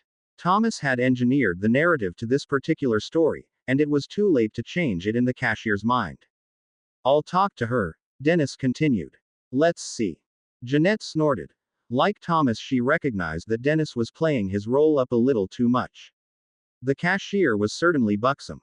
When he produced his own knife as if from Sarah's pockets, the cashier acted appropriately frightened, as if a little pocket knife was a real threat in Brockton Bay. Her concern over the knife and the way she leaned over to better show her cleavage was, in its own way, as masterful performance as what Sarah did early. At least, it was effective for the intended audience. Little Sarah rolled her eyes like any disgusted teenager would. Dennis must have caught Thomas and Jeanette's expression, because he instantly stopped playing hero for the girl with the large beasts. Instead, he grabbed Lisa around the back of her neck, pulled her up painfully, and marched her out of the store. Thomas and his second mercenary followed a few steps behind. Are you going to talk to her in person? Jeanette asked. Thought the plan was for me and Aben to handle it, and you talk by phone. Thomas spun off the universes and picked the one with the most desirable outcome.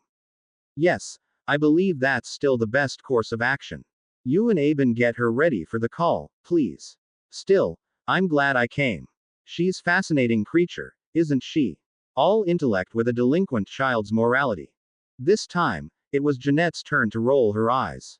Outside, the boardwalk bustled with tourists and local shoppers. He noted with amusement how willfully the people chose not to see the dirty, greasy-haired teenage girl being frog marched along the boardwalk by the back of the neck by a large, armed man in uniform. Sheep. Doomed sheep. Dennis forced her into the prearranged side street, turning again quickly until they were behind the store. Thomas could hear a dull thud as she hit a back wall. Tell me what they're paying you, I'll double it. I won't have the money right away, but. There was no power in the words, just desperation. Thomas wondered if she'd overreached herself back in the store, or if she was just naturally scared. Dennis gave her no reason not to feel fear. Not negotiating, he told her. What's next? For now, we wait. Thomas stood just around the corner from them, listening as Jeanette was joined by Aben, yet another of his men, who left him behind to get the girl ready. Through a small camera attached to the lapel of Jeanette's jacket, Thomas could see that Dennis had his hand between Sarah's shoulder blades, keeping her face to the wall. Marcus, you know that's no way to handle a lady, Jeanette said. She had a convincing BBC accent when she made the effort. She made the fake name up for Dennis on the spot. More seriously, but still with a fake accent, she said, turn her around. Dennis did as requested, turning her shoulder until her back was to the wall. This time his hand rested on her collarbone, effectively pinning her against the wall. Aben stepped forward with a disposable flip phone, the kind you could buy with a prepaid voice plan. You have a phone call, Jeanette told her. We advise you to take it. The girl did so, not hesitating a second. Sup, she said, as if talking to one of her girlfriends back in California. I apologize for the manner of our meeting. I hope my soldiers were not too rough on you, Lisa Wilburn, Thomas said. Or is it Sarah Livesey? Either or, she replied. Lisa these days. So brazen. Thomas had a hard time not smiling in appreciation of the girl's arrogant braggadocio. As you wish. I have been watching you for some time, Lisa Wilburn. I have become aware that you are something special, and I would like to buy your services. A pause as she listened to what her power had to say of the situation. Thomas knew she'd read her circumstance correctly when she next spoke. I'm listening. September 3, 2010. Two men in oddly formal attire sat on a patio on the 13th floor of a building looking over the Boston Channel. On the left, facing the channel, sat the villain Coyle in pinstriped dove gray stroller appropriate for a daytime luncheon. Double B-easted coat, trousers, silver necktie and waistcoat. He would look perfectly appropriate for a daytime wedding, save the featureless, eyeless domino mask he wore with it, a mask which allowed him to eat while hiding his face sufficiently. Facing him, back to the channel but facing the entrance to the patio, sat the villain Accord. His ordinary full-face mask was replaced by a half-mask intricately fashioned from hand-carved teak wood and silver. The carving was so perfect and intricate each piece of the mask moved like the scale of a snake, following his musculature as perfectly as if it were his real skin. His tailored suit was charcoal gray, a Stresemann imported from Hamburg to his exacting specifications. At the door stood Dmitri on the left, in full armor with his sidearms secured, and on the right a woman with a striking figure in a goldenrod yellow cocktail dress with her bee-owned hair secured in a flawless coif. Her studded mask was lined in an artful pattern with large citrines. As always, your hospitality is without peer, Accord. I thank you for having me. Coyle nodded and waved about the table. And you as always are an excellent guest, Coyle. It is my pleasure to host you. Now that we've enjoyed an adequate meal and drink, I wish to open by thanking you for your efforts with the teeth. Your timely intercession with the Boston PRT was exactly the impetus I needed to distract Butcher from my operations. A pleasure. Adequate compensation for your guests, I trust. Indeed. I have informed the travelers that they would find a better welcome in Brockton Bay. Young Trickster makes an effort to behave more civilly, but I've had cause to discipline the less restrained members of his group. Still, I believe you will find their power set sufficient for your purposes, while their own inadequacies may be easily manipulated to your benefit. Indeed, I've already begun preparing for their unique circumstances, Coyle said. Rather than bringing up the next topic, Thomas merely sipped a particularly superb Merlot and waited for Accord to bring it up. There was no way he could broach the subject without sounding as if he questioned the other villain's means or abilities, and despite their mutual respect he had no doubt such a perceived slight would cost him. Perhaps it would even cost him Dmitri. Accord recognized his silence for what it is, and instead of taking it as a slight, accepted it as an acknowledgement that Coyle simply trusted in his ability. I have given some thought to the burgeoning Cape population in Brockton Bay. Your goal for Brockton Bay shares a certain symmetry with mine. Unlike Boston, however, your city is a virtual magnet for lesser villains. It would be quite the endeavor to destroy them all. Impossible without the active participation of the Protectorate. Almost impossible within the established rules of engagement. Coyle didn't wince, but he did make a point of sipping his wine and crossing his legs. Interesting. Perhaps suspending such rules of engagement would change the circumstances. It would. Such an action would bring both potential risks and gains. Your pet thinker is already working on it, I take it. Yes. Accord pursed his lips in distaste. Unruly child. Indeed, hence the reason I shall ensure she never disrupts our talks. She will be disposed of in time. Accord nodded. If you pursue that particular path, you will need more than intuition. Are you familiar with Justinian? Coyle branched off a universe, in which he shot Accord through his mask while Dmitri instantly drove a knife in Citrine's throat. With the small, private apartment secure, he removed his phone and used his secure PRT file access until he found reference to Dominic Justinian, a member of Parliament of the United Kingdom. He collapsed that universe and smiled without teeth at the still patiently waiting Accord. The only Justinian the first know of as an MP in the United Kingdom. The same, Accord confirmed with a pleased nod, as if Thomas had passed yet another of his small tests. He is an acquaintance of mine through some joint ventures in Greenland. He has an asset you might find of interest. Have you perchance heard of the Simurgh's son? I have. The boy is a blank spot to precogs, Accord explained. A lingering effect of the Simurgh's influence, I'm told. He's been vetted by both the Queen's men and the Triumvirate directly as having no power, nor even the potential to trigger. And yet, Justinian assures me that he can detect capes. Coyle fought hard not to sit up. His reputation depended upon cool, calm consideration. An interesting ability. I take it the authorities are ignorant of this fact. Indeed. The boy was first captured by Marco Slavitz, but was then abducted by Colbert before being purchased by Justinian. Justinian mentioned the boy had ceased to be useful to him and he was considering just liquidating the asset. However, it made me think of your situation and your goals. I appreciate your sharing the information, Coyle said, tallying how much would be appropriate payment. I do believe that would help me alter the current rules of engagement. Did Justinian by any chance mention a cost for this boy? A paltry sum, $50,000. Paltry indeed. Accord spent more than that just for this lunch. Paltry indeed. The information you brought of the boy is worth many times that. In terms of executive searches, I believe a contingency fee to yourself would be appropriate. Agreed. I'll have it to you before the end of the day, Coyle said. As I've always found to be the case, our meeting has been fruitful even beyond my original goals. I thank you for your excellent hospitality. A pleasure, as always, Accord said. Both men stood simultaneously, neither offered a hand to the other. Until next time. Until then. Accord nodded in farewell and then, after a second to ensure Accord's permission, turned to leave. He was on the phone securing his newest asset before the elevator even reached the ground floor. April 15, 2011. Marissa Newland climbed into her car in the student parking lot of Arcadia High and simply stared out the window. Outside, the rest of the student body was dispersing quickly through the rain that had fallen most of the day, running toward their own cars. There were almost twice as many student vehicles as there were staff and faculty cars, and quite often the student vehicles were newer and far more expensive.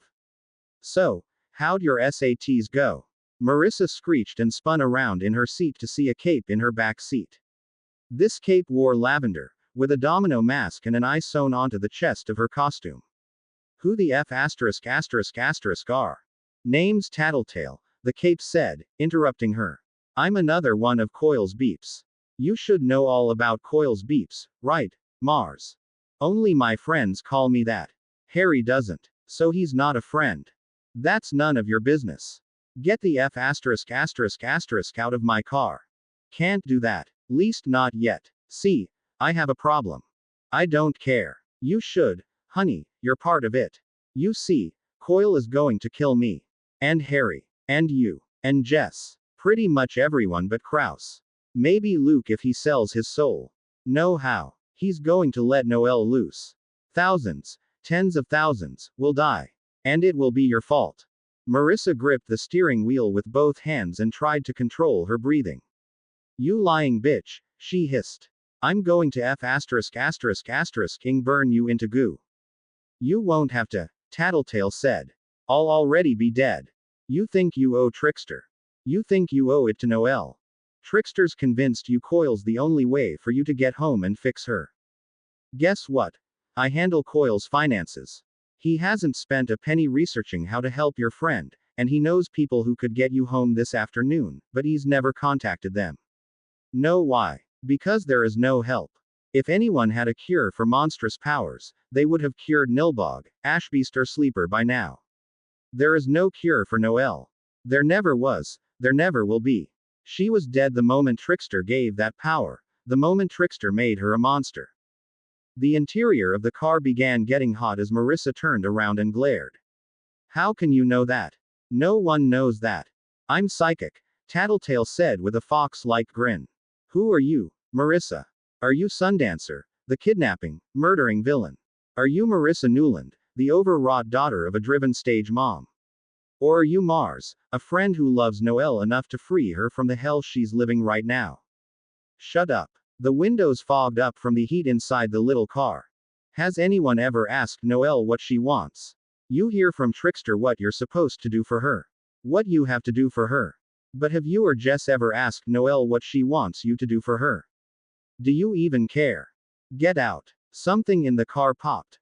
The alternator, fried by a sudden flash of electromagnetic energy.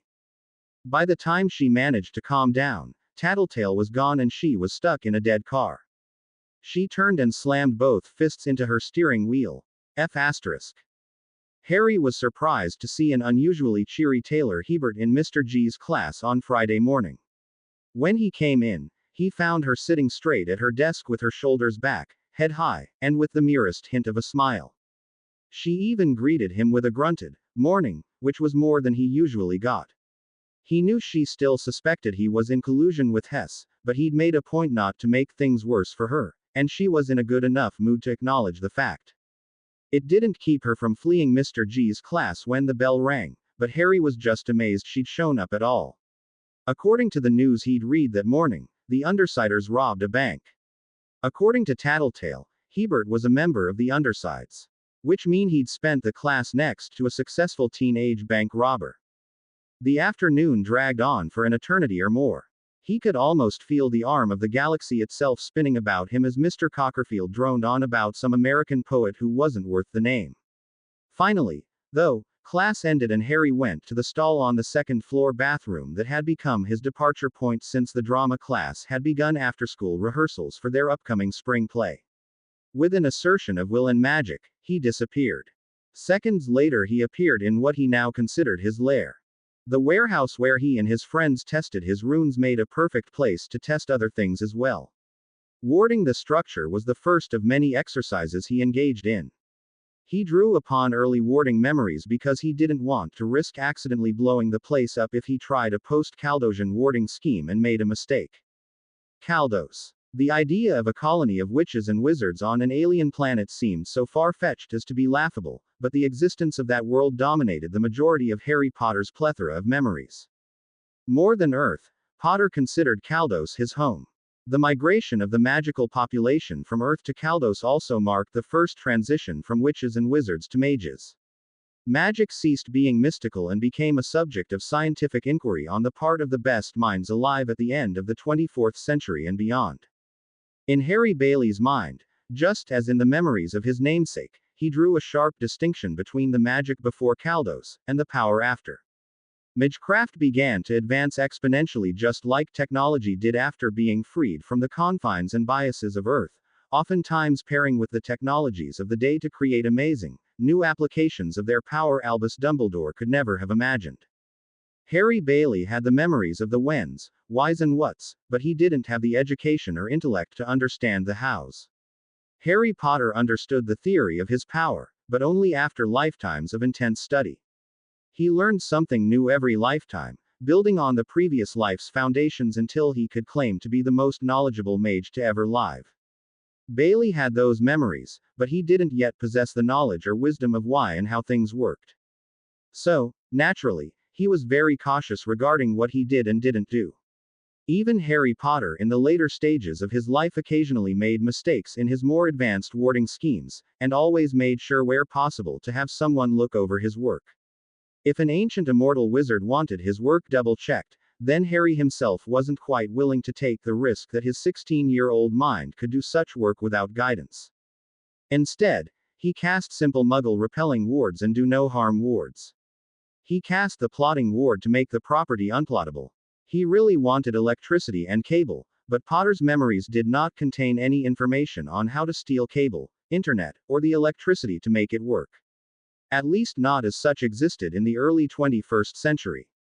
So, Harry had a large, empty warehouse that was unplottable and unnoticeable to anyone without magic.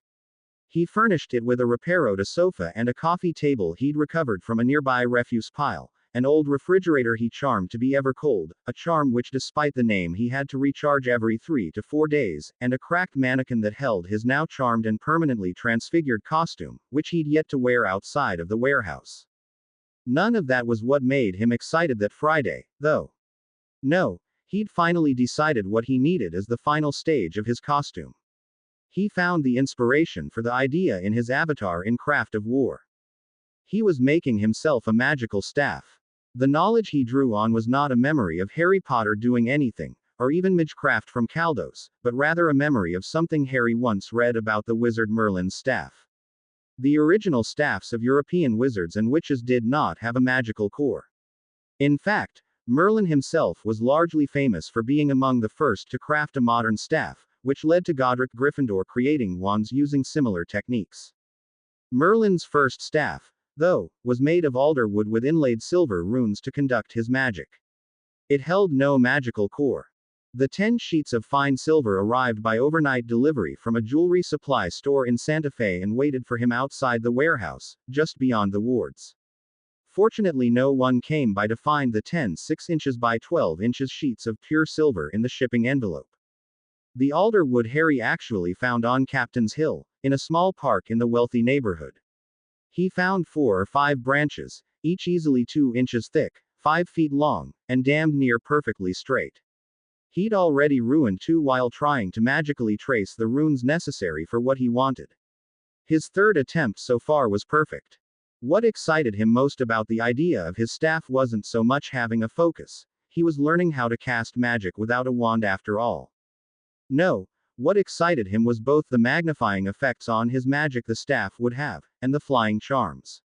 In the era before Rowena Ravenclaw developed apparition, and centuries before the Flow network, wizards used their staffs like brooms, since there was a certain gender stereotyping involved with witches and brooms that didn't go away until the development of Quidditch. Harry was going to fly. He grabbed a can of soda from his charmed icebox, put the latest staff attempt on the work table, and pulled out the sheets of fine silver. So far, he'd magically burned all the runes onto this branch to a depth of 1/16 of an inch, and checked them over and over again from his memories. The relatively low price of the silver surprised Harry.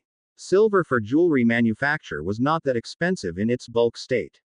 He had money. His request for money to pay Jess for his tattoos led Coyle to actually give him a portion of his salary as cash. So, he could replace the silver if he screwed up the application. He hoped he wouldn't have to, though. The soldering spell he used was ancient. The word for it predated Latin because Roman wizards used it as well, as did the Greeks and Mycenaeans and Carthaginians and every other metal-shaping culture of the Mediterranean. Nor did it require a wand, just a finger and lots of concentration. Phi. A tiny section of the silver abruptly melted into the rune shape below, no more than a 1/16 of an inch deep, and an 1/8 of an inch in length. Harry lifted the sheet away from the wood and ran a finger of the well-sanded wood surface and the silver inlay. The level was so perfect he could barely perceive the transition of wood to silver. The silver was still warm to the touch but had hardened almost the moment Harry released the magic. Bloody hell, he whispered. It's perfect. No wonder ancient smiths of Potter's world were almost all magical. He put the silver sheet back on the staff and ran his finger along its entire length, pronouncing the incantation once but maintaining the magic until he reached the end of that row of the sheet. Before his eyes, the edges of the silver sheet melted into the waiting runes perfectly, one after the other, until a whole foot of one section of the staff was perfectly inlaid with silver. He repeated it for the next foot, and the next, until the entire 5-foot length of that one side of runes was inlaid. The next hour passed in a haze of concentration and magic as he continued lacing the staff with the most magically conductive metal he could find outside of mithril. He went through 2 entire sheets of the silver, since each row of runes only took up a portion of the staff's circumference. Finally, though, he finished the final row and stepped back, stretching and blinking his tired eyes. The staff was a thing of beauty, glistening with the silver runes under his witch light. It wasn't done yet, though. The last step of crafting an ancient-style staff was the primary reason it went out of style so quickly when Merlin developed the more modern methodology of magical cores. It was easier to sacrifice an animal for a part than one's own blood. Harry took a bottle of hand sanitizer and rubbed it in thoroughly before using a weak slicing spell to cut both of his palms horizontally, from just above his thumb to the blade of his hand opposite. He hissed at the pain, but then followed up with the anti-coagulating spell. He had to bleed, and it had to hurt. It wasn't just about charging and binding the staff to his magic, it was about sacrificing a part of himself to do so.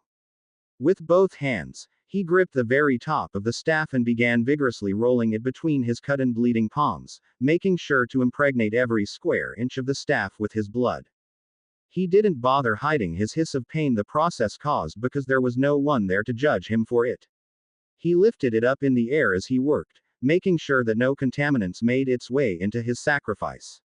It grew harder keeping the staff balanced as he reached the thicker base, but he finally managed to coat the entire staff in his blood. Still gripping the butt of the staff, he pronounced the same charm Merlin used as a youth. Chiingal Riamsa. The blood on the staff exploded in flame. Harry stumbled back, palms still spraying blood, as the staff floated in the air and burned like a flaming sword from a movie. The flame vacillated between white, red, blue and green before abruptly it vanished. The staff fell to the ground with a loud clack. Stunned, Harry attended to his hands and made sure to vanish any of his blood he could find before he stepped to the staff. He started to reach for it when it shot from the floor into his freshly healed palm.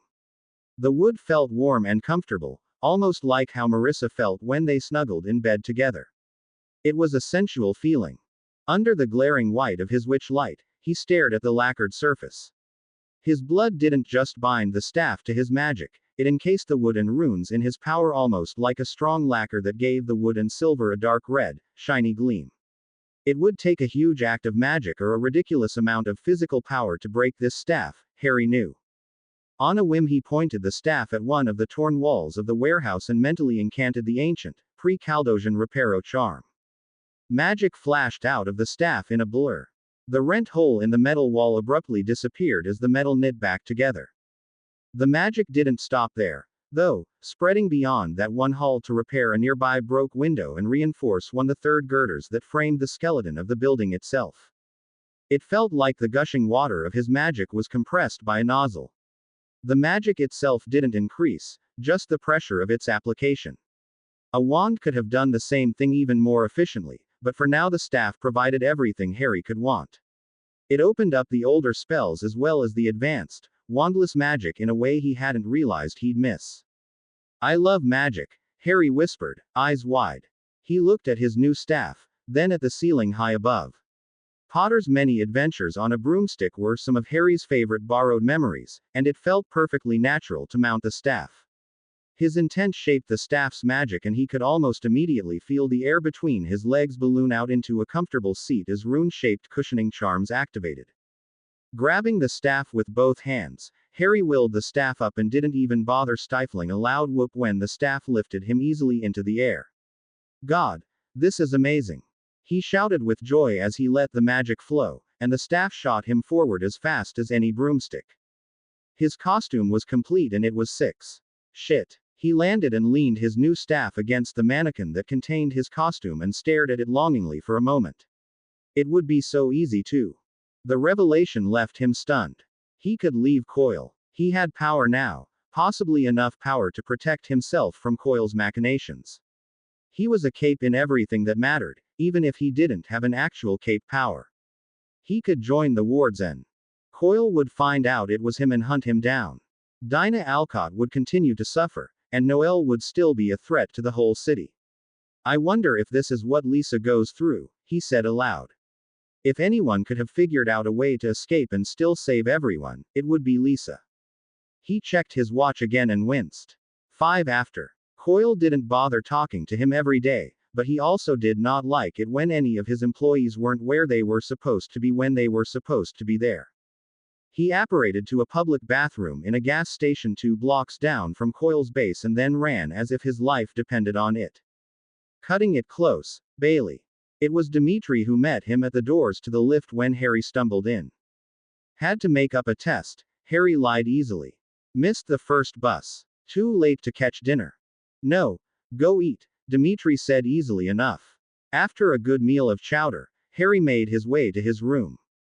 He found himself thinking back to his costume and staff, almost itching with the need to give it a try. Instead, he broke out his books to finish up his homework for the day. It rankled that he was a beep to a supervillain who actually required him to maintain his grades for public appearances. After, he wandered over to Jess's room, thinking he might log on and get some magic action online. He found Jess in her room on a computer, but not playing. Hey, he said by way of greeting. Where's Marissa? She wasn't feeling good, so she's laying down, Jess said. I think she's just making herself a nervous wreck over her SATs, that's just how she is. Maybe we'll see her later. Yeah, maybe. Thanks, Jess. There were some unspoken rules in the relationship Harry had with Marissa. The first was that her room was her room. Jess's room was neutral ground. He'd never seen the inside of Marissa's room and she never gave him any indication she wanted him to. If she retreated to her room, she was essentially out of his reach. He knew there was an intrinsic inequality in the relationship he had with Marissa, but he accepted it gladly for say. After else. What almost 17-year-old boy wouldn't want say asterisk, even if there were some pretty heavy strings attached? He went back to his room and sat upright in his bed, drifting into memory. He purposely narrowed the memories to the advanced post-Caldosian ward schemes. If he was ever going to escape Coil, he wanted a lair as safe as magically possible. Warding was dangerous enough that he had to understand it to ever hope to use it well. Within his memories, he had no way to know how much time passed. He guessed it was fairly late though when his phone's buzzing woke him. He blinked himself out of his fugue and reached for the phone. A single text bubble appeared. Need help now. Train yard. TT. The whole building shook and the lights flickered overhead. Harry wasn't even out of his bed before he heard the door latch click, followed a second later by the deeper metallic thunk of the door frame being secured. A speaker in the upper right corner of his room beeped. Attention, the Ab Tinker Bakuda has begun a bombing campaign across Brockton Bay. It was Dimitri speaking, not Coil. The campaign does not directly impact operations. Base is on lockdown until further notice. Harry had no idea who Bakuda was, but if Tattletale was in trouble it was probably related. He glanced at his phone, but the text was still there. She hadn't had a chance to delete it. Harry deleted it manually on his side, closed his phone and left it on his nightstand. He made a show of turning off his lights and going to bed. A split second after he made it look like he was sleeping, he apparated to his warehouse with a thought. The moment he landed, he felt the ground shake with the force of a nearby explosion that lit up the interior through several of the busted windows. Whatever bombs this Bakuda was using were powerful. Time for Mage's introduction, Harry said to himself, caught between excitement and fear. He started stripping out of his clothes before blinking. Oh, right, magic. He performed a switching spell, and just like that he was in costume. After all, that was why he used the mannequin in the first place. He slipped his charmed mask on and took a deep breath. With the charms in place, it didn't feel like he had a mask on at all. He slipped on his hood and reached for his staff. The magical focus was so attuned to his magic it flew to his palm with a loud, satisfying thud. Then he simply stood there, fully costumed for the first time, staring at the door while outside he could hear another loud explosion, this one close enough to light the windows. I can do this, he whispered. He closed his eyes and tried to remember examples of Potter's bravery. The memory of Potter's first death came to mind, walking slowly to his death to save someone he loved. That shit, he muttered. How about I just beat the enemy instead? With the strategy of martyrdom firmly rejected, he ran toward the door of his warehouse and flung it open to reveal the humid, cool evening air. Point me Tattletale. An arrow of dim purple light pointed west toward the large train yard storage area, where containers were once offloaded from shipping vessels to await transport by train around the country. Business had dwindled in the past few years, but still clung tenaciously to life. Still, most of the containers and lockers hadn't been moved since Leviathan decimated the international shipping industry. He mounted his staff and launched into the air with a nearly involuntary whoop. With his charmed mask, he could still feel the air against his skin even as insects and other debris bounced away, giving him all the joy and none of the flies in his teeth that his namesake used to suffer from as a youth. After only a minute of flying he found almost an entire army of people in every mode of dress, from pajamas to work clothes, surrounding the various locked containers throughout the storage area of the train yard. Some carried bats or sticks, others carried guns. He noticed that those with the firearms often sported ab tattoos, while those with the bats and cudgels looked like terrified civilians. It took him a moment to actually see Lisa, though. He hadn't realized that it was harder to tell individuals apart from so high up. Flying lower, Though, he saw an overturned jeep with a ring of bodies around what looked like a crater in the middle of the cracked asphalt surface. He spotted a figure leaning weakly against one of the locked containers that he assumed was Gru, the leader of the Undersiders, just from the black leather and muscular build. Though she'd hate it, he spotted Lisa in her lavender costume just by her figure. A figure like hers was something he remembered. Beside her, a foot or two away, laid a skinny boy in a pirate's shirt and tight leather pants. Both looked passed out, as if they'd bounced off each other before collapsing.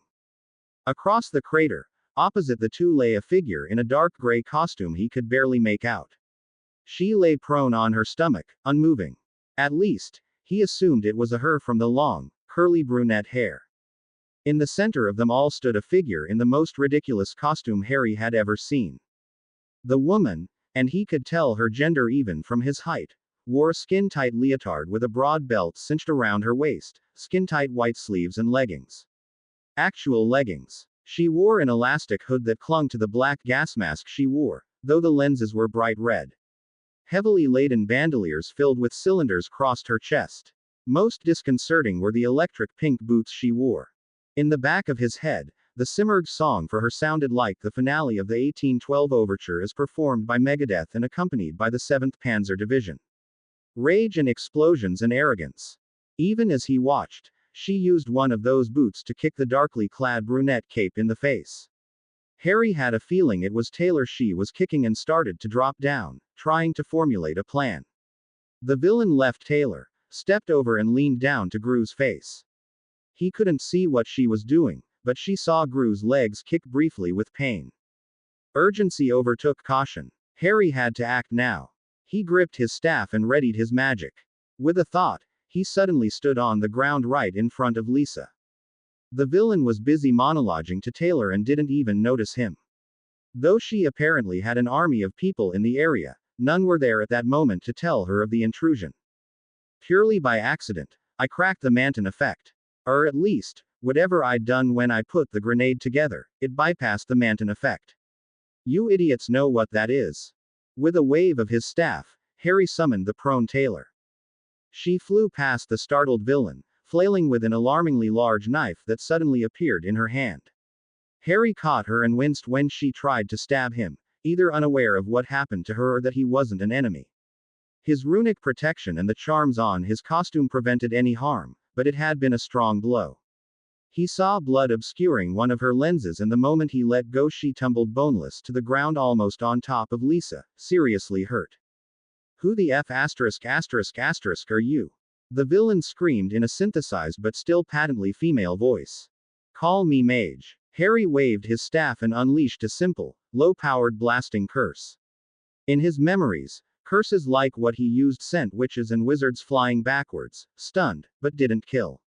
He wanted to blow Bakuta back off her feet and knock her out before she could do anything else. It was his first heroic act as a cape. It did not go anywhere near according to plan. His eagerness to save his friends, coupled with insufficient information on the situation, resulted in a disaster. Bakuta screamed incoherently a second before she disappeared in a white-hot flash of something he could only call superheated plasma. His curse somehow ignited one of the bombs on her bandolier. Harry had a split second to summon a shield through his staff around himself and those immediately behind him before the wave of white-hot energy washed over him and everything around him. Over the intense hum-buzz of this impossible explosion, he heard hundreds of small cracks echoing all around him, accompanied by screams of terror. Abruptly it was all over. Harry knelt down against the asphalt, exhausted from the sheer amount of magic it took to shield against the explosion. In front of him he saw a steaming, perfectly spherical depression in the cement interrupted only by a smaller protruding hemisphere caused by his shield.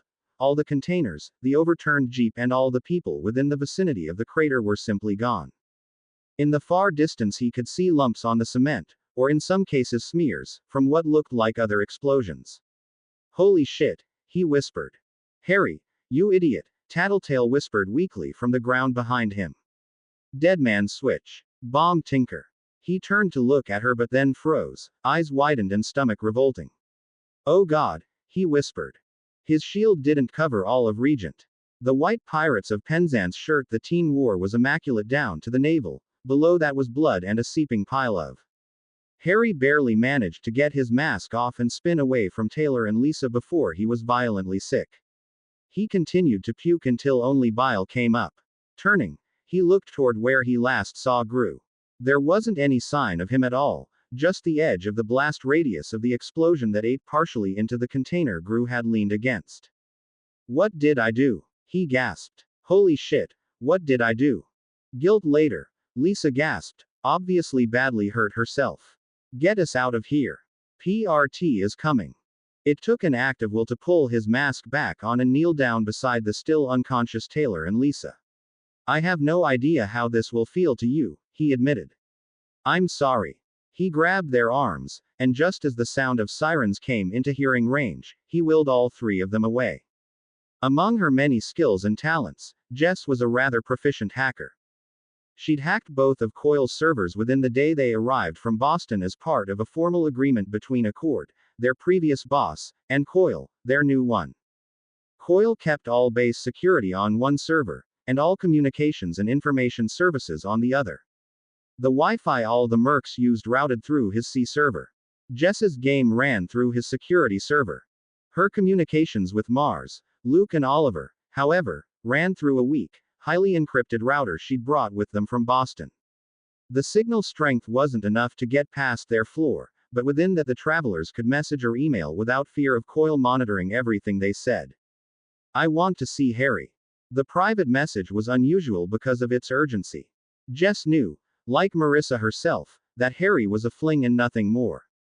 Marissa didn't love the boy. The love of her life died when the Simurgh pulled them all out of Earth Aleph and into this hellish world of capes and monsters. He was means of relief and nothing more. Jess felt a little sorry for the kid. She knew he was developing feelings that Marissa would never be able to reciprocate. That said, the PM she'd just received over their secure router hinted at a sense of unusual urgency. Given that Mars had remained locked in her room since she got back from school made Jess wonder if her friend had tanked her SATs. Doors unlocked. She could hear Mars' door open from next door. Trickster and Ballistic were both downstairs, ostensibly standing guard in case this Bakuda person attacked them. Sundancer's power was so dangerous Coil tended to save her as a weapon of last resort, while Jess's power could be summoned from wherever she was. A few seconds later, Jess looked up when Mars stepped in, frowning. The other girl's eyes and nose were red, she'd been crying. Harry's not there. Jess raised a brow but just shrugged. Harry wasn't her problem. So, what's wrong? Mars sat down on Jess's bed. Just been thinking. About us. What we do. Why we do it. Jess didn't say anything. She'd been having those thoughts since they arrived in this screwed up world. Jess, if it were possible to cure haywire powers at all, wouldn't they have tried to cure Nilbog? Or Ashbeast? Oh shit. Jess kept her face perfectly neutral.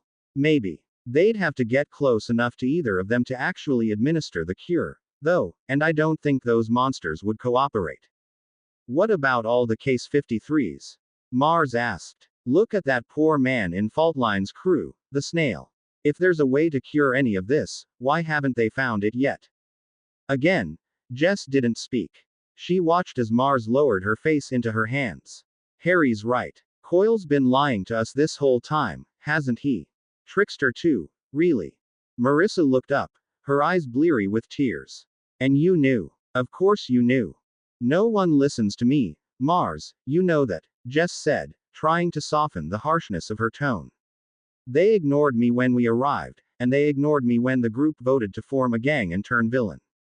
I suspected, but what good does that do me or anyone else? We're here, now. We voted as a group, and we're going to suffer the consequences of our actions as a group.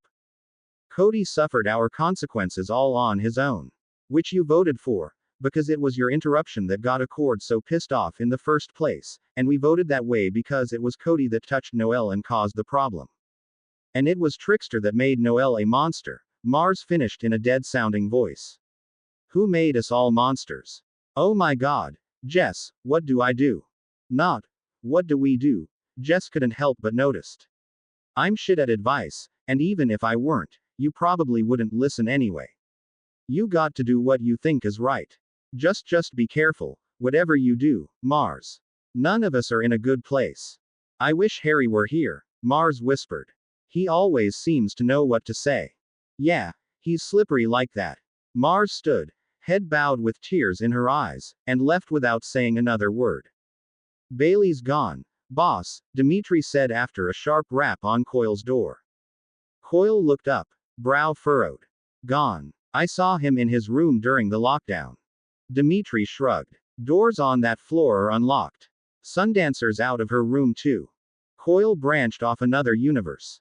In one he stood and accompanied Dimitri up the stairs to the floor where the travelers and Bailey lived. As Dimitri said, their doors were unlocked. The light was on in Bailey's room, with his pillows arranged to make it look like a body was still there. His phone sat on the nightstand. Coyle snapped it up and pulled out his own Tinker-based monitor. He didn't bother to question how the phone somehow obtained photos of BPD young women. Instead, he concentrated on the last and seemingly only text the phone had ever received. Need help now. Trainyard. TT. Tattletale was in contact with Bailey. Bailey was in close contact with Sundancer. Coyle rushed out of Bailey's door with Dimitri at his side and into Genesis's room. She didn't seem surprised to see him. Where are they? They who? She asked. I thought we were on lockdown. Dimitri, if you please.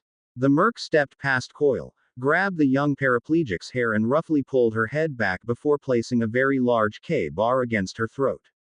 As much as I value your services, Ms. Haskins, you must understand that circumstances are such that I cannot allow any threat to exist under my roof.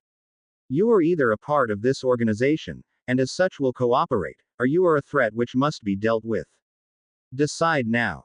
The lights around them dimmed, and from 3 floors down Coyle could hear a massive, bestial roar. What are they doing? He demanded of the girl. You, Calvert. It was not the foul language which convinced him, but the use of his civilian name. He nodded to Dimitri, who ran the blade across her throat without hesitation. Her eyes widened in that all too familiar moment of shock one enters when they realize they are shortly about to die. He then collapsed that universe entirely. He was back in his office. Jess Haskins was in her room waiting to be interrogated, and both Harry and Sundancer were gone, presumably in contact with Tattletale. He spun another universe off and ran from his room, Dimitri behind him as always. They picked up more men as they headed down to the 3rd level.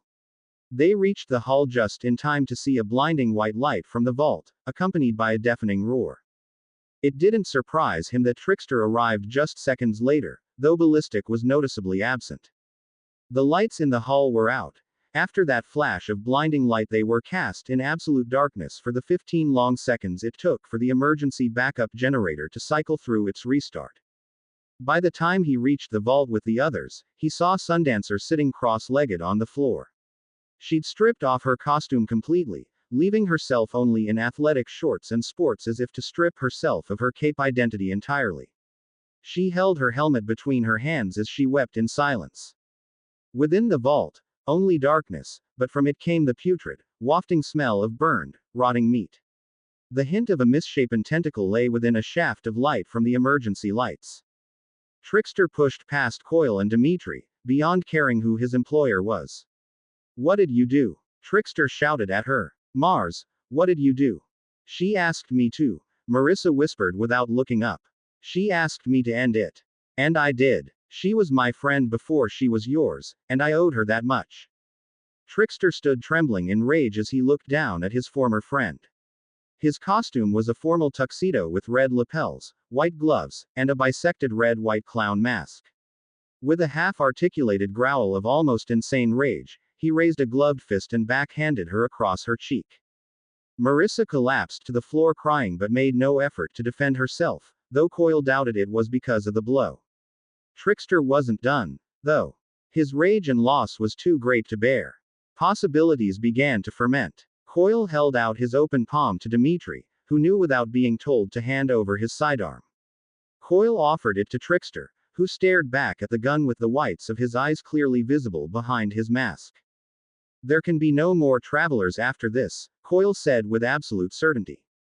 Marissa had straightened and was bowing over her crossed legs again, weeping in quiet misery.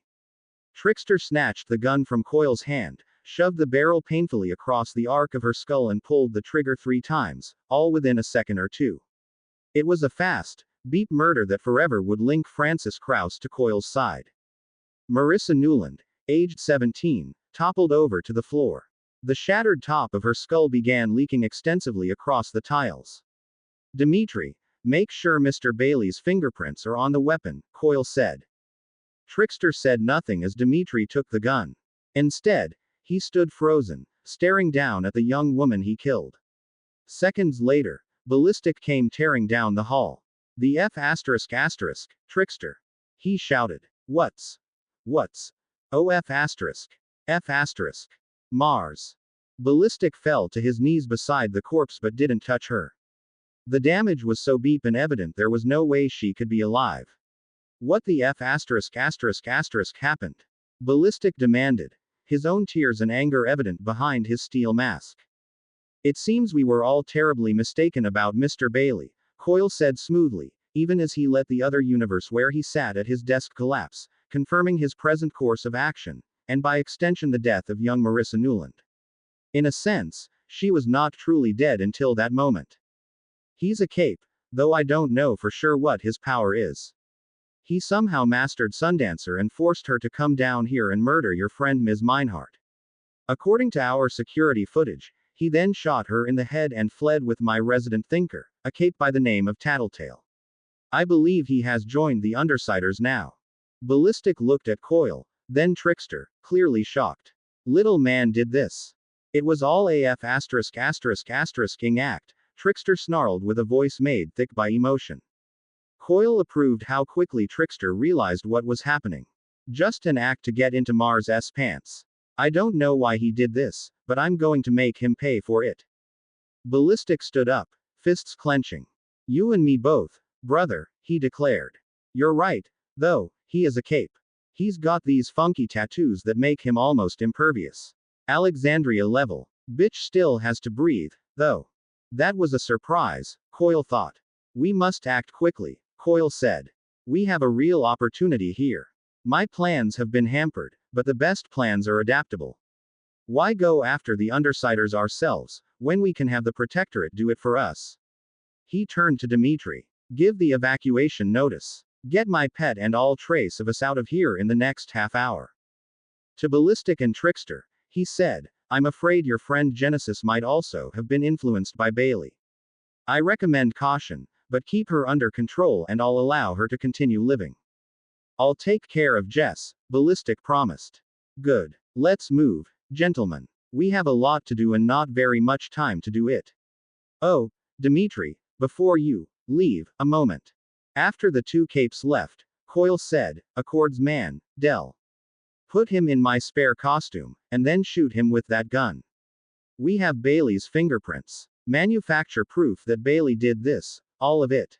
I'll go underground for the time being to handle things on the civilian side. And the video surveillance. Your man Jansen is quite skilled, I understand.